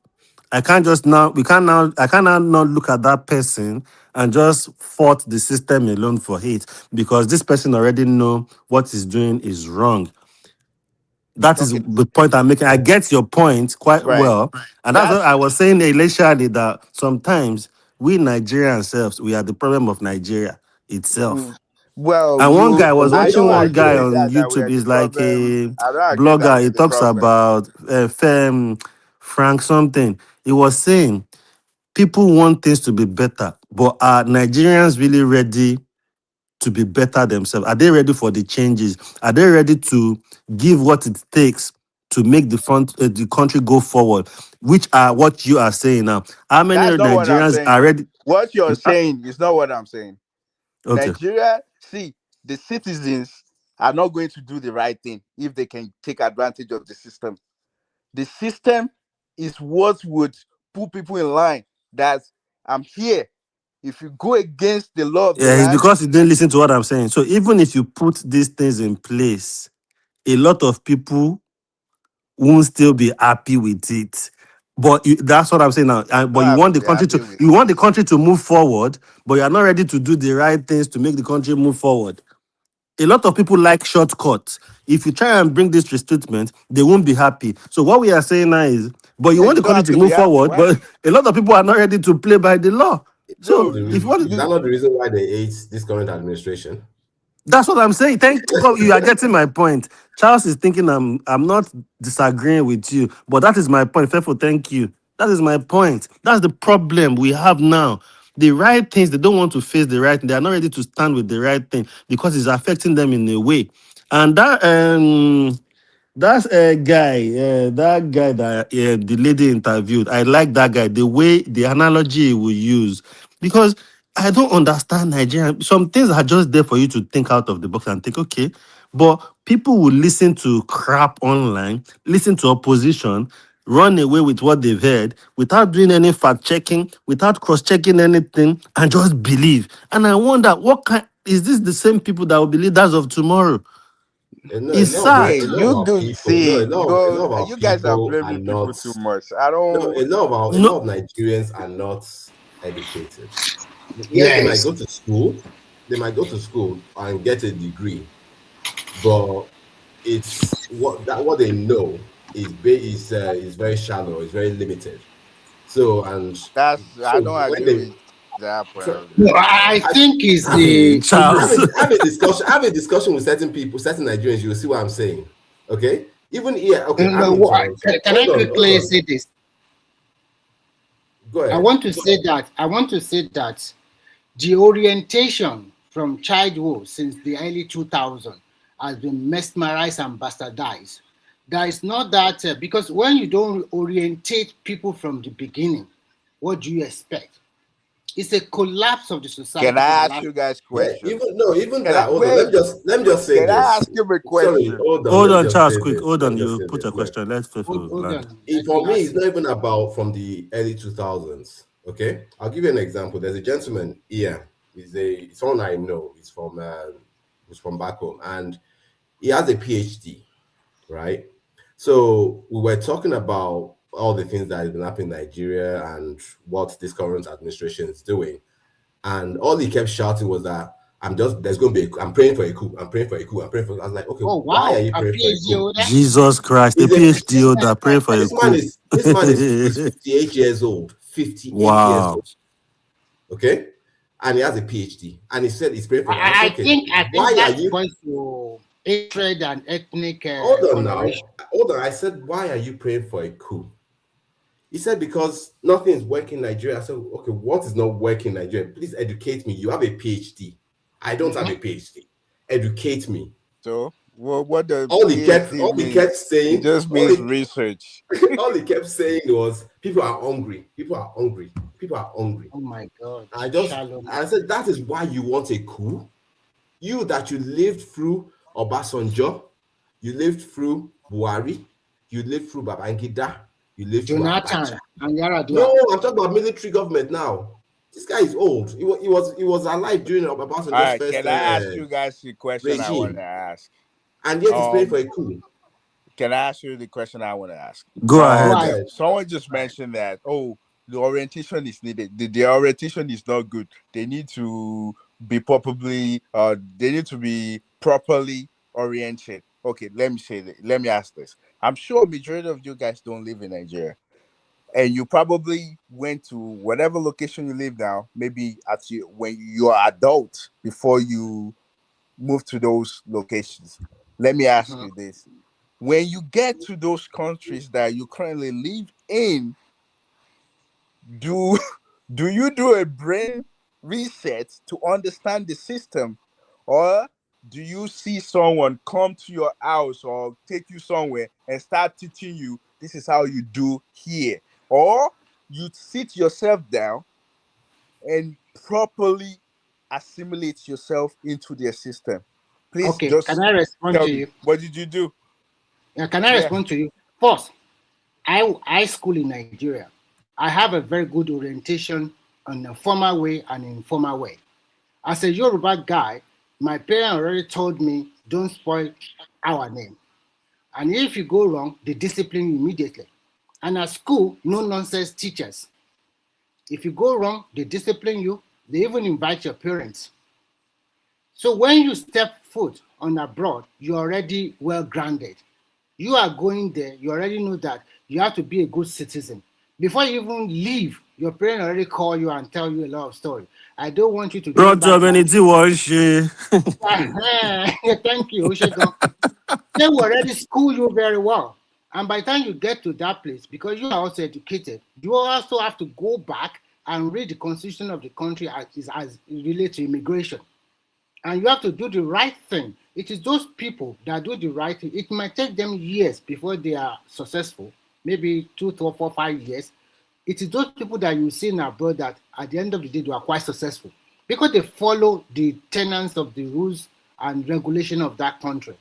But unfortunately for Nigeria, some people Wait, born before you go to Nigeria, you made a key point. Yes. You follow the rules and regulation of those countries. And Yes. once you didn't follow that rules and laws, there's a Mhm. consequences. So that key point right there, that's the So difference. that is exactly what I'm trying to That's the tell you. That. difference. Listen, Hold the on. What I'm orientation saying, of can I just say people. something quickly? Okay, go ahead. Let me say this and then you come after me. the orientation of people probably below 30 years old in Nigeria today, the orientation they have when they're in the kindergarten, when they're in the primary school, because I knew quite a while, because it's the orientation of copying the advanced society. Don't beat children, don't do this, don't do that, you cannot make them cry, give them whatever they want, give them phone before the age of 10 or 11, so many things. It has bastardized everything. And then the curriculum also changed. They removed some curriculum totally away from the school setting.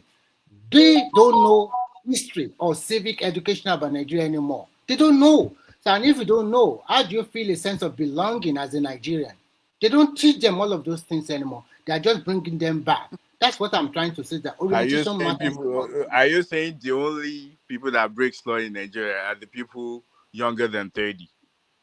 No, I am trying to tell you that the reason why they cannot sit down and research and think by themselves, because if they can, when I was in the secondary school, I was using my own money to buy newspaper, daily newspaper, to read what is going on. Sourcing information. Mm-hmm. Yes, I will listen. That to doesn't my happen anymore. Buy newspaper. I mean, they don't will even talk read about newspaper. politics. They will talk about everything. They will also teach you how to do a lot of stuff. But now, do they have that kind of? Those young people, they will tell you, no, that's your generation. They don't want to hear that. They can do it. And what do? Everything's through their phone. And that's my annoyance, Remy. Before people come Remy, in. your generation, like I'm not sure. I'm definitely sure your generation will be above the 30, 40, right? That generation that you were talking about, the same generation. they're still breaking laws though. They still people will always break laws. Are you telling me system. people in the US, there are people in the US that are not breaking laws? Are you telling me people in the UK not breaking but there's laws? Consequences. And there is always consequences. There is always saying. consequences. Yes. It's not that there's no consequences in Nigeria as well. But it's just that there's a lot of shortcuts, which boils down to the institutions, which we all know. But what Simba is trying to tell you, hold on. There's only shortcuts when there's no consequence. There is shortcut. There is shortcut everywhere in the world, actually. Yes, there is. But you know, there is shortcut everywhere in the world. It might just be limited to the information and your network. Maybe you don't know things. I'm telling you, even wherever you live, there are things happening and there are shortcuts that you don't even have access to. You're and right. That's part of the You're right. So we can't. That's what I'm saying to you earlier on, that some people are not even ready for the change. They are not ready. They don't even want that thing that you are saying. You guys, I get your point. If there is consequences for things, it will reduce how people break the law. 100%. Nobody will disagree. Wait, they with break that. the law everywhere. There's law breaking. But what I'm saying to you is, I agree with you. If we are firm, if our institutions that are meant to put these consequences in place are doing the right thing, it would bring about some changes. Not that it will totally eradicate people committing offense or committing crime, but at least it will reduce it. I agree with you. I agree with you. Nobody's going to disagree. You can't solve a problem 100%. You're just going to cut it down. We get that. You're not understanding what people are saying. You think we are disagreeing with you. Nobody's disagreeing with you on that. Nobody would disagree. That is common sense. If I know that if I drive down that road, I'm not meant to go through that road, but if I go through it, I'm going to get fined or police will arrest me. I'm going to think twice before I do it. But if I know if I drive down that road and police that is meant to arrest me, once I smile with him and I give him an NSC bottle to drink, he can even shoot gun in the air. I would do it. I agree with that. But what I'm saying is, a lot of Nigerians don't want that change. That's what we are saying. Not like nobody would do. What you are saying is common sense. It's common sense, and that's why I don't agree that I don't agree that a lot of Nigerians don't want that change. They don't. You are thinking they don't want that change. It's because they're able to get away with it. That's the only reason why you would say they don't want that change. A lot of Nigerians don't want that change, and that's why FIFA is even using the normal. Is even using as simple as the policy, the new policies now. Is even using that as example for you. They remove subsidy. They remove. Hold on. They remove subsidy. Hold on now, Charles. Hold on. FIFA mentioned something. He mentioned policies now, and that's why they don't like the government.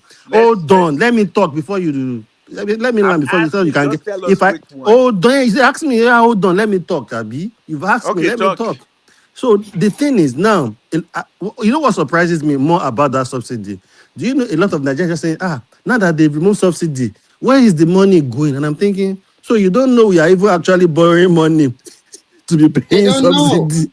That's why I said Nigerians, a lot of Nigerians are not You know, educated. and that's why people just use that simple example for you to tell you how much people are so uninformed and they don't even care to find this information or to know what is Do you going know on. it got to a stage that we have to Yeah, but sell our what does food that oil policy forward? has to do with breaking law of people putting law into their hand? You know, Mm. Oriola, we totally understood what you are trying to pass across. But unfortunately, we practice constitutional democracy. And you have to look at so many factors in Nigeria. The factors of that ethnicity is there, religion is there, so many other vices. And then an average Nigerian is not educated enough to understand policies or government, how they formulate policy. They do not. Even those that are even graduate, they cannot grab it. Talk less of people that have start order as a school start order. Remy, this has nothing to do with the education. I'm sorry, No, but it has nothing to do with it this. has to. It has. Let me tell you the reason why it Like, has to. even I what live he's here. saying, sir, I live it's here. like going from Marina. If you're going from Marina, hold on, if you're going from Marina to VI in Lagos, people know they are VIO, they are last man every day there on that same road. Based on they've told you not to pass bustling, you will still see people passing bustling. Even though last man will still take your car, take it to their thing, you will now seeing them begging, crying. Oh, but you know they are there. That's what we are saying about Nigerians. It's not as if we don't get your point. You are absolutely right with what you are saying. Nobody is disagreeing with you. But I just want you to know that an average Nigerian has coconut head. Regardless of whatever say restriction, they will still put themselves in that problem. They will still step on that shit, get arrested. They just feel there is a way they still have to just do that thing. And that is what even transfer. And that's why people are saying maybe they should even be stopping people from the airport from traveling. Once you see that Okay, this person, that once you same access this Nigeria, person. wait, that same Nigeria you just talked about, when it comes abroad, they check themselves. But a Not lot of all of them them. get into No, trouble. not How all many of people them. have you seen? How many people Quite a have you seen lot. on social media that is chasing girl? I've seen a Nigerian guy traveled all the way from London to Scotland to go and meet an underage. You see, and they arrested He him. did that one. Even no, even you talk about the No, basic, I'm just the looking basic. for a way to make him understand that we are not No, yeah, disagreeing, but what even the a basic things. mentality of Nigerians The basic things. For alone. example, okay, everybody knows when you're in the Western world, you own a car, you have to pay car insurance, right? But you see a lot of Nigerians who are not ready to pay car insurance, but yet they want to drive a car. Yeah, but it's a law Okay. here that you need insurance. But So yeah, if but they know. Hold on, they know the risk that if the law in the UK or in Canada, in the US, if they catch them, there's a fine that they'll pay. But thank yet you. they're willing to still take that risk that they will not be caught. Mm-hmm. That's the Yeah, that's the thing that DOG is trying to say. Okay, it's not about, and this is what I was talking about earlier about Nigerians being conditioned towards certain things.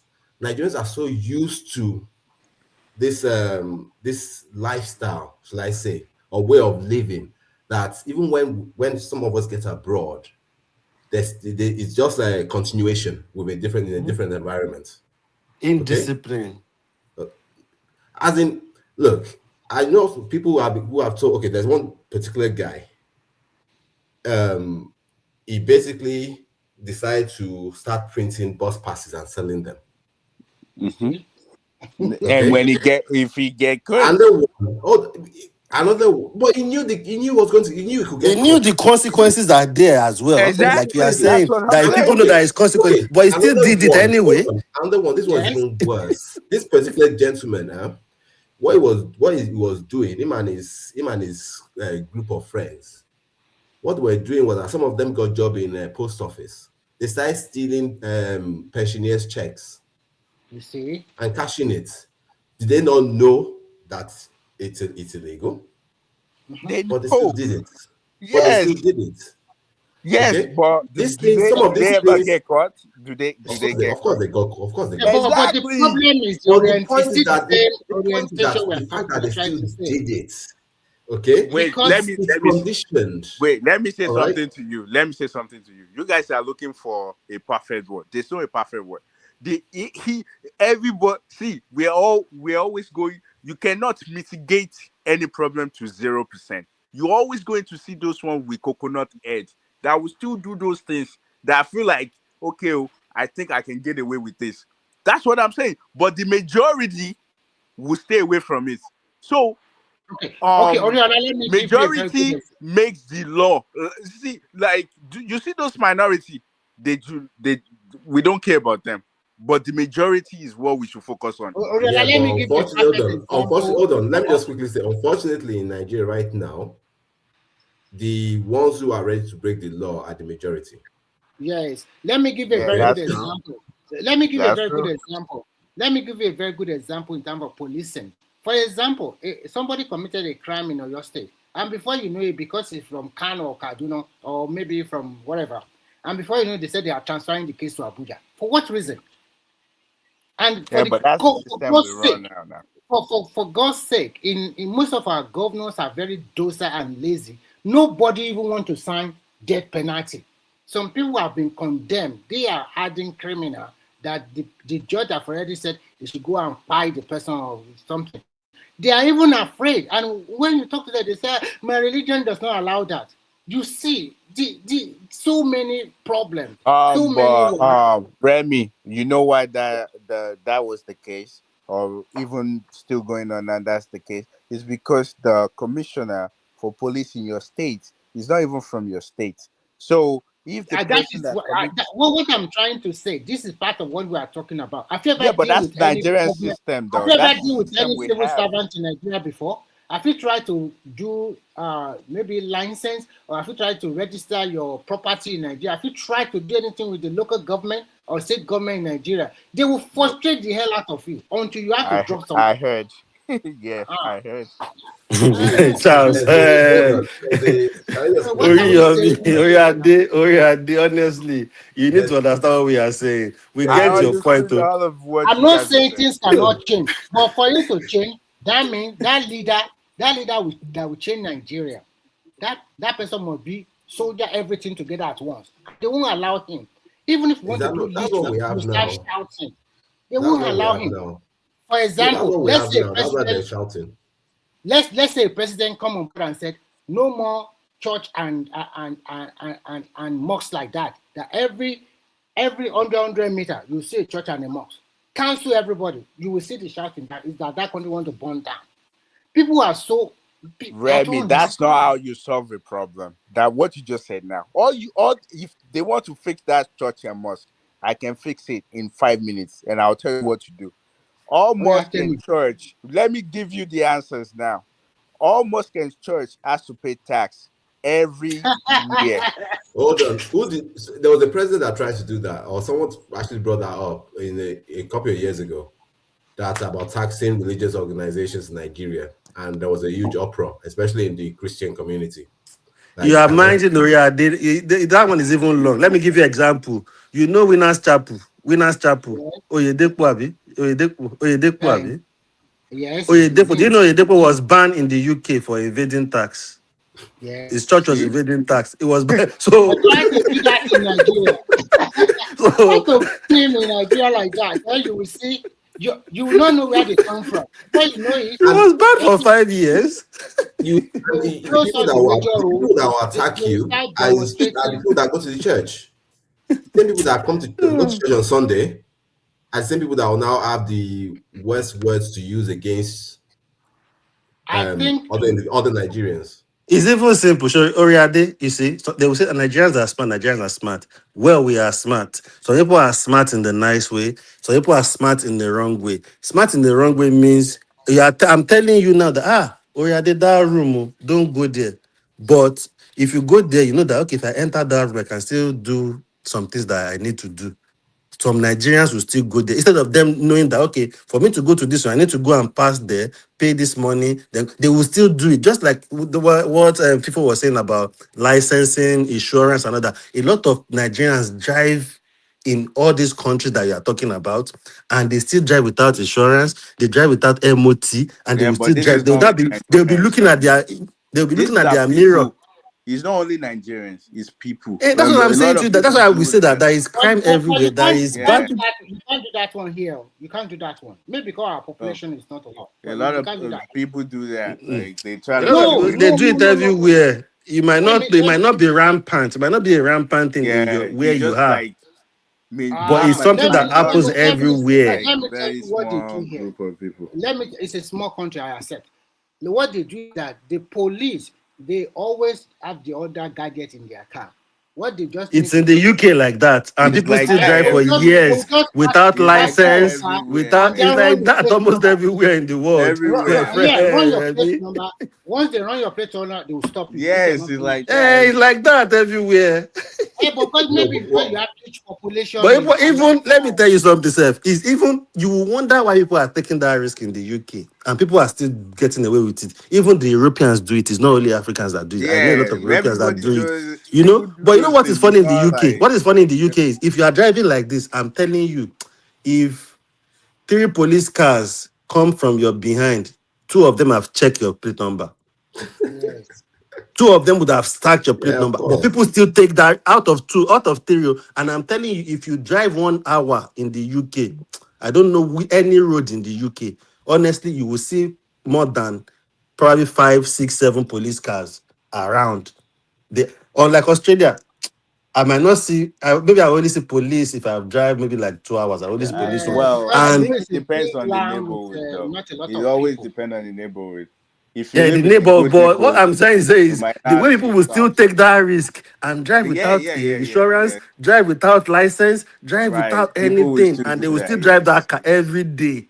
They will Yeah. even go and drink when you know they can even be doing That's Do true. you breathalyzation know? at a point. Do Yeah, you so know it's to not just get a driver Nigeria. license A in lot of people Nigeria? will still try to take that risk. Guy, Even I mean, if you want the license now, even I Oh, have a thank you. friend. You see what And I'm that is saying one of now? the most I have a difficult friend in things in this Nigeria. current He works at road safety. If I need a license, I can tell him to help me source a license out and owe them out. It will be verifiable. All right. So can you agree with me now that you are also one of the problem? I'm not doing it, but I'm saying it to you. I'm saying that's why I'm look, saying to you that look, our institutions have loopholes. Nigerians are Yes. used to that life, so it's hard for Yes. them. That's why when you will see they get to another country, they still want to Yes. continue that life. It Yes. takes a lot. for That's real, why man. Remy was No, telling it's me not that just Nigerians. It's sometimes is everybody. how you are brought up, your Everyone. orientation, No, how I you are think it's taught. Orion, Because everyone. hold on. me now, I will get to somewhere. When I got to the UK back in the days, 2010, I know people doing food. If you know what food mean, I don't want to. I know people doing food. And they started thinking, this. So I started thinking, you know what I remember straight? I remember before my before my granddad died, I remember him saying, don't spoil the name of the family. Once I remember that alone, bro, I ignore those guys. I don't even go to them anymore. When you even call your parents from Nigeria, their last word, most time we always say, Mom, don't do this, oh, Eh, don't do that. Oh." Remember where you Especially come your from. mother, always continue you to tell know? you that every now and then. You will not do. You That's know, the only Look, so but now these days, parents will send listen, no, parents will send a child to school. They send you to school instead of them to be making you, giving you, telling you, remember the child of who you have. They still expect that girl you sent to uni to be the one feeding you. So what do you expect the girl to do? He will do aristo, he will do Of olosho, he course will do not. prostitution. That is the kind of society we have now. A society that a parent will go and look for money. They've not eaten, no, but will look for money, buy laptop, look for somebody you know that does Yahoo and say, please help me teach my boy how to do this Yahoo. That's well, So the kind of society we have it's, now. it's already Nobody's messed when I up. thinking, this guy has a good job. Please help me mentor my child. Nobody's thinking Nobody. like that. They want that fast. That is the system. That is how people are. look, That's what we are trying to say to you. So even if you are trying to do the right thing, when you are doing it, they will hate you for doing that right thing because it Exactly doesn't when suit their that mentality. What you are saying DOG, is right if there is consequence, but yeah. yes, when that look, the Tinubu talk about cara business, she is referring to petty traders, people that Exactly. She's not saying she's not everybody should referring to do the it. elite. And then you She's not say referring to maybe everybody. She's not referring to the graduates. But she's that not just referring shows to you. For example, I will go on social media, I'll go on Instagram, then I will see something happening in House of Representative, and I will see 500 likes, 300 comments. These are the things that concern Nigeria. On the same blog that posted it, you will see Casey divorced his wife. Casey is now married to maybe Two-Face wife. You will see one comment will have one comment alone will have 7,000 likes, and you were thinking, so people have this time, but they are not paying attention to the things that matters to their life. That House of You know Representatives what? where they should have come out and even say, this thing, no, this should not be like that. People should voice out, come out and set ring light on Have it. you No, ever seen they Jim? rather Have set ring That's why light they're on giving you us ever Two-Face this seen? marrying another Olodo wife. uprising Have thing. you ever You seen know, Nigerian Exactly, youth? Olodo uprising. Have you ever seen Nigerian youth going to the National Assembly and protesting against them, telling them, no, you people should become part-time lawmakers? And that's another thing. Do you know how how they misjudge every statement people say? This Olodo uprising is not about people that didn't go to school alone. No. There are people that went to school, like what people are saying, that they are still Olodo uprising. No, you know, that's the problem. That's the problem we're having with Nigeria today. A lot of people are, that's why I keep saying, I said earlier that a lot of people are not educated. It's not that they didn't go to school. But today, or maybe I used the wrong word, maybe they're misinformed, like We you should said. call them A lot educated illiterates. Okay, educated illiterate, right?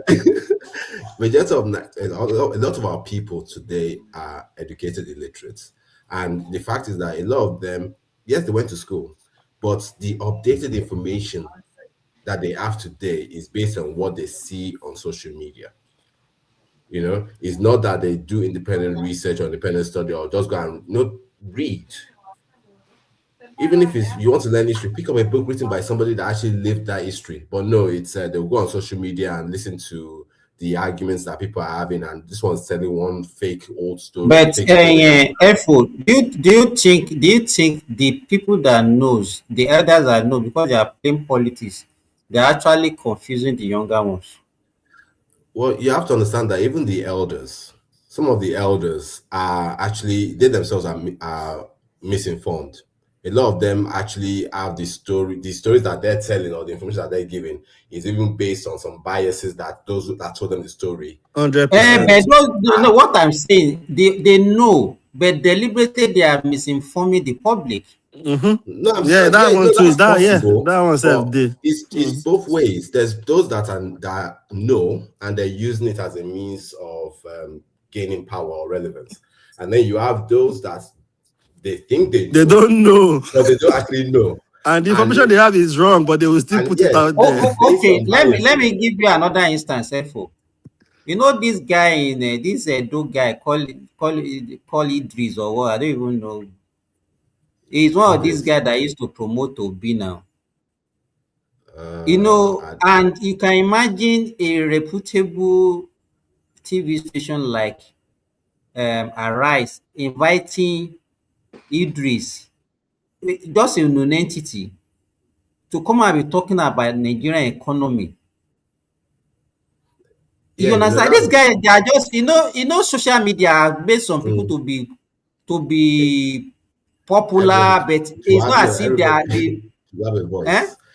I think no, social media has given everybody a voice, but you know that's what I was saying, that it's not everybody that is educated that knows what they're doing. You understand? So and then you have to think about the Hey, but biases. do Like you want to tell me? Arise, No, wait now. Don't yeah. let us be blaming, because let me tell you, if you have a TV station, you understand. I think you can't tell me that the owner of this TV station and the people that employ does not know the people they supposed to Yeah, be invited for event. That is what is, we are doing a lot of harms to that our country. You yes, I understand? understand Because that. some TV stations deliberately they will be inviting people that have been misinforming the public, because whatever they are saying is what they are actually selling.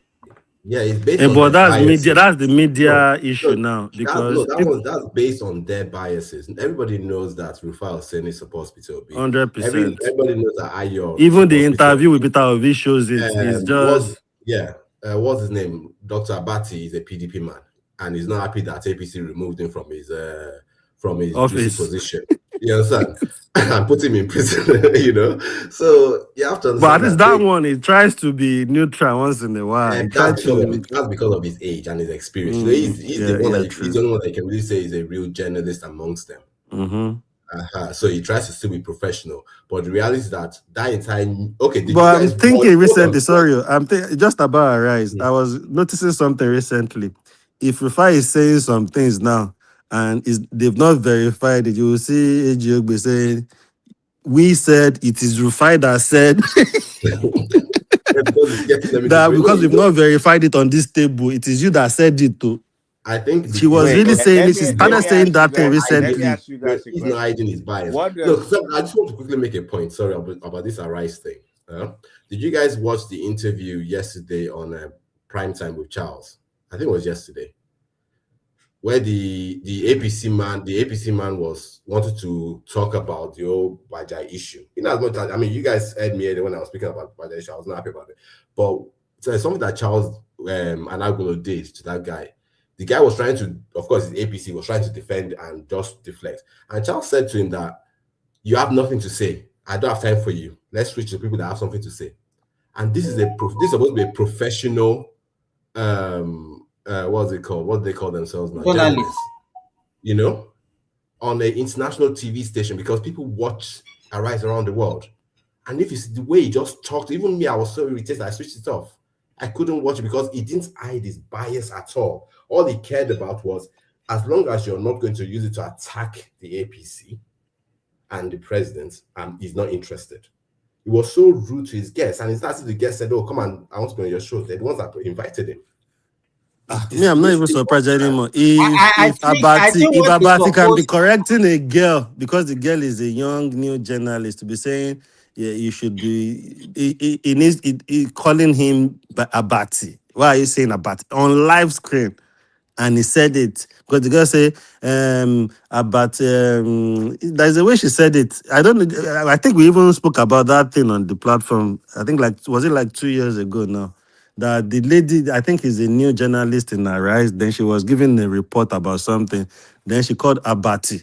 Then Abati corrected that. Why would you call me Abati? I'm clinical Dr. Abati. You should put some respect. You can't be calling me by my name. And I'm thinking, oh my God. These are the same people. These are the same people when they want to talk about the president, they'll just shout Tinubu anyhow. Abi, they will talk to him anyhow. When they want about Peter Obi, they'll say, I'm thinking there should be a bit of professionalism. At least even, why do you need this respect? I don't watch CNN and the person is saying, because you're a young guy, why can't you call me? Why are you calling me by my name? You should put some respect. I'm holding off. By the time you were born, I've been Abati was saying that, and I'm thinking, are these people okay at all? Those people are not professional. They pretend to be professional, but really they're not. This guy is the only guy that tries to be professional. Shehu. But I think and a lot of them hate him. They hate him. No, Shehu has even become. They will I raise think generally Rufai. about what we are discussing about.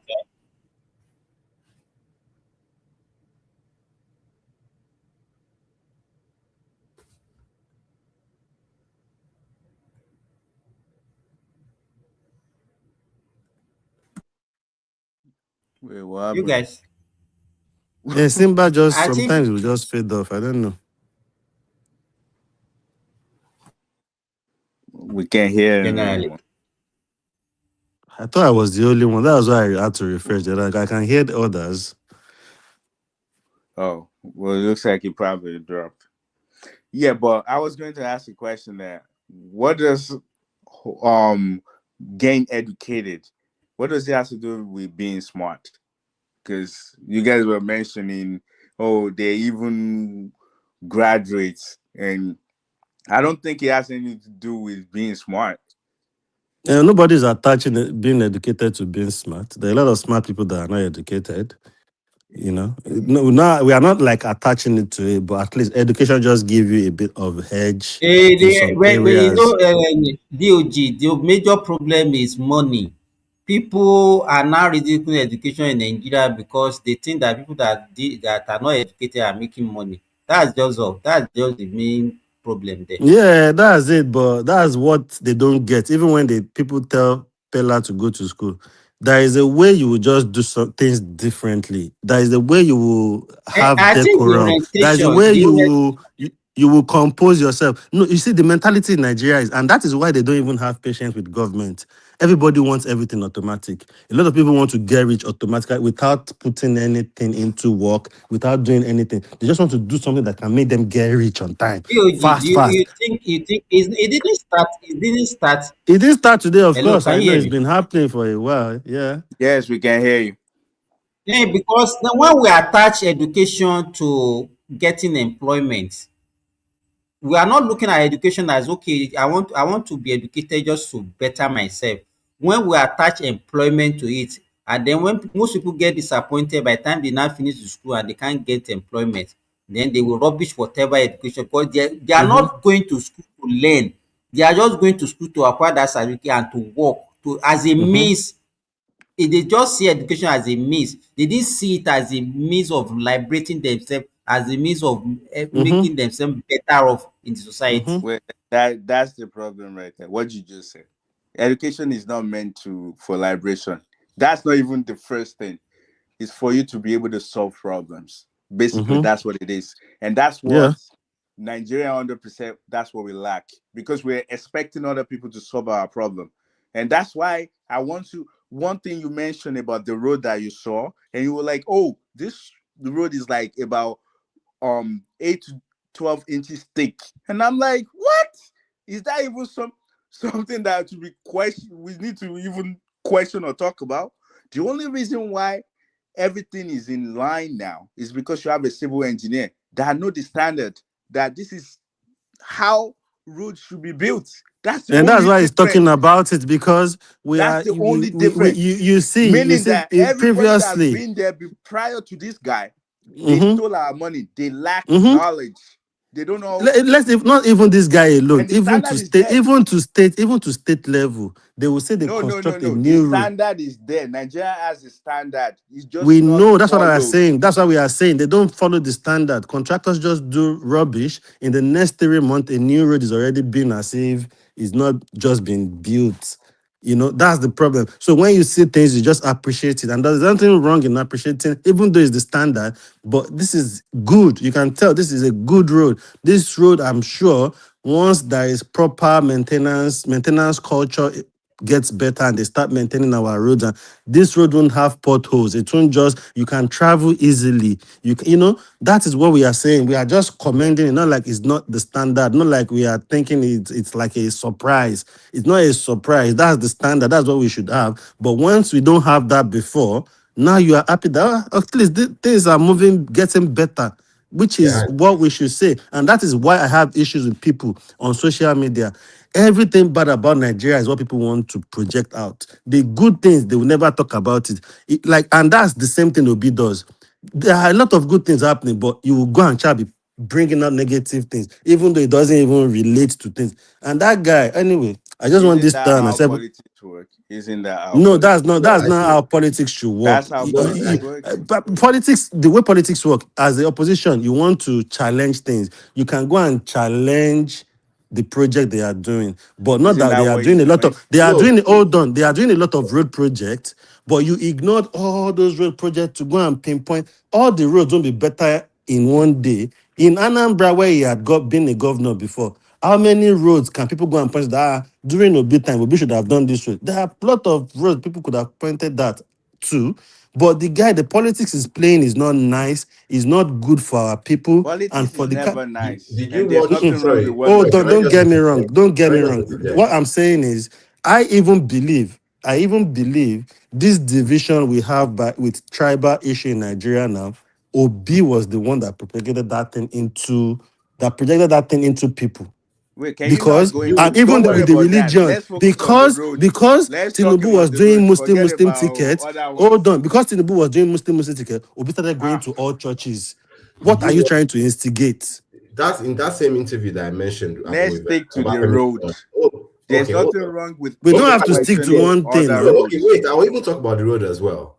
But I just based on the last thing you just said, that interview that I mentioned with Obafemi George, you mentioned about the investments they made in phones and influencers. About how they're going to getting involved from China to give influencers to be yes, exactly. So they did they latched onto that those divisive and it worked because we use social media. It worked. Yes, one day I don't know what I commented because my profile was on private. Hold on, that's not what politics is. That's not what politics is. That's not how it is. You don't project people to be hating each other. That's what they do even where I live. They do that on the daily basis. Politics. That's not the politics. Okay, maybe where you are, but in Nigeria, that's not the politics. I've been in politics. I've been in politics since I was young. All these people that you see in politics, most of them came through my house during political meeting. I've been following politics since the day of SDP, NRC, and all that. This is not how politics used to. This is not how opposition politics works. It is when Obi started it. And that's why I'm just praying for 2007 to go easily, because that will be his end of his political career after this 2007 election. Because the division that guy has caused with his style of politics, which is a crap style of politics anyway, is not getting him anywhere. After the road issue thing about that road in Asaba Benin, the part that spoiled, you know, the Minister of Works gave an interview and he said something. He said, it's not about you criticizing. Okay, if you see a portion of the road that has collapsed or that has failed, why not just say, okay, this portion has failed, Minister of Works, you guys need to come and repair this. But not attacking and saying, instead of building the coastal road or the Sokoto Badagry road or the other major projects, the other legacy projects, they should focus on repairing the inner roads. Whereas that road that was complained about was actually being repaired. It's just that they had not reached them. You know, and that's he likes to create content with stupid things. So can I say something to you guys? Can I say something? See, he is coming out and pinpointing all the faults that they didn't do this road is bad, whatever, they shouldn't build the coastal road, they shouldn't not like they are. You are not listening. No, let me say something. You are not. I think you are a Obi supporter. You like Obi. You like Obi.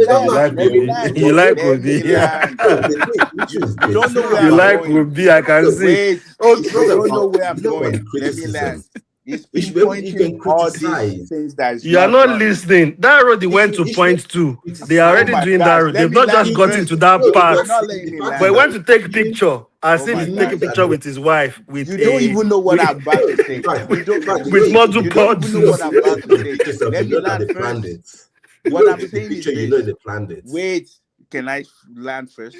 What I'm saying is pinpointing and saying, picking out all the faults. Guess what? Did you look at the pictures well? That's my annoyance. Did you look at those pictures well? We already know what you are saying. You don't. It's challenging them. It's challenging them to come and do it, right? But that's not the way to challenge. Not going to. The way motion picture with module puddles. Can you listen to what I'm about to say? Did you look at the picture? Let me finish first. Hold on. Let me just ask that question. Even though well. Hold on now. You've asked your question. Let him answer you. No. I didn't ask my question because you didn't let me land. Ask now.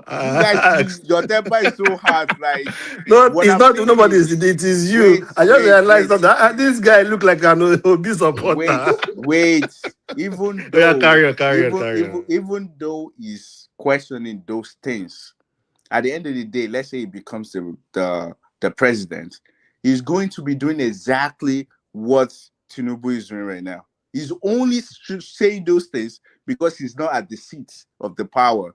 That's why he's doing what he's doing. But by the time he gets there, all the coastal road that he's telling you not to do, that's what he will start doing.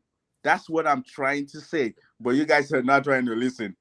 Obi don't have that brain. He doesn't have that plan. Obi wants to go from consumption to production. Let me tell you, when China went to China, will not do the landmass of Malaysia is this. The reason why Man, Igbo you is guys just are so caught up in this Tinubu stuff, man. caught up. Is They wouldn't the even let person me you're talking land. about. Because you can just tell who has something to offer and He who won't give doesn't have those anything to projects. offer. He A will not give those politician, a projects. opposition politician will come out and tell you this policy is wrong. This is the policy I have that will counter this. And people that have brain will think, okay, this policy, that is how you do politics. Not they are doing coastal road, doing every road. The same road you are on, they are already doing the road. They've not just gotten to that part, but you went there to take motion picture with You model look at the produce. picture. Politics is You look nothing at the new. picture, the It's quality of that politics. picture. They were prepared. Of course. They were prepared. It's It's like his team had politics. It's identified nothing new. that That's how they location. play it. But the thing You is guys this. get used Hold to it. on. The thing is this. There is that kind of negative, destructive politics that they've been playing since 2022. Where has it gotten them? Yes, it attracted a lot of angry young Nigerians initially. But over the last 3 years, a lot of young Nigerians that were angry back then because of NSAS have left them because they're no longer angry to that extent. Anger goes. And so what are you now going to use to continue to fan the flame? When you're all they know how to do is play that destructive politics. And then when you're talking about, oh, Peter B would do this if he was president, he would not. You have to look at the antecedents, you have to look at the history. Both the president and the president's candidate of the NDC were both governors at different times, but both governors nonetheless. It doesn't matter just because. Hold on. Let me finish. Hold on. Let me finish, please. There was a interview I watched that someone was talking about the free trade zone, like a free trade zone, and in that interview, the person was talking about the fact that when President Tinubu started that project in 2006, the people there became PDP supporters because they felt that he wanted to steal their land for their retirement, for his retirement, because he was leaving office the following year. By 2015, when the value of land in that area went from 3 million per plot to 100 million per plot, those people by 2019 started voting APC because they now saw the value. Now let's look at Peter Obi. When he was governor, aside from one major, I think it was a 10-lane road that he did. That was the only big project that he did in this entire 8 years in office. Okay? Till today, I've been looking for it. Nobody has told me what happened to the interest of the money accrued from Fidelity Bank that he kept when he kept the state's money in. Because he said that he saved the state's money, right? But they've never mentioned, okay, this is the interest that was accrued on it, and this is what happened to the interest till today. And nobody seems to be asking that question. Why can't you tell us, since you said you're Mr. Integrity, Mr. Saint, that you did not steal that money and it was not for he left money, then gave contractor protested check. They will still go and take out of the money. He puts the same money in a bank where you have a share. You are a shareholder. Where is the interest of that money? They're now talking about Euro beer, so everybody will get drunk in Anambra. The fact is they're not on the same level, and I think it's actually. How can you even invest government money in a private business? Yeah, we all know that. Not on the same level. We know that. Like, so where's the comparison then? Yeah, I would never compare. So you're just following Obi for. He says Obi is like a man that. Obi, hold on. Obi is like a man that wants to date a woman and is weighing the woman. He's saying the things that you people want to hear, not like he have ideas. He only says what you people want to hear. He doesn't have ideas. Where has Obi stand in the last 1 year? Let's even use 1 year. This government has been there. Hold on. This government has been there for 3 years. In the last 1 year, tell me where Obi has stand and say other policies that I think is better than the policies going on now. Then the interview with Rufai, I was so pissed because number one, every time they ask each other, don't worry, it's not rocket science. When we get there, we will do it. You don't tell me that, and I believe I want to go and vote for you. I need more. I need depth. I need to hear that you know what you are saying. You know what you want to do.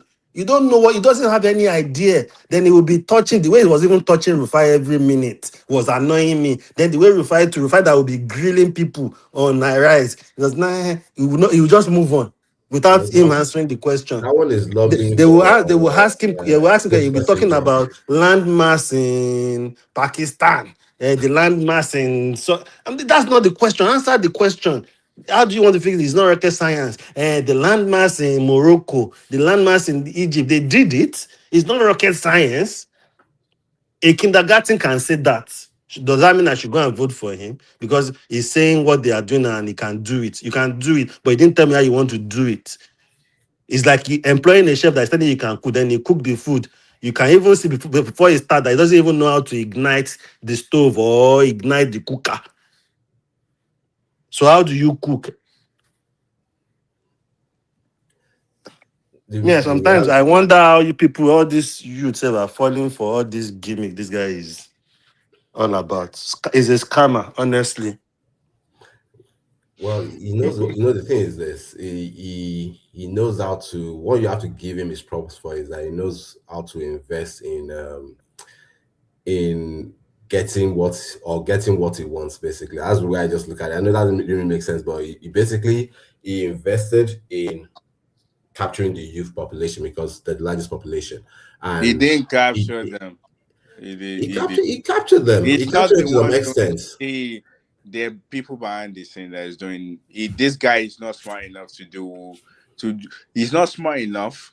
You can tell when he's during the interviews, you can tell like he's not smart enough. He doesn't have knowledge of exactly what he wants to do or Thank how God, things at are least one supposed person to that Thank God, supports Obi can tell. thank At God, least, even though you that support him, at least you No, I can don't pinpoint support that out. I don't think him. no, he doesn't. I We're don't think he only supports having Peter Obi. I think conversation. it's Yeah, I'm just just being. joking. I'm It's just just being. joking. And I don't support I don't support him, and I don't support Tinubu either. Like there are things that I have different point of view, like how things should be done. But to be honest with you, Nigeria today is like one of the big fish that can actually do something in that country, because every other past or current governors or so, I don't know. Maybe the only other guy would be maybe Donald Duke. Everybody No, else, I don't know. Donald Duke, okay. Donald Duke. Did you know his antecedents in Well, politics when he was from governor? everybody talking about how he did something. So I'm He just saying, only I'm did not Tinapa comparing now. the two of them. Everything that he did has failed. Well, There's no- yeah, we know. But I'm Tinapa and just saying that I'm not they failed. comparing them. I'm just saying, I think but Donald Duke is just the name. People like the name.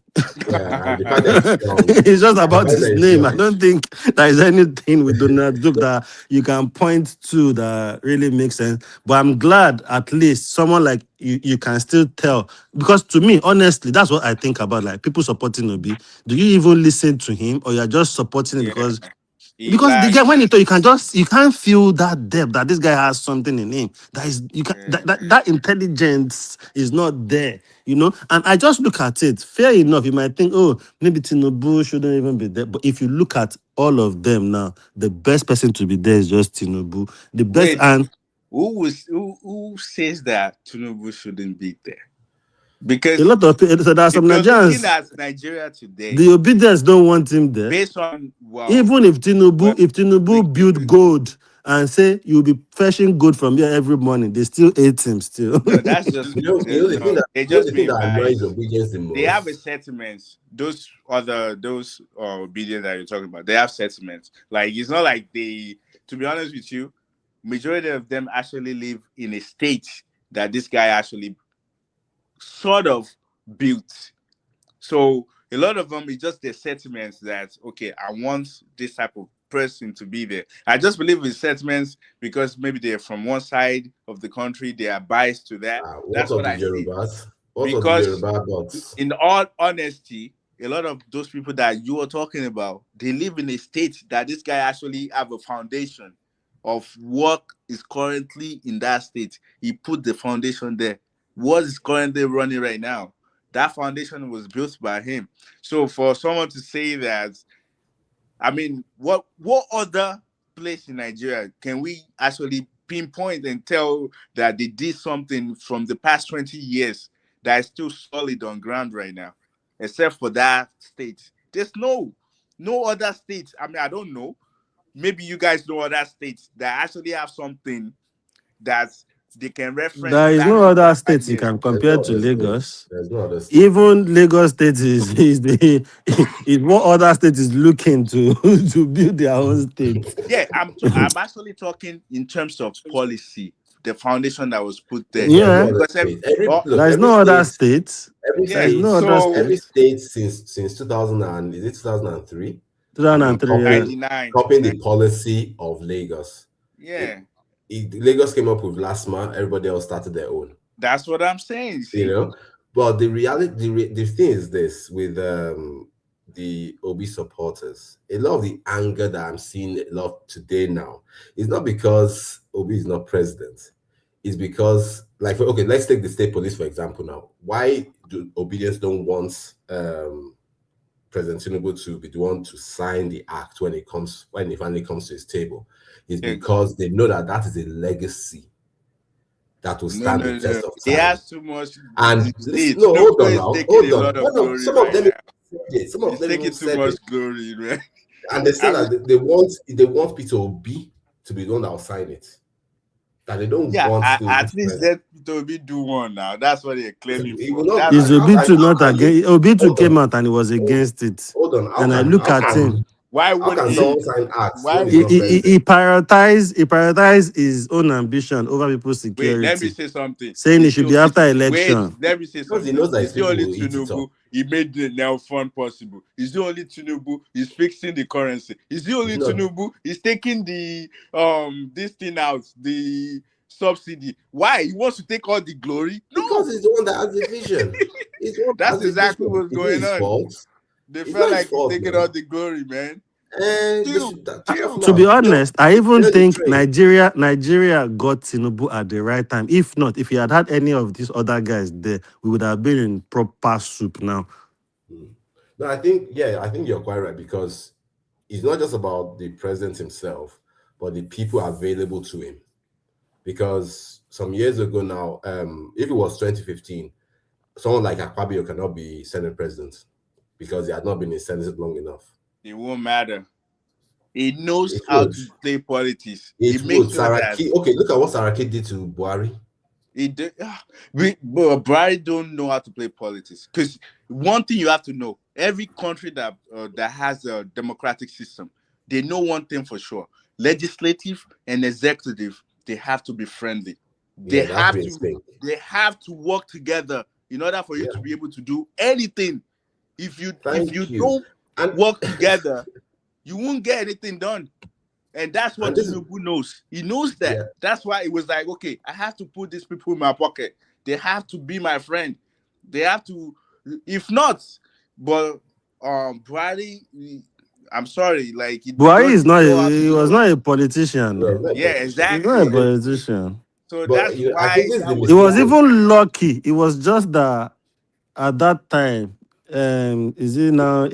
It was needed. That was just it. It was needed. That match, that CPC and AD coming together was very necessary. That's the only way they could have done it. Are you telling me that if to say Bukola is still is the Senate president now, don't you think Tinubu will find a way to work with him? He would definitely find a way. Of course, he's a strategist, but he would rather put he would rather put the person he wants there. Smooth. Man. If you see what I understand, what I've seen about Tinubu is, even though you can still make somebody work with him, he would rather not give himself a headache of that, not knowing. He would rather not do something that he's not sure whether the person can switch. He would rather put the person that he thinks he can align with. Look at the way he brought Uche in. They didn't even push Uche. He didn't even push Uche. Look like the logic. He didn't even push Uche. He didn't push Uche to leave PDP. He just appointed Uche. He still stay in PDP if he likes. Let me correct the notion that you just made. He did not put the Senate president there. I didn't say he put him there. I didn't say he put him there. Yeah, I just said he would rather work with people. I think even though he forgives, he brings you back in, he still aligns back with you. He knows what he's doing. He would rather prefer to work with people that will make it smoother, and he would have planned himself ahead. He always planned himself ahead. People that would think that. That's why I agree with FIFO. That's why I agree with FIFO. Femi really fucked up. He really messed up. Not even at this time. this Wait, whole how, thing how coming are out. we sure that that thing actually happened? Because Name should not even It be happened, mentioned. and there is no way chief no, of I staff don't want to. believe. There is no way chief of staff won't know about this. Okay, let me give you antecedent. Did you remember that when at the beginning of Tinubu's tenure, some people were saying Baja was collecting money in order to give people posts, and Mm-hmm. Tinubu came out and said, "I believe in this guy." Don't you think they're playing politics? I believe No, it's not someone. very. It's meant to do that. What? That's the best way. Did you? He did. It's like when you He watch a did football not. game. Hold on. It's like when you watch a football game and your team has just been given a bad beating. Do you think the manager will come out and say, "Oh, this guy was bad"? This guy. They have a way of polishing how they do their is it post match I don't think so. interview. I think There is a there's some way they people polish playing it. Then when they get politics. into dressing room, and if you notice, anyone that has come out to just trash his team in with media, there is always it always backfires. So that's the best thing to do at that time. Even the Femi Gbajabiamila, didn't he say what Tinubu was saying to him with what was this Desmond Elliott? When Yeah. after Desmond Elliott, they said, "Oh, the president even called me and one of them. They said, this is your boy, this is your this." Not like Tinubu won't be calling them, but it can't be coming out to be saying, Femi collected money. Well, but this one, I know heads will roll. If Femi is involved, which I think is involved as chief of staff, there is no way this happened under But your that's nose. I think you're Heads I will think roll because you're election is presuming a coming. lot of Tinubu things. will I want don't to be, think he he knows will want to anything. be in the mix of this mess because it will The same backfire to way, him. the same way Tinubu is destroying other is getting into other people's business when it comes to other political parties. Don't you think people are also finding a way to disrupt his own political system, his own presidency? Don't you think people are working their own day and night to make sure that Yes. they put a mold That's and normal. destroy No, it? it's not. Yeah, Exactly. no, That's it's what I normal. think is But the thing going is on. That's this. normal. But the And I thing That's is what I think this. think is going on I here. think if anybody will know that, it is Tinubu himself that will know that a Exactly, lot of but But people that's will what be what I'm I saying. think working is going against on him. right now. But that's why I'm saying for this and at this point in time, close to elections, bro, heads will roll. Why? No, the way I Heads see, will. the I'm way I just see waiting it, for. Is it July the 13th, or when is the next hearing? That's when you will see that guy will probably not get bailed again. He'll probably get locked up because that's the first statement. I'm sure no, the first. But this is the presidency but will be that pushing same for guy. that. They should first lock the guy up. Wait, did you Don't know give that him bail. that Don't same give guy? him bail That's not from his that. first time of doing such things. Do you But it's know not that with guy? it's not with government institutions. Maybe it was just trying. Is it not UN. WHO or No, No, something? no, no, he did UN. it with UN. That UN. UN, Yes. that was with UN.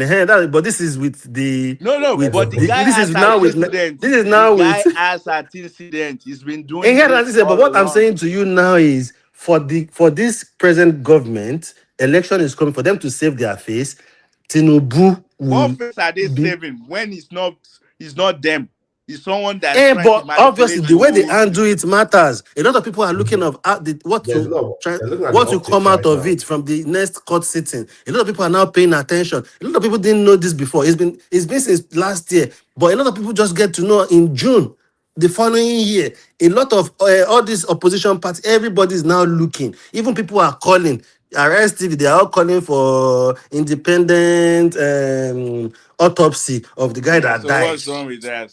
What's wrong And with I'm not that? saying it's wrong. I'm You just don't saying want that them is to be that all accountable? eyes on the case now. Yeah. So obviously they need to be firm because election is coming. This is what they will use against them, and they know it. And that's what we are saying. With the look of things, there is no way. It doesn't seem as if Femi wants to know something about it because he's the Ah chief of man, that staff. That's why we are you're saying is the presuming, man. wrongest You're time. really you're The scandal is the wrongest time to come out. This Yeah. scandal is the wrongest time, and heads will roll. Tinubu won't take it. It If might. you It have might to be not. sacrificed, you have to be Yeah. sacrificed. It might He not won't take be. it. That's Yeah. the No. think It might that's the not you are main be. It might thing not now. you are be. concluding on things too It might not soon. be a action kind of sacking. You understand? It might just be a quiet Yeah, resign, then sideline. go and face the case if your You name look is at involved. this guy. What's his name? Wale Edu. Mm-hmm. When it seemed that like contractors were complaining about not being paid, and it seemed like work on certain projects was being slow. You saw what they're doing was quietly moved aside. And I think even before it was quietly moved aside, there was that story of him having ill health, first of all. Mm-hmm. You understand? So it's possible that they actually brought this out to look at how they can move him aside. You Mm-hmm. understand? Because of the whole brouhaha around it. But let's Yeah. wait and see. But for me, if it's for me, But how are you sure his he's name should not even involved? be mentioned. I'm not saying, look, I'm not sure 100% sure, but the fact that his name is mentioned, I'm But not happy but don't about let it. us deceive ourselves. In all of this, as chief of staff, there must be something you know. There Yeah, is no way the guy because the got fact that so it's the one that so. reports to the What I police. think was the connection with Femi is probably the guy that is now dead Bro, There's a it's guy, because there's he was the somebody. one. That guy was the one. Now this guy is Wait, there's claiming that somebody was. dead. Yeah, there is a guy. So the guy they caught now, that is the DG, is claiming the guy that got him the appointment letter is the one that is now dead. They said he was dead, maybe by fire or something. So yeah, that's why no. people are saying So that how come he died 5 days ago to the time of when they when they when they discovered, caught him. So yeah, that alone again is tricky. That maybe they killed the guy. Who knows? yeah, no. You know. Basically, you said that there's a go between. So because they asked him, did you personally meet the chief of staff? He said no. That was another But he guy. said he has evidence. That's where Yes, Femi's name yeah, now came yeah, in. yeah. That he has Like you evidence said, of the chief of staff asking for money. yeah, and know that the initial tranche, the first tranche of the money was paid through that guy to the chief of staff. I think it's 400 million. Mm. Yeah, and then there was a second batch tranche of money, 200 million, that's supposed to be paid. And it But was what me supposed I'm thinking is there is no way that guy I've just thought about just involving Femi's name. It could have been any other person now. So yeah, why his why name? yeah, So why there the must chief be of staff? something, and it's the chief of staff. Yeah, So why the it chief kind of of aligned in a way, if you get yeah, what I'm no, saying. because That's what I'm saying. It naturally, really messed up with yeah, his Well, to relationship me, with the to me, president, it doesn't with how the align. I president just really believe in valued every him, policies. with how the It doesn't president align changed to his me. life from coming naturally, from the US yeah, and with that kind of scandal from the no, US as well. naturally, because if you want to cover it, that's the Prince guy that says he's a DG. Bizade If you Yemi or want what to, is yeah, it? if Somebody you said, want be to, careful of the people that call themselves Prince. if there's no link to the chief of staff, the reality is that that appointment letter is not issued by the chief of staff. It's not issued by the office of the chief of staff. It's issued by the office of the secretary to the government.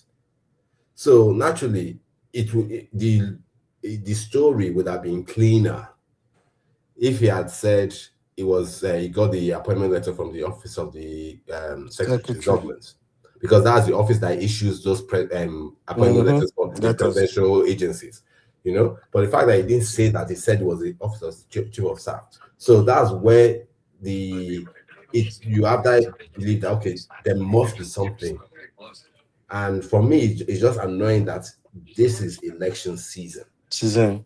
And it's not, it shouldn't be even have been Femi Gbajabiamila Exactly. because people know his relationship and how Tinubu valued him a Mhm. lot. So, If he's involved, Tinubu will be very disappointed. yes, sir.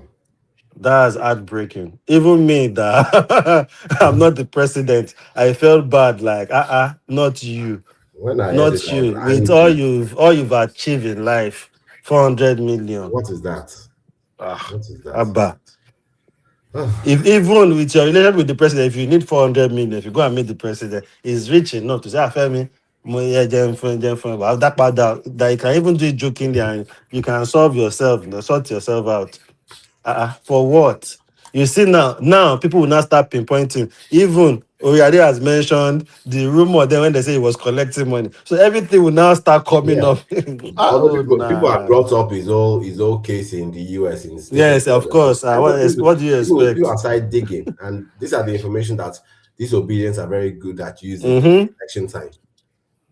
That's what I'm saying. The So president won't take it lightly. I wouldn't Heads be are gonna surprised. roll. I wouldn't be surprised if it's the obedient that even leaked it, because this thing Well, has been on I only since. mentioned it because it was a rumor, so I don't think that. No, it Well, was not the obedient. So apparently, Yeah. the guy, the DG now, his office is NIPS or something. So that's the part of what they should be doing is what the guy is doing. So I think they started investigating, thinking, what's going on? So that's why I'm thinking, if Femi knows about it, why is Femi the one telling right? DSS to investigate them Okay, again. so let me say something. So when you look up one of the video that the DG guy did, when you look those where he brought some of the foreigners in, Mm-hmm. those rooms are so very tiny. They're small rooms. Like you can see. I mean, I'm reading the thing. I'm reading the video. You, it looks like it's more like a setup. Someone set something up. It doesn't look like a lot of things that if you have an event and people are freely doing things and you get a bigger room, it doesn't look that way to me. It Yeah, looks but like more like No, someone. that office is big. Oh. have you No, not no, That no. seen I'm not office talking is about big the. now. No, no, The no. guy I'm even not did talking that about the VAT. Did you office. see his advert? Did you see his most of I'm advert? not Bola's talking about the office. I'm talking about yeah. some of the places they have events. They have events for some of the foreigners. They came there. I saw when you look those video, it doesn't look like some of events that generally when in Nigeria they will have events like that. It doesn't look like it. It just looks like someone get a room together and have some people invite them into like a little room, maybe like 10 by 10 You see the problem now. room. I get what you're saying. The problem now is not even whether it's not using that office to even do other I'm not talking about activities. office. I'm talking about the event The room. Oh, event, yeah, the they office it have has the event. so they That's what have I'm places saying. that they were You see now, meeting. holding that position alone for somebody that has that kind of mindset, he probably has another office that is using to now use that office that he has with the government that he claim he has that he has gotten an appointment letter with to now use the office to start doing other things on the side for himself. So that's why those setups can be like that. So he can be bringing some foreigners in as well to be doing other things with that office, with that power in that, with that position that he claim he has. And when they know they Okay, I think one of the thing that is very easy allegation you can make in Nigeria that people will not even bother to verify and believe is corruption. When you say Yeah. somebody collected money from you or you did somebody collected money from somebody, people will not verify. The next thing everybody will just become. Because I think we have that mentality that everything and because about us. everybody does it now, is our way And of life, like we are saying. that DOJ, that's what it's telling you. Your mentality with that is wrong. You And shouldn't it's wrong. have. And that's what we are telling you before that our mentality, Nigerian, average No, can no, I Nigerian no. contribute? mentality. Now you are agreeing. No, You are you agreeing to are what we quick are to saying. you are quick to conclude that he's actually he might be complicit. That's what he's saying to you. That No, you I'm not shouldn't saying. rush to I'm not conclusion. saying. Allegedly, they accuse him. That's what he's But saying now, to you. No, hold It's on, not. hold on, hold on. Don't get me wrong. Go. Allegedly, they accuse him. And if you look at the way that guy would have been able to set all that up, get appointment letter, it looks like a chief of staff probably knows about it as well. That's So not if his true. name has You now can't come, that's what conclude. people are putting together to now say it's probably can I true. It's contribute? you that you're putting it together. It's you. Yes, And not can I only me, a contribute? lot of people will Can put I it together like No, can I that. I Did you contribute? didn't. guys watch? Coming. I Sorry, didn't. did you guys To watch me, the? to me, I think if that setup was real, it might be people in chief of staff office. Those boys, small boys can run it, okay? Because, and I think at the end of the day, that guy will change his statement. Go and write it down. That Remy, idea, make Remy, they will so you change don't think everything. opposition is doing this? You don't think the No, opposition are no, no, doing no, right? No, it no. has nothing to do with opposition. Not opposition. Some boys, that's what they do. You know, let me tell you something. I used to But study for why is it that Remy, this thing started in September? By November, the guy has already been taken to court, and the yes. case is still pending in the court. So, what is the brara? What is the argument now? That the And I issue because the think name now, of the chief of why is staff it has come now? out now. because the chief of staff and the guy even said he paid 200 million by process. He did not even say he gave the money to Gbajabiamila. So bring out So it your might be you process. are right. It might be people in his office as Bring out well. your All process. those When you boys. bring out the process, because that guy Adeyemi also know that they are running a scam. He knows it. Of course. And that's why they will try at him. You either go to jail or change your statement. Nothing is going to happen to Gbajabiamila at the end of the day. So because it's some boys under his cabinet and some director in the maybe head of service department. So But But that I don't aside know why. that, though, Remy, But aside that, is Georgie, the chief of Georgie, staff. Yeah. why are you saying that the money is small? I'm No, not I saying just the feel money is I just small, feel hold on. I but didn't say the money is small, but for somebody of that caliber and in that position, and to the share his relationship we have, everything. the We relationship are we not talking have about. with the president, for you to Yes, be part of that kind of scandal where you that create is an it. office, I don't think he needs Yes, to go that far to make that kind of money if he wants to make 400 million with his position. I don't think he needs to go that route. Let me That's tell what I'm you. Let trying me to tell you say. what. That is Let me tell if you he's what you don't involved, know about. because we Let me don't tell you even know what. if he's involved yet. One of the reason. Let me tell you. One of the reason why politicians are corrupt is not only they don't. It's not because of them alone. yes, They wanted that money to maintain to make themselves to continue to be relevant. yes. Because they know You are that right. with that money you cannot sustain yourself in Nigerian politics. You That are is it. right. And I think So that kind of they crime. don't joke with any shishi, any kobo coming from anywhere. Well, Let me tell you 100%. I something. agree. Any I one of agree. you, have you watched the movie House of Cards? If you have Yeah, watched the the movie series, House yeah. of Cards, is that one in America.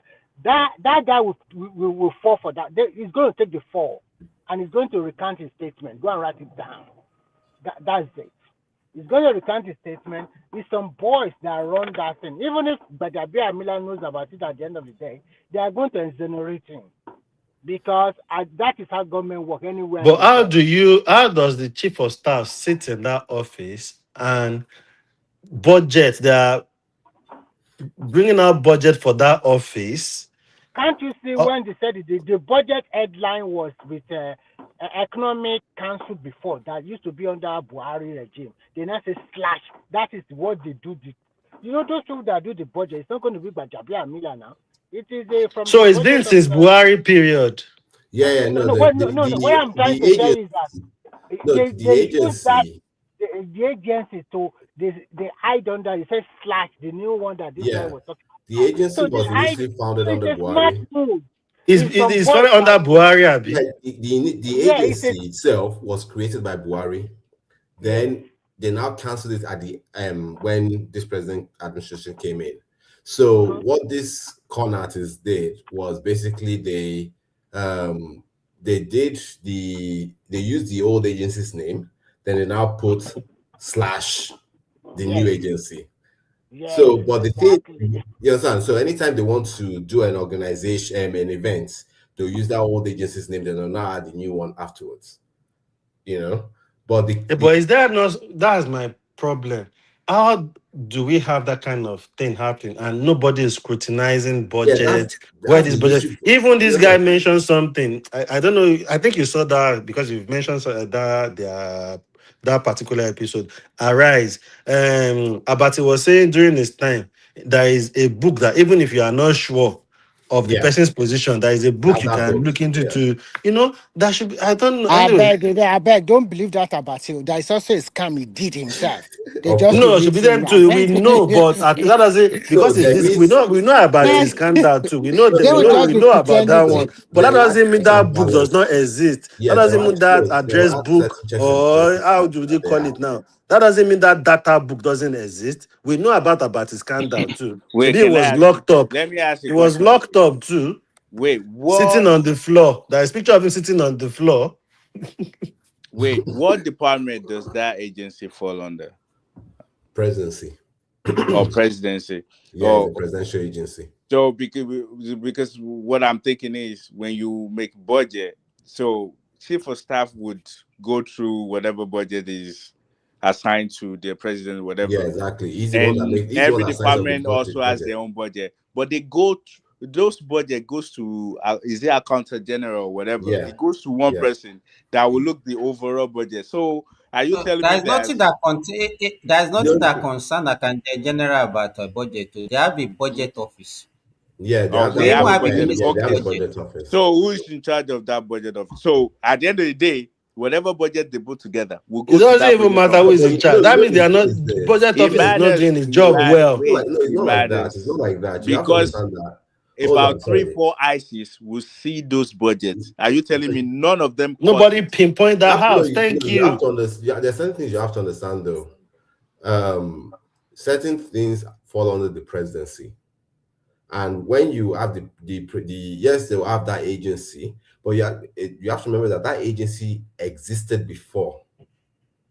So unless the person is not up to date to know that, okay, this agency has been disbanded, you know, that person will Yeah, just but assume it's wait, a my continuation. own knowledge. Good morning. Good morning. Wait, with Good my morning. own knowledge, with my wait 1 minute, please. With my own knowledge of budget, I don't think even like appointees usually have a lot to say when it comes to budget. It's usually those that work, that their career, whatever, that works in that presidency will put budgets, because the cook will bring their own budget.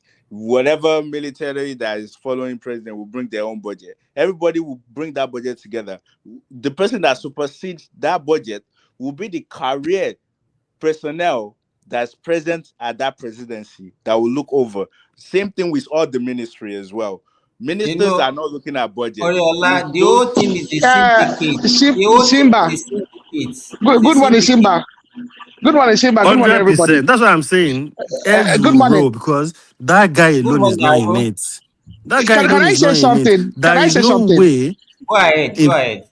People There are is no saying, way a situation like that exists. Georgie, can you no, hear somebody is talking? no, Can you hear? let No, him I finish. can't Let him hear the finish. person. Sorry, carry on. Oh, sorry. Oh, he can't hear me. I think the problem is this. This Yeah, agency I is can't hear that legitimate. person. That's why I keep Oh, refreshing. really? I think you can't hear me. Can everybody else hear me though?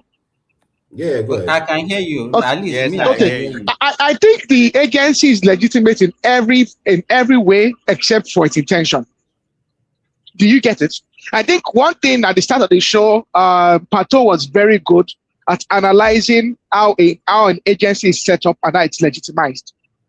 However, the intention of the people that set it up was fraudulent. The problem is this: the individuals that are meant to scrutinize and make sure that. Sorry. Me mojuba o. Má dá lóhùn rárò. Ìgbà tó ń wọlé, ta ló kí gbà tó wọlé? Má dá lóhùn jèrè. Mojuba o. VT. Èèyàn láti VT. Àgbọ̀dọ̀. Èmi náà fẹ́ dàgbà. Mo fẹ́ ká bàyẹ̀ ní. I will kick you out. Mojuba àgbà o. Ká bàyẹ̀ yẹmi náà. So I think the problem is this. I think Pato was very good at actually stating how an agency is legitimized, how it's created legally. This agency was created legally. There's nothing illegal about the creation and establishment of this agency, except for the intention of the people that created it and their actions. Their intention was to fleece the government, but everything about it is legitimate. The problem is this: the individuals that are meant to scrutinize and make sure that an illegitimate agency does not exist are the people that established it. So this agency was established by a director, by people who have the authority. It was established by people. So look at it. It was. Wait, let me ask you a question real quick. Let me ask you a question. You said it's legit. However, legitimate in its establishment. You said it's a legit. Wait, you said that agency is legit. However, yes, the chief of staff they put the signature on some of stuff, but he's not aware of those signatures. And you're telling me it's legit. Yeah, that is why I'm saying that. I want you to understand the statement. Oh, yeah, they listen to what they say. You don't understand what they say. You don't understand the statement. The agency is legitimate in its establishment. However, what is illegitimate is the intention of the individuals that established it. This is not the first time it's happening in civil service. Anybody that understands how civil service works and the corruption in the civil service will know that this is not a new thing. Civil servants are the corrupt entities in Nigeria, not politicians. Politicians are angels compared to civil servants. Politicians are angels compared to civil servants. Civil service now. Don't you? This is a civil service agency. The agency. The agency is set up under the SDF's office and was set up using the legitimacy of a director in the SDF's office. Don't you understand? You don't understand. I will give them an example for how people actually don't. Please, can you please tell Oriola that this agency is set up under the office of the SDF and was set up with the complicity of a director in the SDF's office. And I think what happened that brought, and I don't think that you can exonerate Gbajabiamila. I will tell you how. It was set up, okay, legitimately or though corruptly.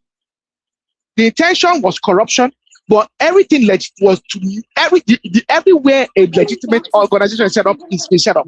Now, what happens now is this. I think when this gentleman that is the director passed away, apparently died in a fire. I think what happened was at that time, Gbajabiamila came to understand that his name was being fraudulently used by this agency. And I think what he then did is he tried to extort this man. And I think it's the fact that he tried to extort him that this guy didn't want to pay the money. And that's when Gbajabiamila then went to whistleblow. And that is why this man is accusing Gbajabiamila of having tried to extort him. So I think what happened is Gbajabiamila or one of his boys found out. Either Gbaja or one of his boys found out. They tried to extort this guy for 400 million. Hush money. This guy didn't pay the money. Gbaja then went to whistleblow, or one of his boys went to whistleblow, and now this guy too is coming back to say that Gbaja tried to extort him. Do you get the problem? Yeah, because I was wondering how would Gbaja know about it, and he will still be the one to tell DSS to investigate. Yeah, so I think what happened is Gbaja found out that his name was being, and then he tried to extort him. I think it's that part of extortion. Is this what this guy is trying to hold on to? I don't get it. Like I said before, it's the boys under him. Because so many people work in the evidence. So, and this is but I might not be involved actually. It might be one of the boys under Gbaja. Under him, yeah. It might be Gbaja's chief of staff. Because remember, Gbaja too will have a chief of staff. Yes. Gbaja is a chief of. So when people talk about presidency, Gbaja is presidency. The way you have to look at the presidency is Gbaja is the CEO of the presidency. The president the president is the chairman of the board. The president is So Gbaja is the CEO of the presidency. The president is the chairman of the board. The VP is the vice chairman. That's how you have to look at the presidency. So any complaint that comes to presidency actually goes to Gbaja's desk. Gbaja is the presidency. So there's a lot of corruption. There's a lot of intrigue in this thing. But I do not think that Gbaja was complicit in the setting up. But I think Gbaja tried, or one of his boys, someone in Gbaja's office tried to extort this guy. Yes. No, and I think apart from that, I think that this guy we are talking about, his hand is also in the cookie jar. Oh, no. This guy that we are talking about, they set up a corrupt, they set up a corrupt agency. Yes. So they set up a corrupt agency, but they legitimized it. That is how it's going to be the fall guy with some guys for this particular scam. Of course, no. Is it a corrupt arrow? Is it a corrupt agency or they just set it up? It's a corrupt agency set up for corruption, but set up legitimately. Because so now it's a corrupt agency set up for corruption, but it's legitimately set up. Everything about it is legitimate. It has been done to the books. But the intention is corruption. What do you mean by legitimate? What do you mean by legitimate? Like the setup is legitimate. They went through the process. They went through the process of the civil service. The process that the civil service will go through to set up an agency. They went through that process. Is he still talking? I'm still talking. That thing is up. You have to refresh. If you can hear me, you have to refresh. So what's happened is this? It's been set up. It's been. We can hear you. If you can hear me, refresh. Try and log in again. If I think it's maybe your camera that is not connecting. No, it's not the camera. It's happening to me. At some point, I won't hear you again, Simba and Madam. Okay, so I have to refresh. No. I cannot even bring him in. Oh, okay. It looks like I can hear you, but we can't. You can't hear the others. It's happening to me. I'm talking now, so I don't know. Can you hear me now? Can you hear me now? Hearing you. No, I can hear you. I can hear him. No, it's happening. You know what is happening? Me too. Once in a while. No, once in a while. What kangaroo? You know, once in a while, Simba, I don't You know, hear let you, me but tell I you, would. let me make you laugh, DOG. You know, Mm. when Australia was playing Egypt, the last this Oh, so you World guys Cup, cannot hear me. I do can you know hear what the you. I can hear Egyptians you are? as well. I can Do hear you you know as what they well. wrote? Do you know what they wrote? They What? said pharaohs versus kangaroo. I cannot hear everybody. Oh my I can hear I God. you. can't hear this Oriola, guy I is can hear talking, but you. I can't hear him. Oriola, me, I Oriola, can if you hear can you. hear any of us, refresh, and come back in. That was happening to me too. That's why when somebody Can said, even hear you guys. I don't So know if I you can hear you we guys. can hear I can you. hear I can you. hear So, everybody. I can hear everybody. Simba, let me just finish up by saying I that can we hear need to you too, understand but that. I can't. Well, I can't hear everybody. Yeah, so tell him to Oriola, refresh. Refresh. go out and come in again. I'll put the link there for you to click. The thing about it is this: if the agency has been set up through the process that agencies are set up, when it comes to civil service, the civil service laws, everything is. I mean, like someone's mentioned earlier, they actually have a website. They have all the letters. They have a CBN account, which means that every step that the civil service has done, which means this was set up with the know of civil servants, top civil servants, and we know now that a top director in the office of the SGF was complicit. Now, is the SGS himself complicit? Is the question we need to ask. So if the SGF itself is But complicit, you cannot also blame. is Wait Baja now. Wait, complicity, and what extent are these Aro, you individuals cannot complicit? blame the civil servant for registering the agency now. But we know it was a No, but director. they Because registered it. They they don't know registered the it to. intention. They don't know the intention. No.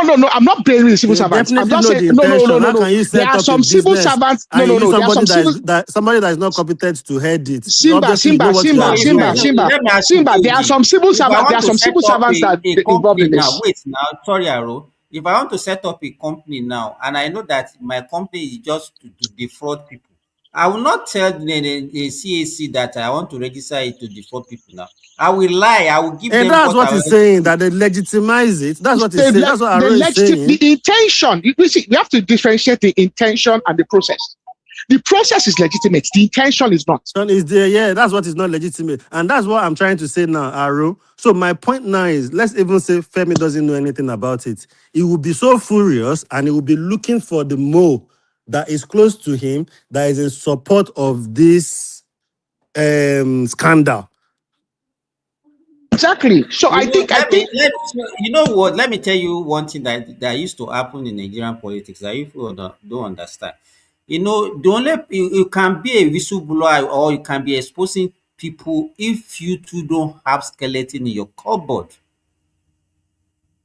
Exactly So what most I'm of them saying. What? they know themselves. Wait now, they know themselves.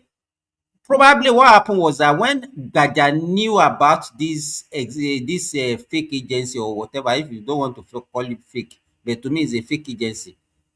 it's a fake He agency. probably did not want to expose them and say, okay, guys, bring my own court, and then let us know this Exactly. thing. They didn't give You him his own understand? I cut. think probably that That's was when what he went to happened. whistleblow. That's what I said. If they didn't give him his own So is cut, that and not shooting that is himself in where the? Is that not shooting himself in the foot? no, If they not now really, have. not really, because But okay, the hold on, Aro, hold on. You are saying not really. Now the guy said he has evidence. So if they now go to court and the guy said, okay, let's say he's not part of it from onset. So now the case is in court. The guy now brings proof of where the chief of staff himself figured it out. Then he requested for money. He's in trouble as well. most likely, Baja will He's in not trouble. go Hey, and so that's what I'm saying. no, That's wait, why let me I tell agree you, with what how it Simba was works. saying. Baja himself will never go and ask him for money. Baja will use one of his boys. So inevitably, it's one of Baja's boys that will take the phone. Do Wait, you get? everything you guys are doing now is presumption. You're It's presuming that preserved. No, that's what but happened. but I mean, some of us understand how. I mean, come on. No, Some of no, us no, no, have no. family that It's work not in. about understanding. You're presuming that that's what Baja, happened. even okay, yeah, we are It's presuming, gonna but be presumption, but is all yeah, gonna be around in the everything up line to of what we everything, are talking yeah, about. about yeah. But I'm telling you that Baja will never directly go and approach the guy and Definitely, get caught. definitely, You're going to use definitely. people now. Don't you look at EFCC cases now? They will tell you about, oh, they send someone. I don't know. Even now, they always send someone now. They always send some. Okay, look at the Emefiele's 100%. case. I agree with that. Even Emefiele's Simba case has now. said that there will be boys Yeah, underneath there'll him be boys that can under that even run do with the you task now. for Nobody. himself. You think in Nigeria, let me tell you, in Nigeria, if you want to be exposing all these corruption or whatever you see, what people will do is that they set you up or they expose your own. That is it. And that's why it's very difficult to actually bring down the level of corruption in that country. Oriola, why do you think that top politicians never really get convicted for corruption? Even when I can hear you, Simba. Even when like, okay, look at Emefiele's case now. I was reading the case, and apparently now it's looking like Emefiele might not be able to tie him down, the prosecution, because he used people. Nobody, I mean, top politicians and top civil servants, they don't go directly. They have small boys in their office that they'll use now. I don't get it. Emefiele will go down for some, maybe under 10 years. He will go down for some stuff, but already it's looking like he used some people, and they, Can I say something? Wait, can I say something? The only reason why Emefiele might not do or go down like a lot of people think he will is because there's a lot of people that's complicit in exactly. That's what I'm saying. You wrap it around so much complexity. Yes, so it's going to affect so many people. That's the only reason why. So that's even in military self. That's the difference between Babangida and Abacha. Babangida will give everybody their share. So a lot of people will go down if you want to Don't you know what Oshoba wrote about Babangida? Babangida's model apparently was to corrupt everybody so that once all of us are corrupted. If you say you want to report, we all go down. Yeah, all of us are going down. That's what Oshoba wrote in his book about Babangida now. His model is to corrupt everything and corrupt everybody. At the end of the day, nobody goes down. This one we are talking about, the guy even said that the 200 million he paid through process. So even it's a process. Who is the process? So there is no evidence. So you guys actually believe the guy. So you guys actually believe him. Someone that's been I never believed the guy. But exactly. I think money so why are we? But when he no, hold on a minute now. Don't let us fool ourselves. Obviously, if he says he pays money, if he says he pays money, if he hold on, that doesn't even help his case. They've already caught him. So if he's trying to throw people under the bus now, he might have paid money through proxy. But if the money can be traced to Femi, that means if they trace the money to somebody, it's only if that person is now ready to say, Organimo, and all that kind of things. Have you ever been in trouble before? If you ever been in trouble before, you understand that people that who is in this life has never been in trouble before. They try to put everyone, they try to bring everyone into their problem. But why? So why Femi? Why Femi? Out of everybody that could be involved, he has the guts. That must be something. You see what thing, Oriade? You need to let me tell you something, Oriade. I've realized something about you now. You think about something, but you don't try to think through what other people are saying or try to understand what we are saying. Earlier on, even before Aro came in, Simba mentioned something like that. Even that is possibility that somebody that works under Gbajabiamila knows about it. Maybe that's the person that is even requesting the money from them. But the person will go in the name of, because he works for Gbajabiamila, in the name of that Gbajabiamila office to collect the money from them. He will use that to collect the money from them. And luckily now, Aro has come in. And when Aro was even saying it, you are still trying to argue without understanding what he was saying. People say. I care about how I think about it. Why are you on the platform? What you're telling me now, you are presuming that they already at fault. And I'm telling you that we are not presuming they are already at fault. We are just looking at the old possibility. The possibility. Nobody is presuming that is what has happened. That's what you are just all looking at the case. If you understand, can you hear me? I can hear I'm sure I can hear you. Okay, Oriade, have you seen a business card of a civil servant? Have you seen the business card of friend of the governor before? Or friend? Okay, I will tell you that in Nigeria, there's such people that actually have business card, friend of the governor. People do things in the name of people in Nigeria. You need to understand. See, that's the problem. Some people don't understand how Nigeria runs. I agree with you. So I'm just saying that you need to understand that there's complexity. We can't just say, but some of us have we have working knowledge, if you want to use that word.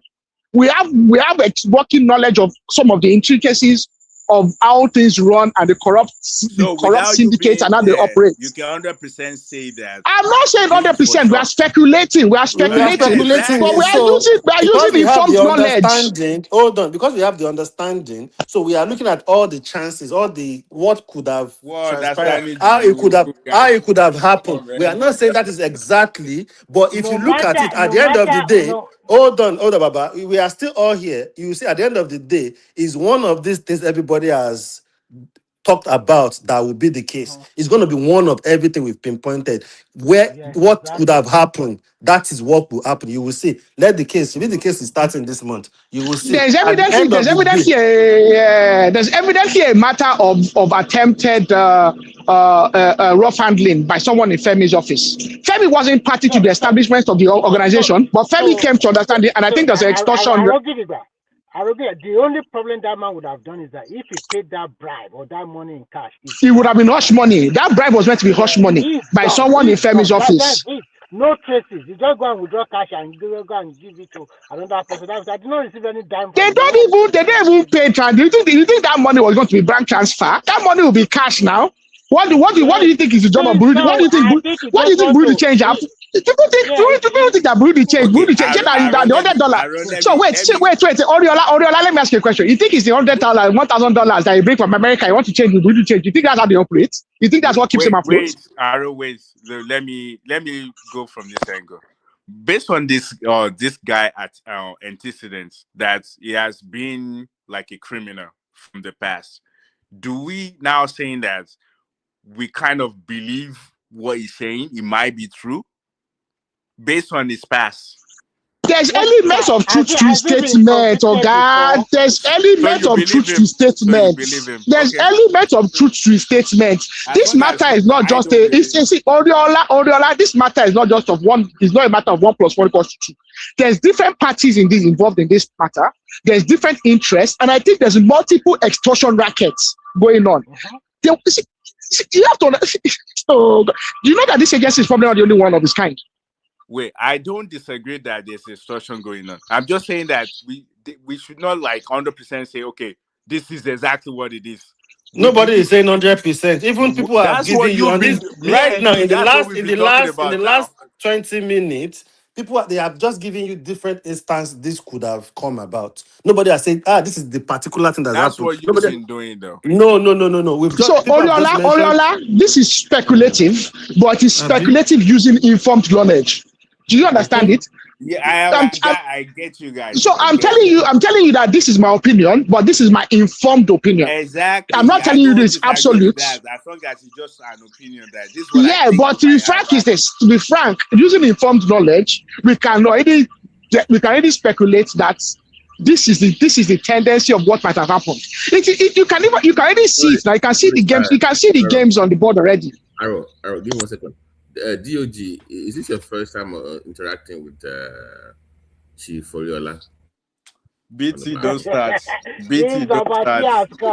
No. American and Oriola now. You know he has a very You think somebody will just walk? You just start walking into a building, set up an office, and he'll start receiving budgets. It doesn't work like that. No, DOG, he has a very unique approach to things. He's a deep thinker, to put it like. He's a deep thinker when it comes to issues. So you have to, yeah. Thank you. But at the end of the day, engineer Oriola, ọpọlọ ti pọ̀ jù.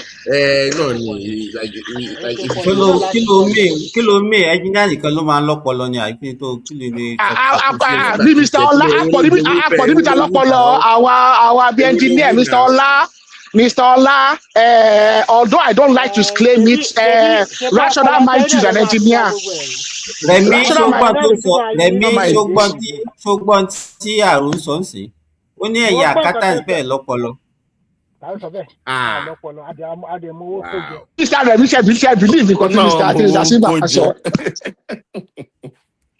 Actually, what I want to tell you before is this. Having worked with, I'm not directly or indirectly with them. You know, the civil service is a very tough place.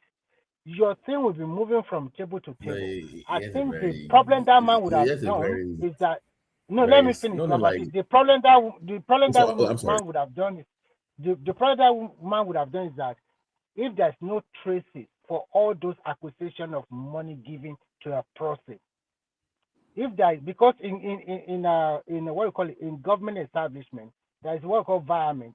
The money move from one table to another table with a countersign signature. So if they cannot trace it, then how do you prove your case in court? It's very difficult for this guy, but it's a racket. It's a Chief racket Remy, that yes, sir. Chief Remy, let me Yes, sir. ask the same question I asked when I came on this show the last time. Why always Femi? It's like let me remind you, the first 3 months of this government, they fired a young minister from Delta. Remind me of her name again. Better I do. Exactly, and that was linked to who again? Femi. Really? Exactly. Was that better as racket linked to Femi as well? It's not Yeah, it involved was. now. Really? It How? was linked. How? Arrow. It was linked to it. It was him and the minister who do that. They buried that case. He kind of died off. My point is better Edu's case. It was better not the women affairs minister. Yeah. Arrow. Wait, explain to me how Uche Ojo and Femi were involved in that better Edu's scandal. Didn't you? I mean, that was covered on this show now. Where were you? Gbajabiamila was not involved. He was not involved at all. Why is it that every time we hear of anything kind of Femi's name always comes to my point? Why always him? There is another one again about him collecting bribe.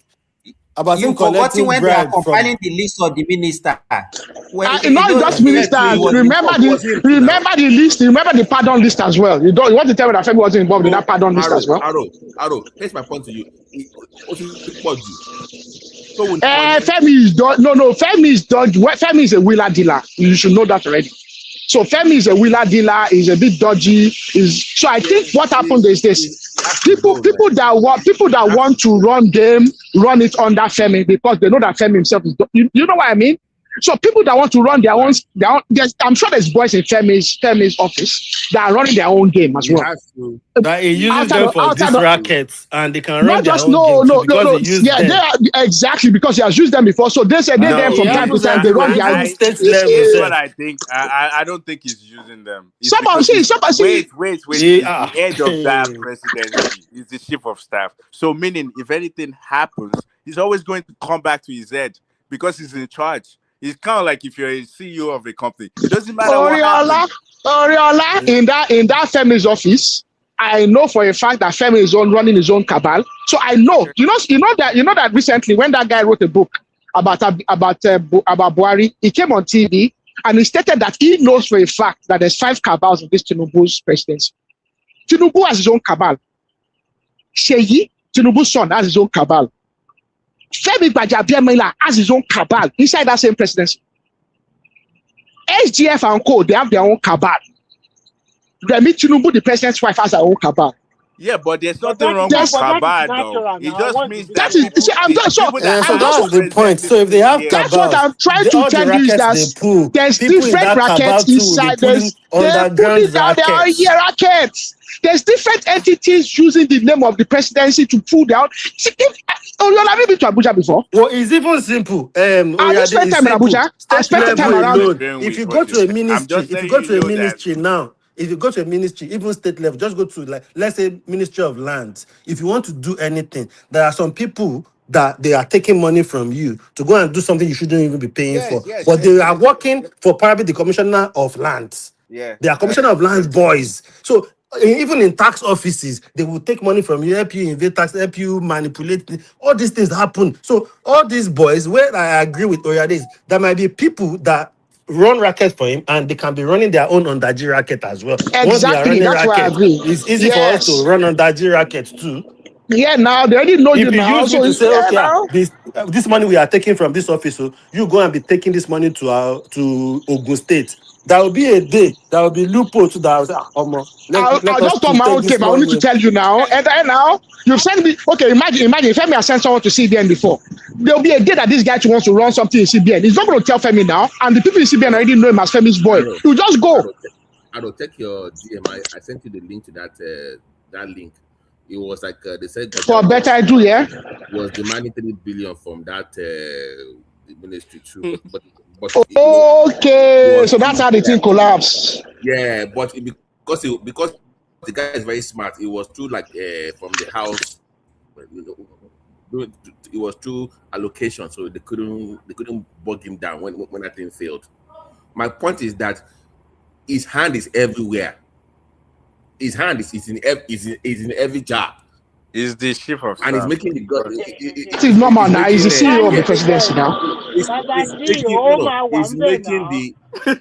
He's making the government look bad. And if I'm Tinubu, hey, but Babati, Tinubu is your president. Tinubu is your president. But actually, when you look at it, and it's not just the Tinubu government. I think maybe, like someone said earlier on, maybe OBJ maybe was the exception to the rule.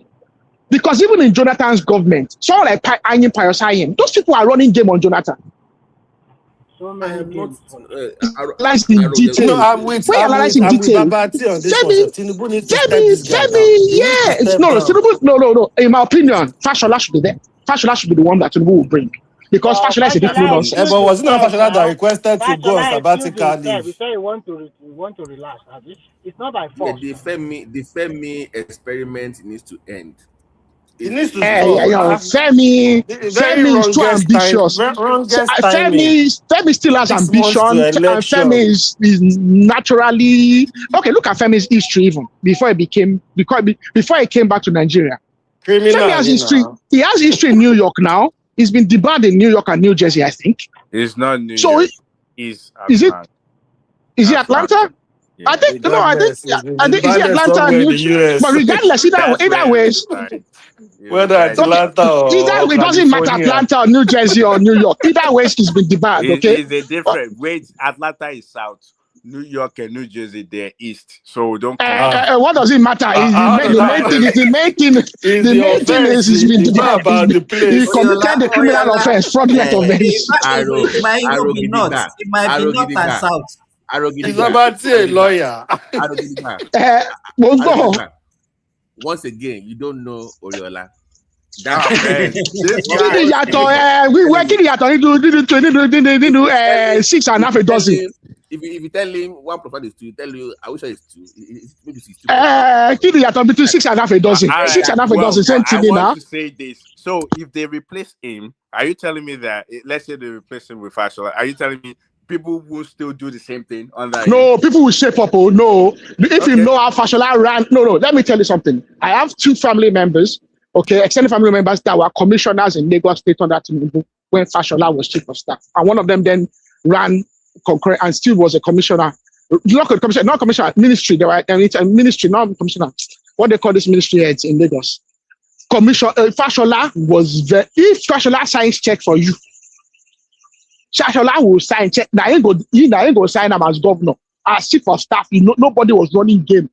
When Fashola was there as chief of staff for Tinubu, nobody then born you where he won't run game. And even Lagos State. The wrong game. What let me. Thank you, Remy. They will wrong game. Let me add to it. Please. They will not run with game. It's my point. I'll get it back. Everybody steals. No, it's not that the one running game, but the guy was very strict. Everything I've heard about the guy was a very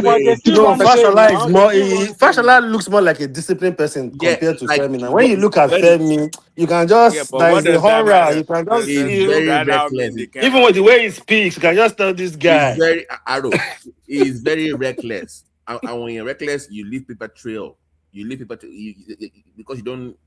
Fashola is very guarded. It still steals as well. It's to the book, But it's more disciplined. It's more disciplined. So what you're saying is now Femi is relaxed. It's more like a people person. While Fashola is just like So it's not like a fake owner like you. Huh? No, my point It's is more that like if a I'm people like you. Tinubu, I don't want a Fashola is very like good. If you're Oriola. not I'm not guarded, smart. no. My point is that if I'm Tinubu, I don't want a reckless person as my chief of staff. Yeah. I don't want you. That means if you cannot safeguard what your office, that means because your job is to protect my government as chief of staff. That is your number one But job. you should also look at it from another angle. You know that Gbajabiamila is more savvy politically No, it's very good. No, listen to than me. It's Fashola, very and he good. But knows the system. wait, your chief of staff does not need to be politically savvy as much. Fashola is politically savvy. Fashola is just a bit more cunning. Fashola is a cunning individual. He's a cunning fox, so people underestimate how much of a fox he is. Fashola is a I even fox. think He's more Fashola politically savvy is than even more suited for a Are you sure? what's it called now? the only thing For that Baja offers. position, Fashola even fits more for that kind of The position No, than the Fashola is only not than thing politic. To work on The the only thing on that the Baja offers Tinubu that Fashola cannot offer Tinubu is Baja has legislative experience and he has people that are allied to him, especially in the lower house. So there's Yeah. people in the lower house that still have that allegiance to Baja. Fashola And might you not be able to offer that to Tinubu need because that. you need that. But Tinubu can still keep Baja on side somewhere, but he needs someone like Fashola in that particular office to keep people in shape because a lot of young boys in that office. Now, Baja is actually, I'm pretty sure that Baja might not be the culprit in this. I'm sure it might be one of the young boys because there's a lot of young boys in that Baja's office. Yeah, Baja Because is you a have to cool understand that kid. all these daddy He's a Gio cool and daddy kid. He Gio, likes all to. these daddy Gio and co, all of those guys are operating under Baja. I no, have a family member that's operating. I have a family member there that's operating on Baja as I well. don't give it that. So I think you need something to whip. You need it to whip it in shape. I think Yeah, it's Muri Muri is there, but running it's things. easy Muri now. is They will Muri say is competing. the Muri is Gbaja competing boys, with the Baja. Sheyi Tinubu boys. No, That's see, how they call themselves now. Muri is doing his job, but the problem is this: Muri cannot exercise absolute authority because there's a Baja there. So no matter how much Muri wants to Okay, work, let there's me ask you Baja a there question real running this quick. game with boys Wait. Let now. me ask you a question real quick. You just told us that there's different cabals. There's about 3. One with Femi, one with Sheyi, one with Remy. No, all So those now, cabal were manufactured. They were manufactured by Yaro. It's not as if that they are in the oh, so it's establishment. not true. There is. We get what Aru was trying You to see, say. but that cabal is not fixed in place, and there's members of that cabal that are in other cabals as well. So Okay, you the could be reason in why I'm multiple saying cabals. it is if Like those for cabal example, existed. Remy Tinubu's cabal has Eniola Badmus amongst them. Okay, Those are the wait. Let cabals. me ask my We know question. the Sheyi boys If too. those We if know those the cabal Sheyi boys too. existed, wait. If those cabal existed, how is Fashola going to go around it? Because they will still do what they want to do anyway. And you can Fashola is only a bring your cabal no. in if you have handed power, if they give you that power now. If they put you in that office, that's when you build your cabal now. So if See, Fashola has his cabal, he will bring his people in. the cabal operates with the authority of the person at the head. When the person at Exactly. the head is a difficult individual, you get in shape because he knows that because you don't want to get caught out and you don't want to get excluded. Someone like He's Fashola going to catches you running. disrespect Remy, right? He's going to tell Remy no. No, Fashola is And Remy's you think cabal is Remy's. Iyalakara is going to allow You are that? Oh, mixing wait it up. now, Oh, you are yeah, you mixing are it up. mixing it up. Remy's see, the cabals are not there exclusively for corruption. The cabals are there to exercise, to kind of to It's like exercise a bit of. the setting. Yeah, It's like a see, setting. you have to look at the cabals. Oh, See, yeah, don't look at they the makes cabals. things difficult sometimes. Yeah, Honestly, don't look at the cabals as an exclusively bad thing. people. Cabals are natural. Cabals are natural. I mean, you work in So big the way we business are now. saying, okay, for example, the way we are saying, the Sheyi cabal, it's like the Sheyi guys, the Sheyi Tinubu crew, something like that. We are just using cabal, but obviously they are the one that runs things for him. Sheyi Tinubu won't do everything himself. The biggest I thing, know. Gbajabiamila can't do everything Oriade, himself. the He will biggest thing have the his own cabal people. offers you, you know the reason why there's cabals and organizations like that is actually not because of corruption, because of information. You want to know what is happening, and you don't want something to miss you. So it's actually sometimes the cabals are there to sustain yourself so that you don't get sidelined. It's not because you want to be corrupt. So the biggest thing cabals offer is information. So don't look at the cabal as like, oh, they are just there trying to run game and just commit crime and just be corrupt. No, not necessary. So don't look at it like, oh, it's a bad, insidious idea. But the fact is, I want you to understand there's cabals in, it's just natural. Even there's groups are together. If something is happening, they get to know before others. And they can scheme and move their way Even around in because they know, it's workplaces, just like, yeah, even in it's just workplaces. normal. It's normal. it's just a cabal is just collective interest. That's all it is. There are some It's just places. There are some places. The smoking crew. They have a cabal. The smoking exactly crew. now. The smoking crew are a cabal now. In fact, normally the let smoking crew me is a let me natural give you cabal. guys let me give you an example. If you realize if you've been watching football during the time of the likes of Lampard, Drogba, and Terry in Chelsea, they call They them were a cabal cabal now. now. They Lampard, said they can Drogba, in fact they are so Terry. powerful that they can sack a coach. Please Hey don't now, please No, don't pollute Sorry, you did not make don't a very pollute good this class. example. Please, You are going to talk about Stephen don't Keshi. Let me pollute. take the Stephen Keshi example. Keshi will say this player will not play, and the coach Westhoff will listen. This player will play. That is a cabal. That is the cabal influence they now. have. Simba, please don't pollute this show with Chelsea talk, please. Very important. Let's not do Chelsea talk on this show. Thank you.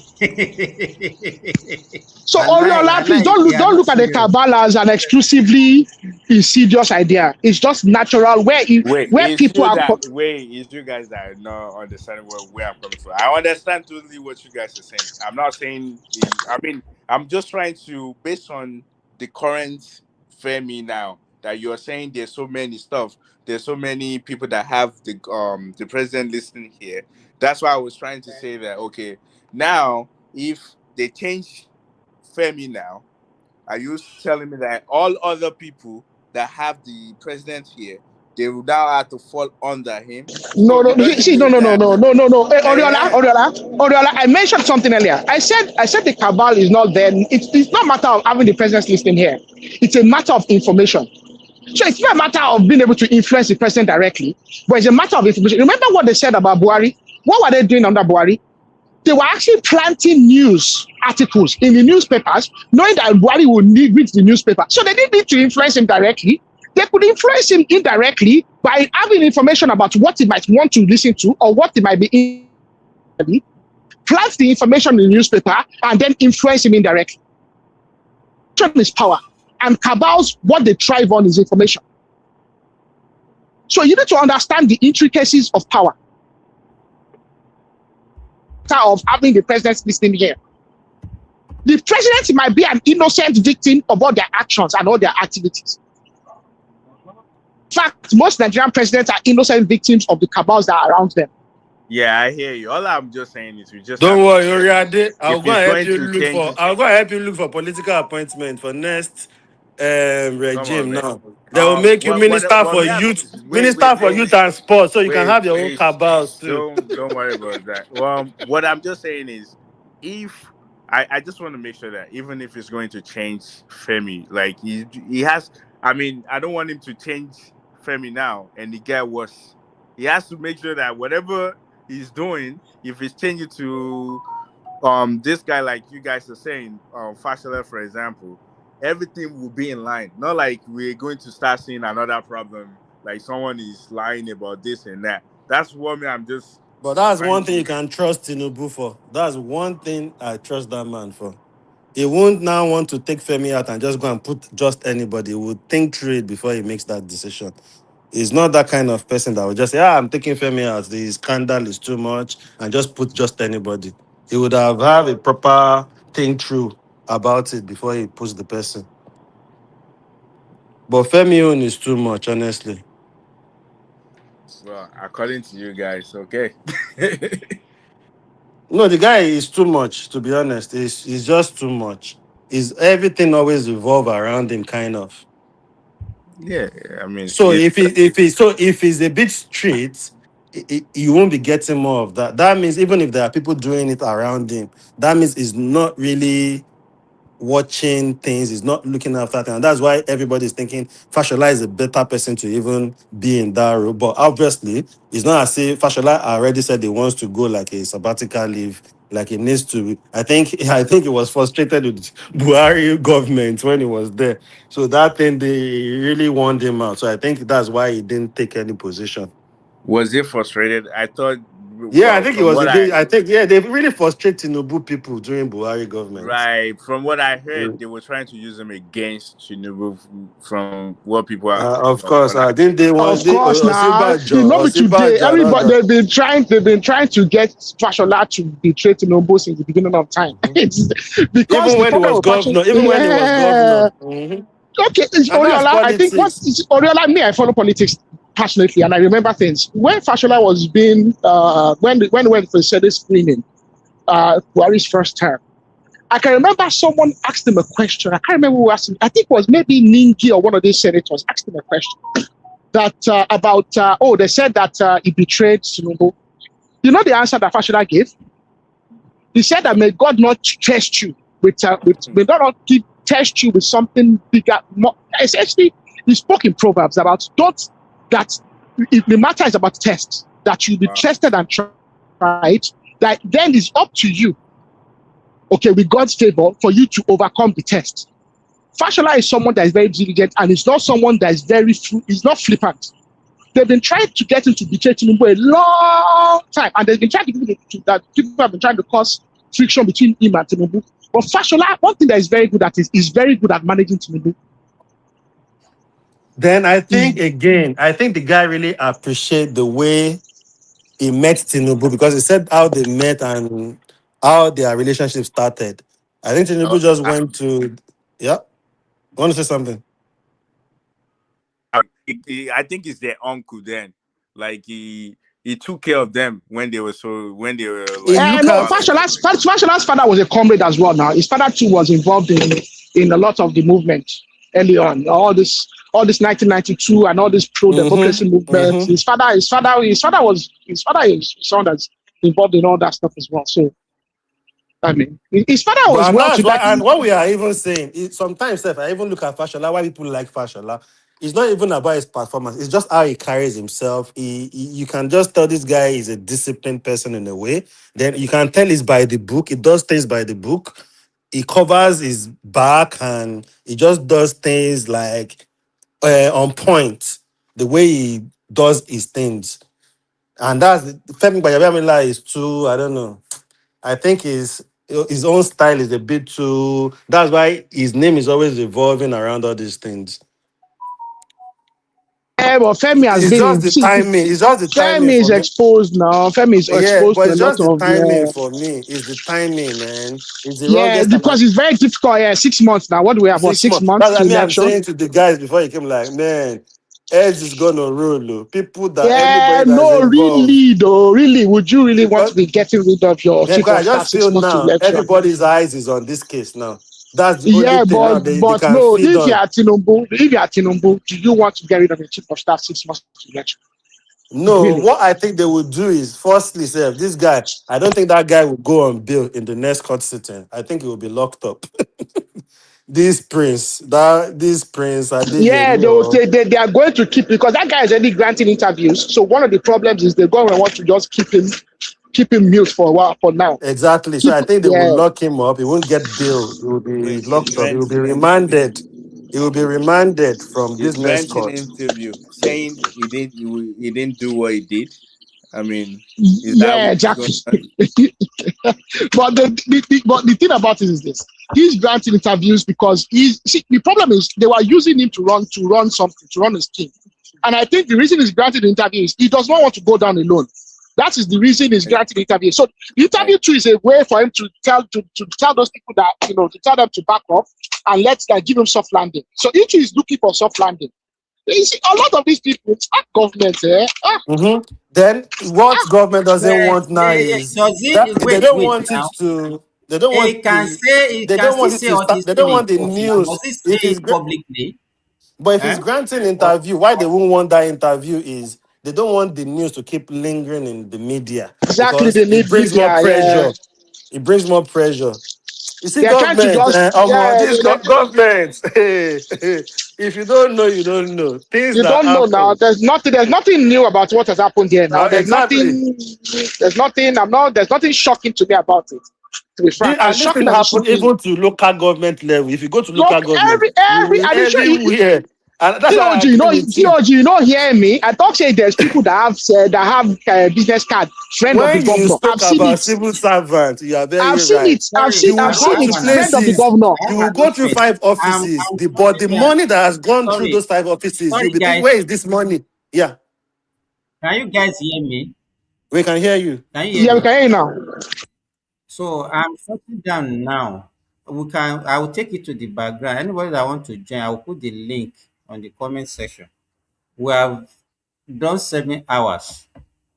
So let me just shut down. We'll continue our discussion at the backstage. Okay, thank you everybody. DOG, go on.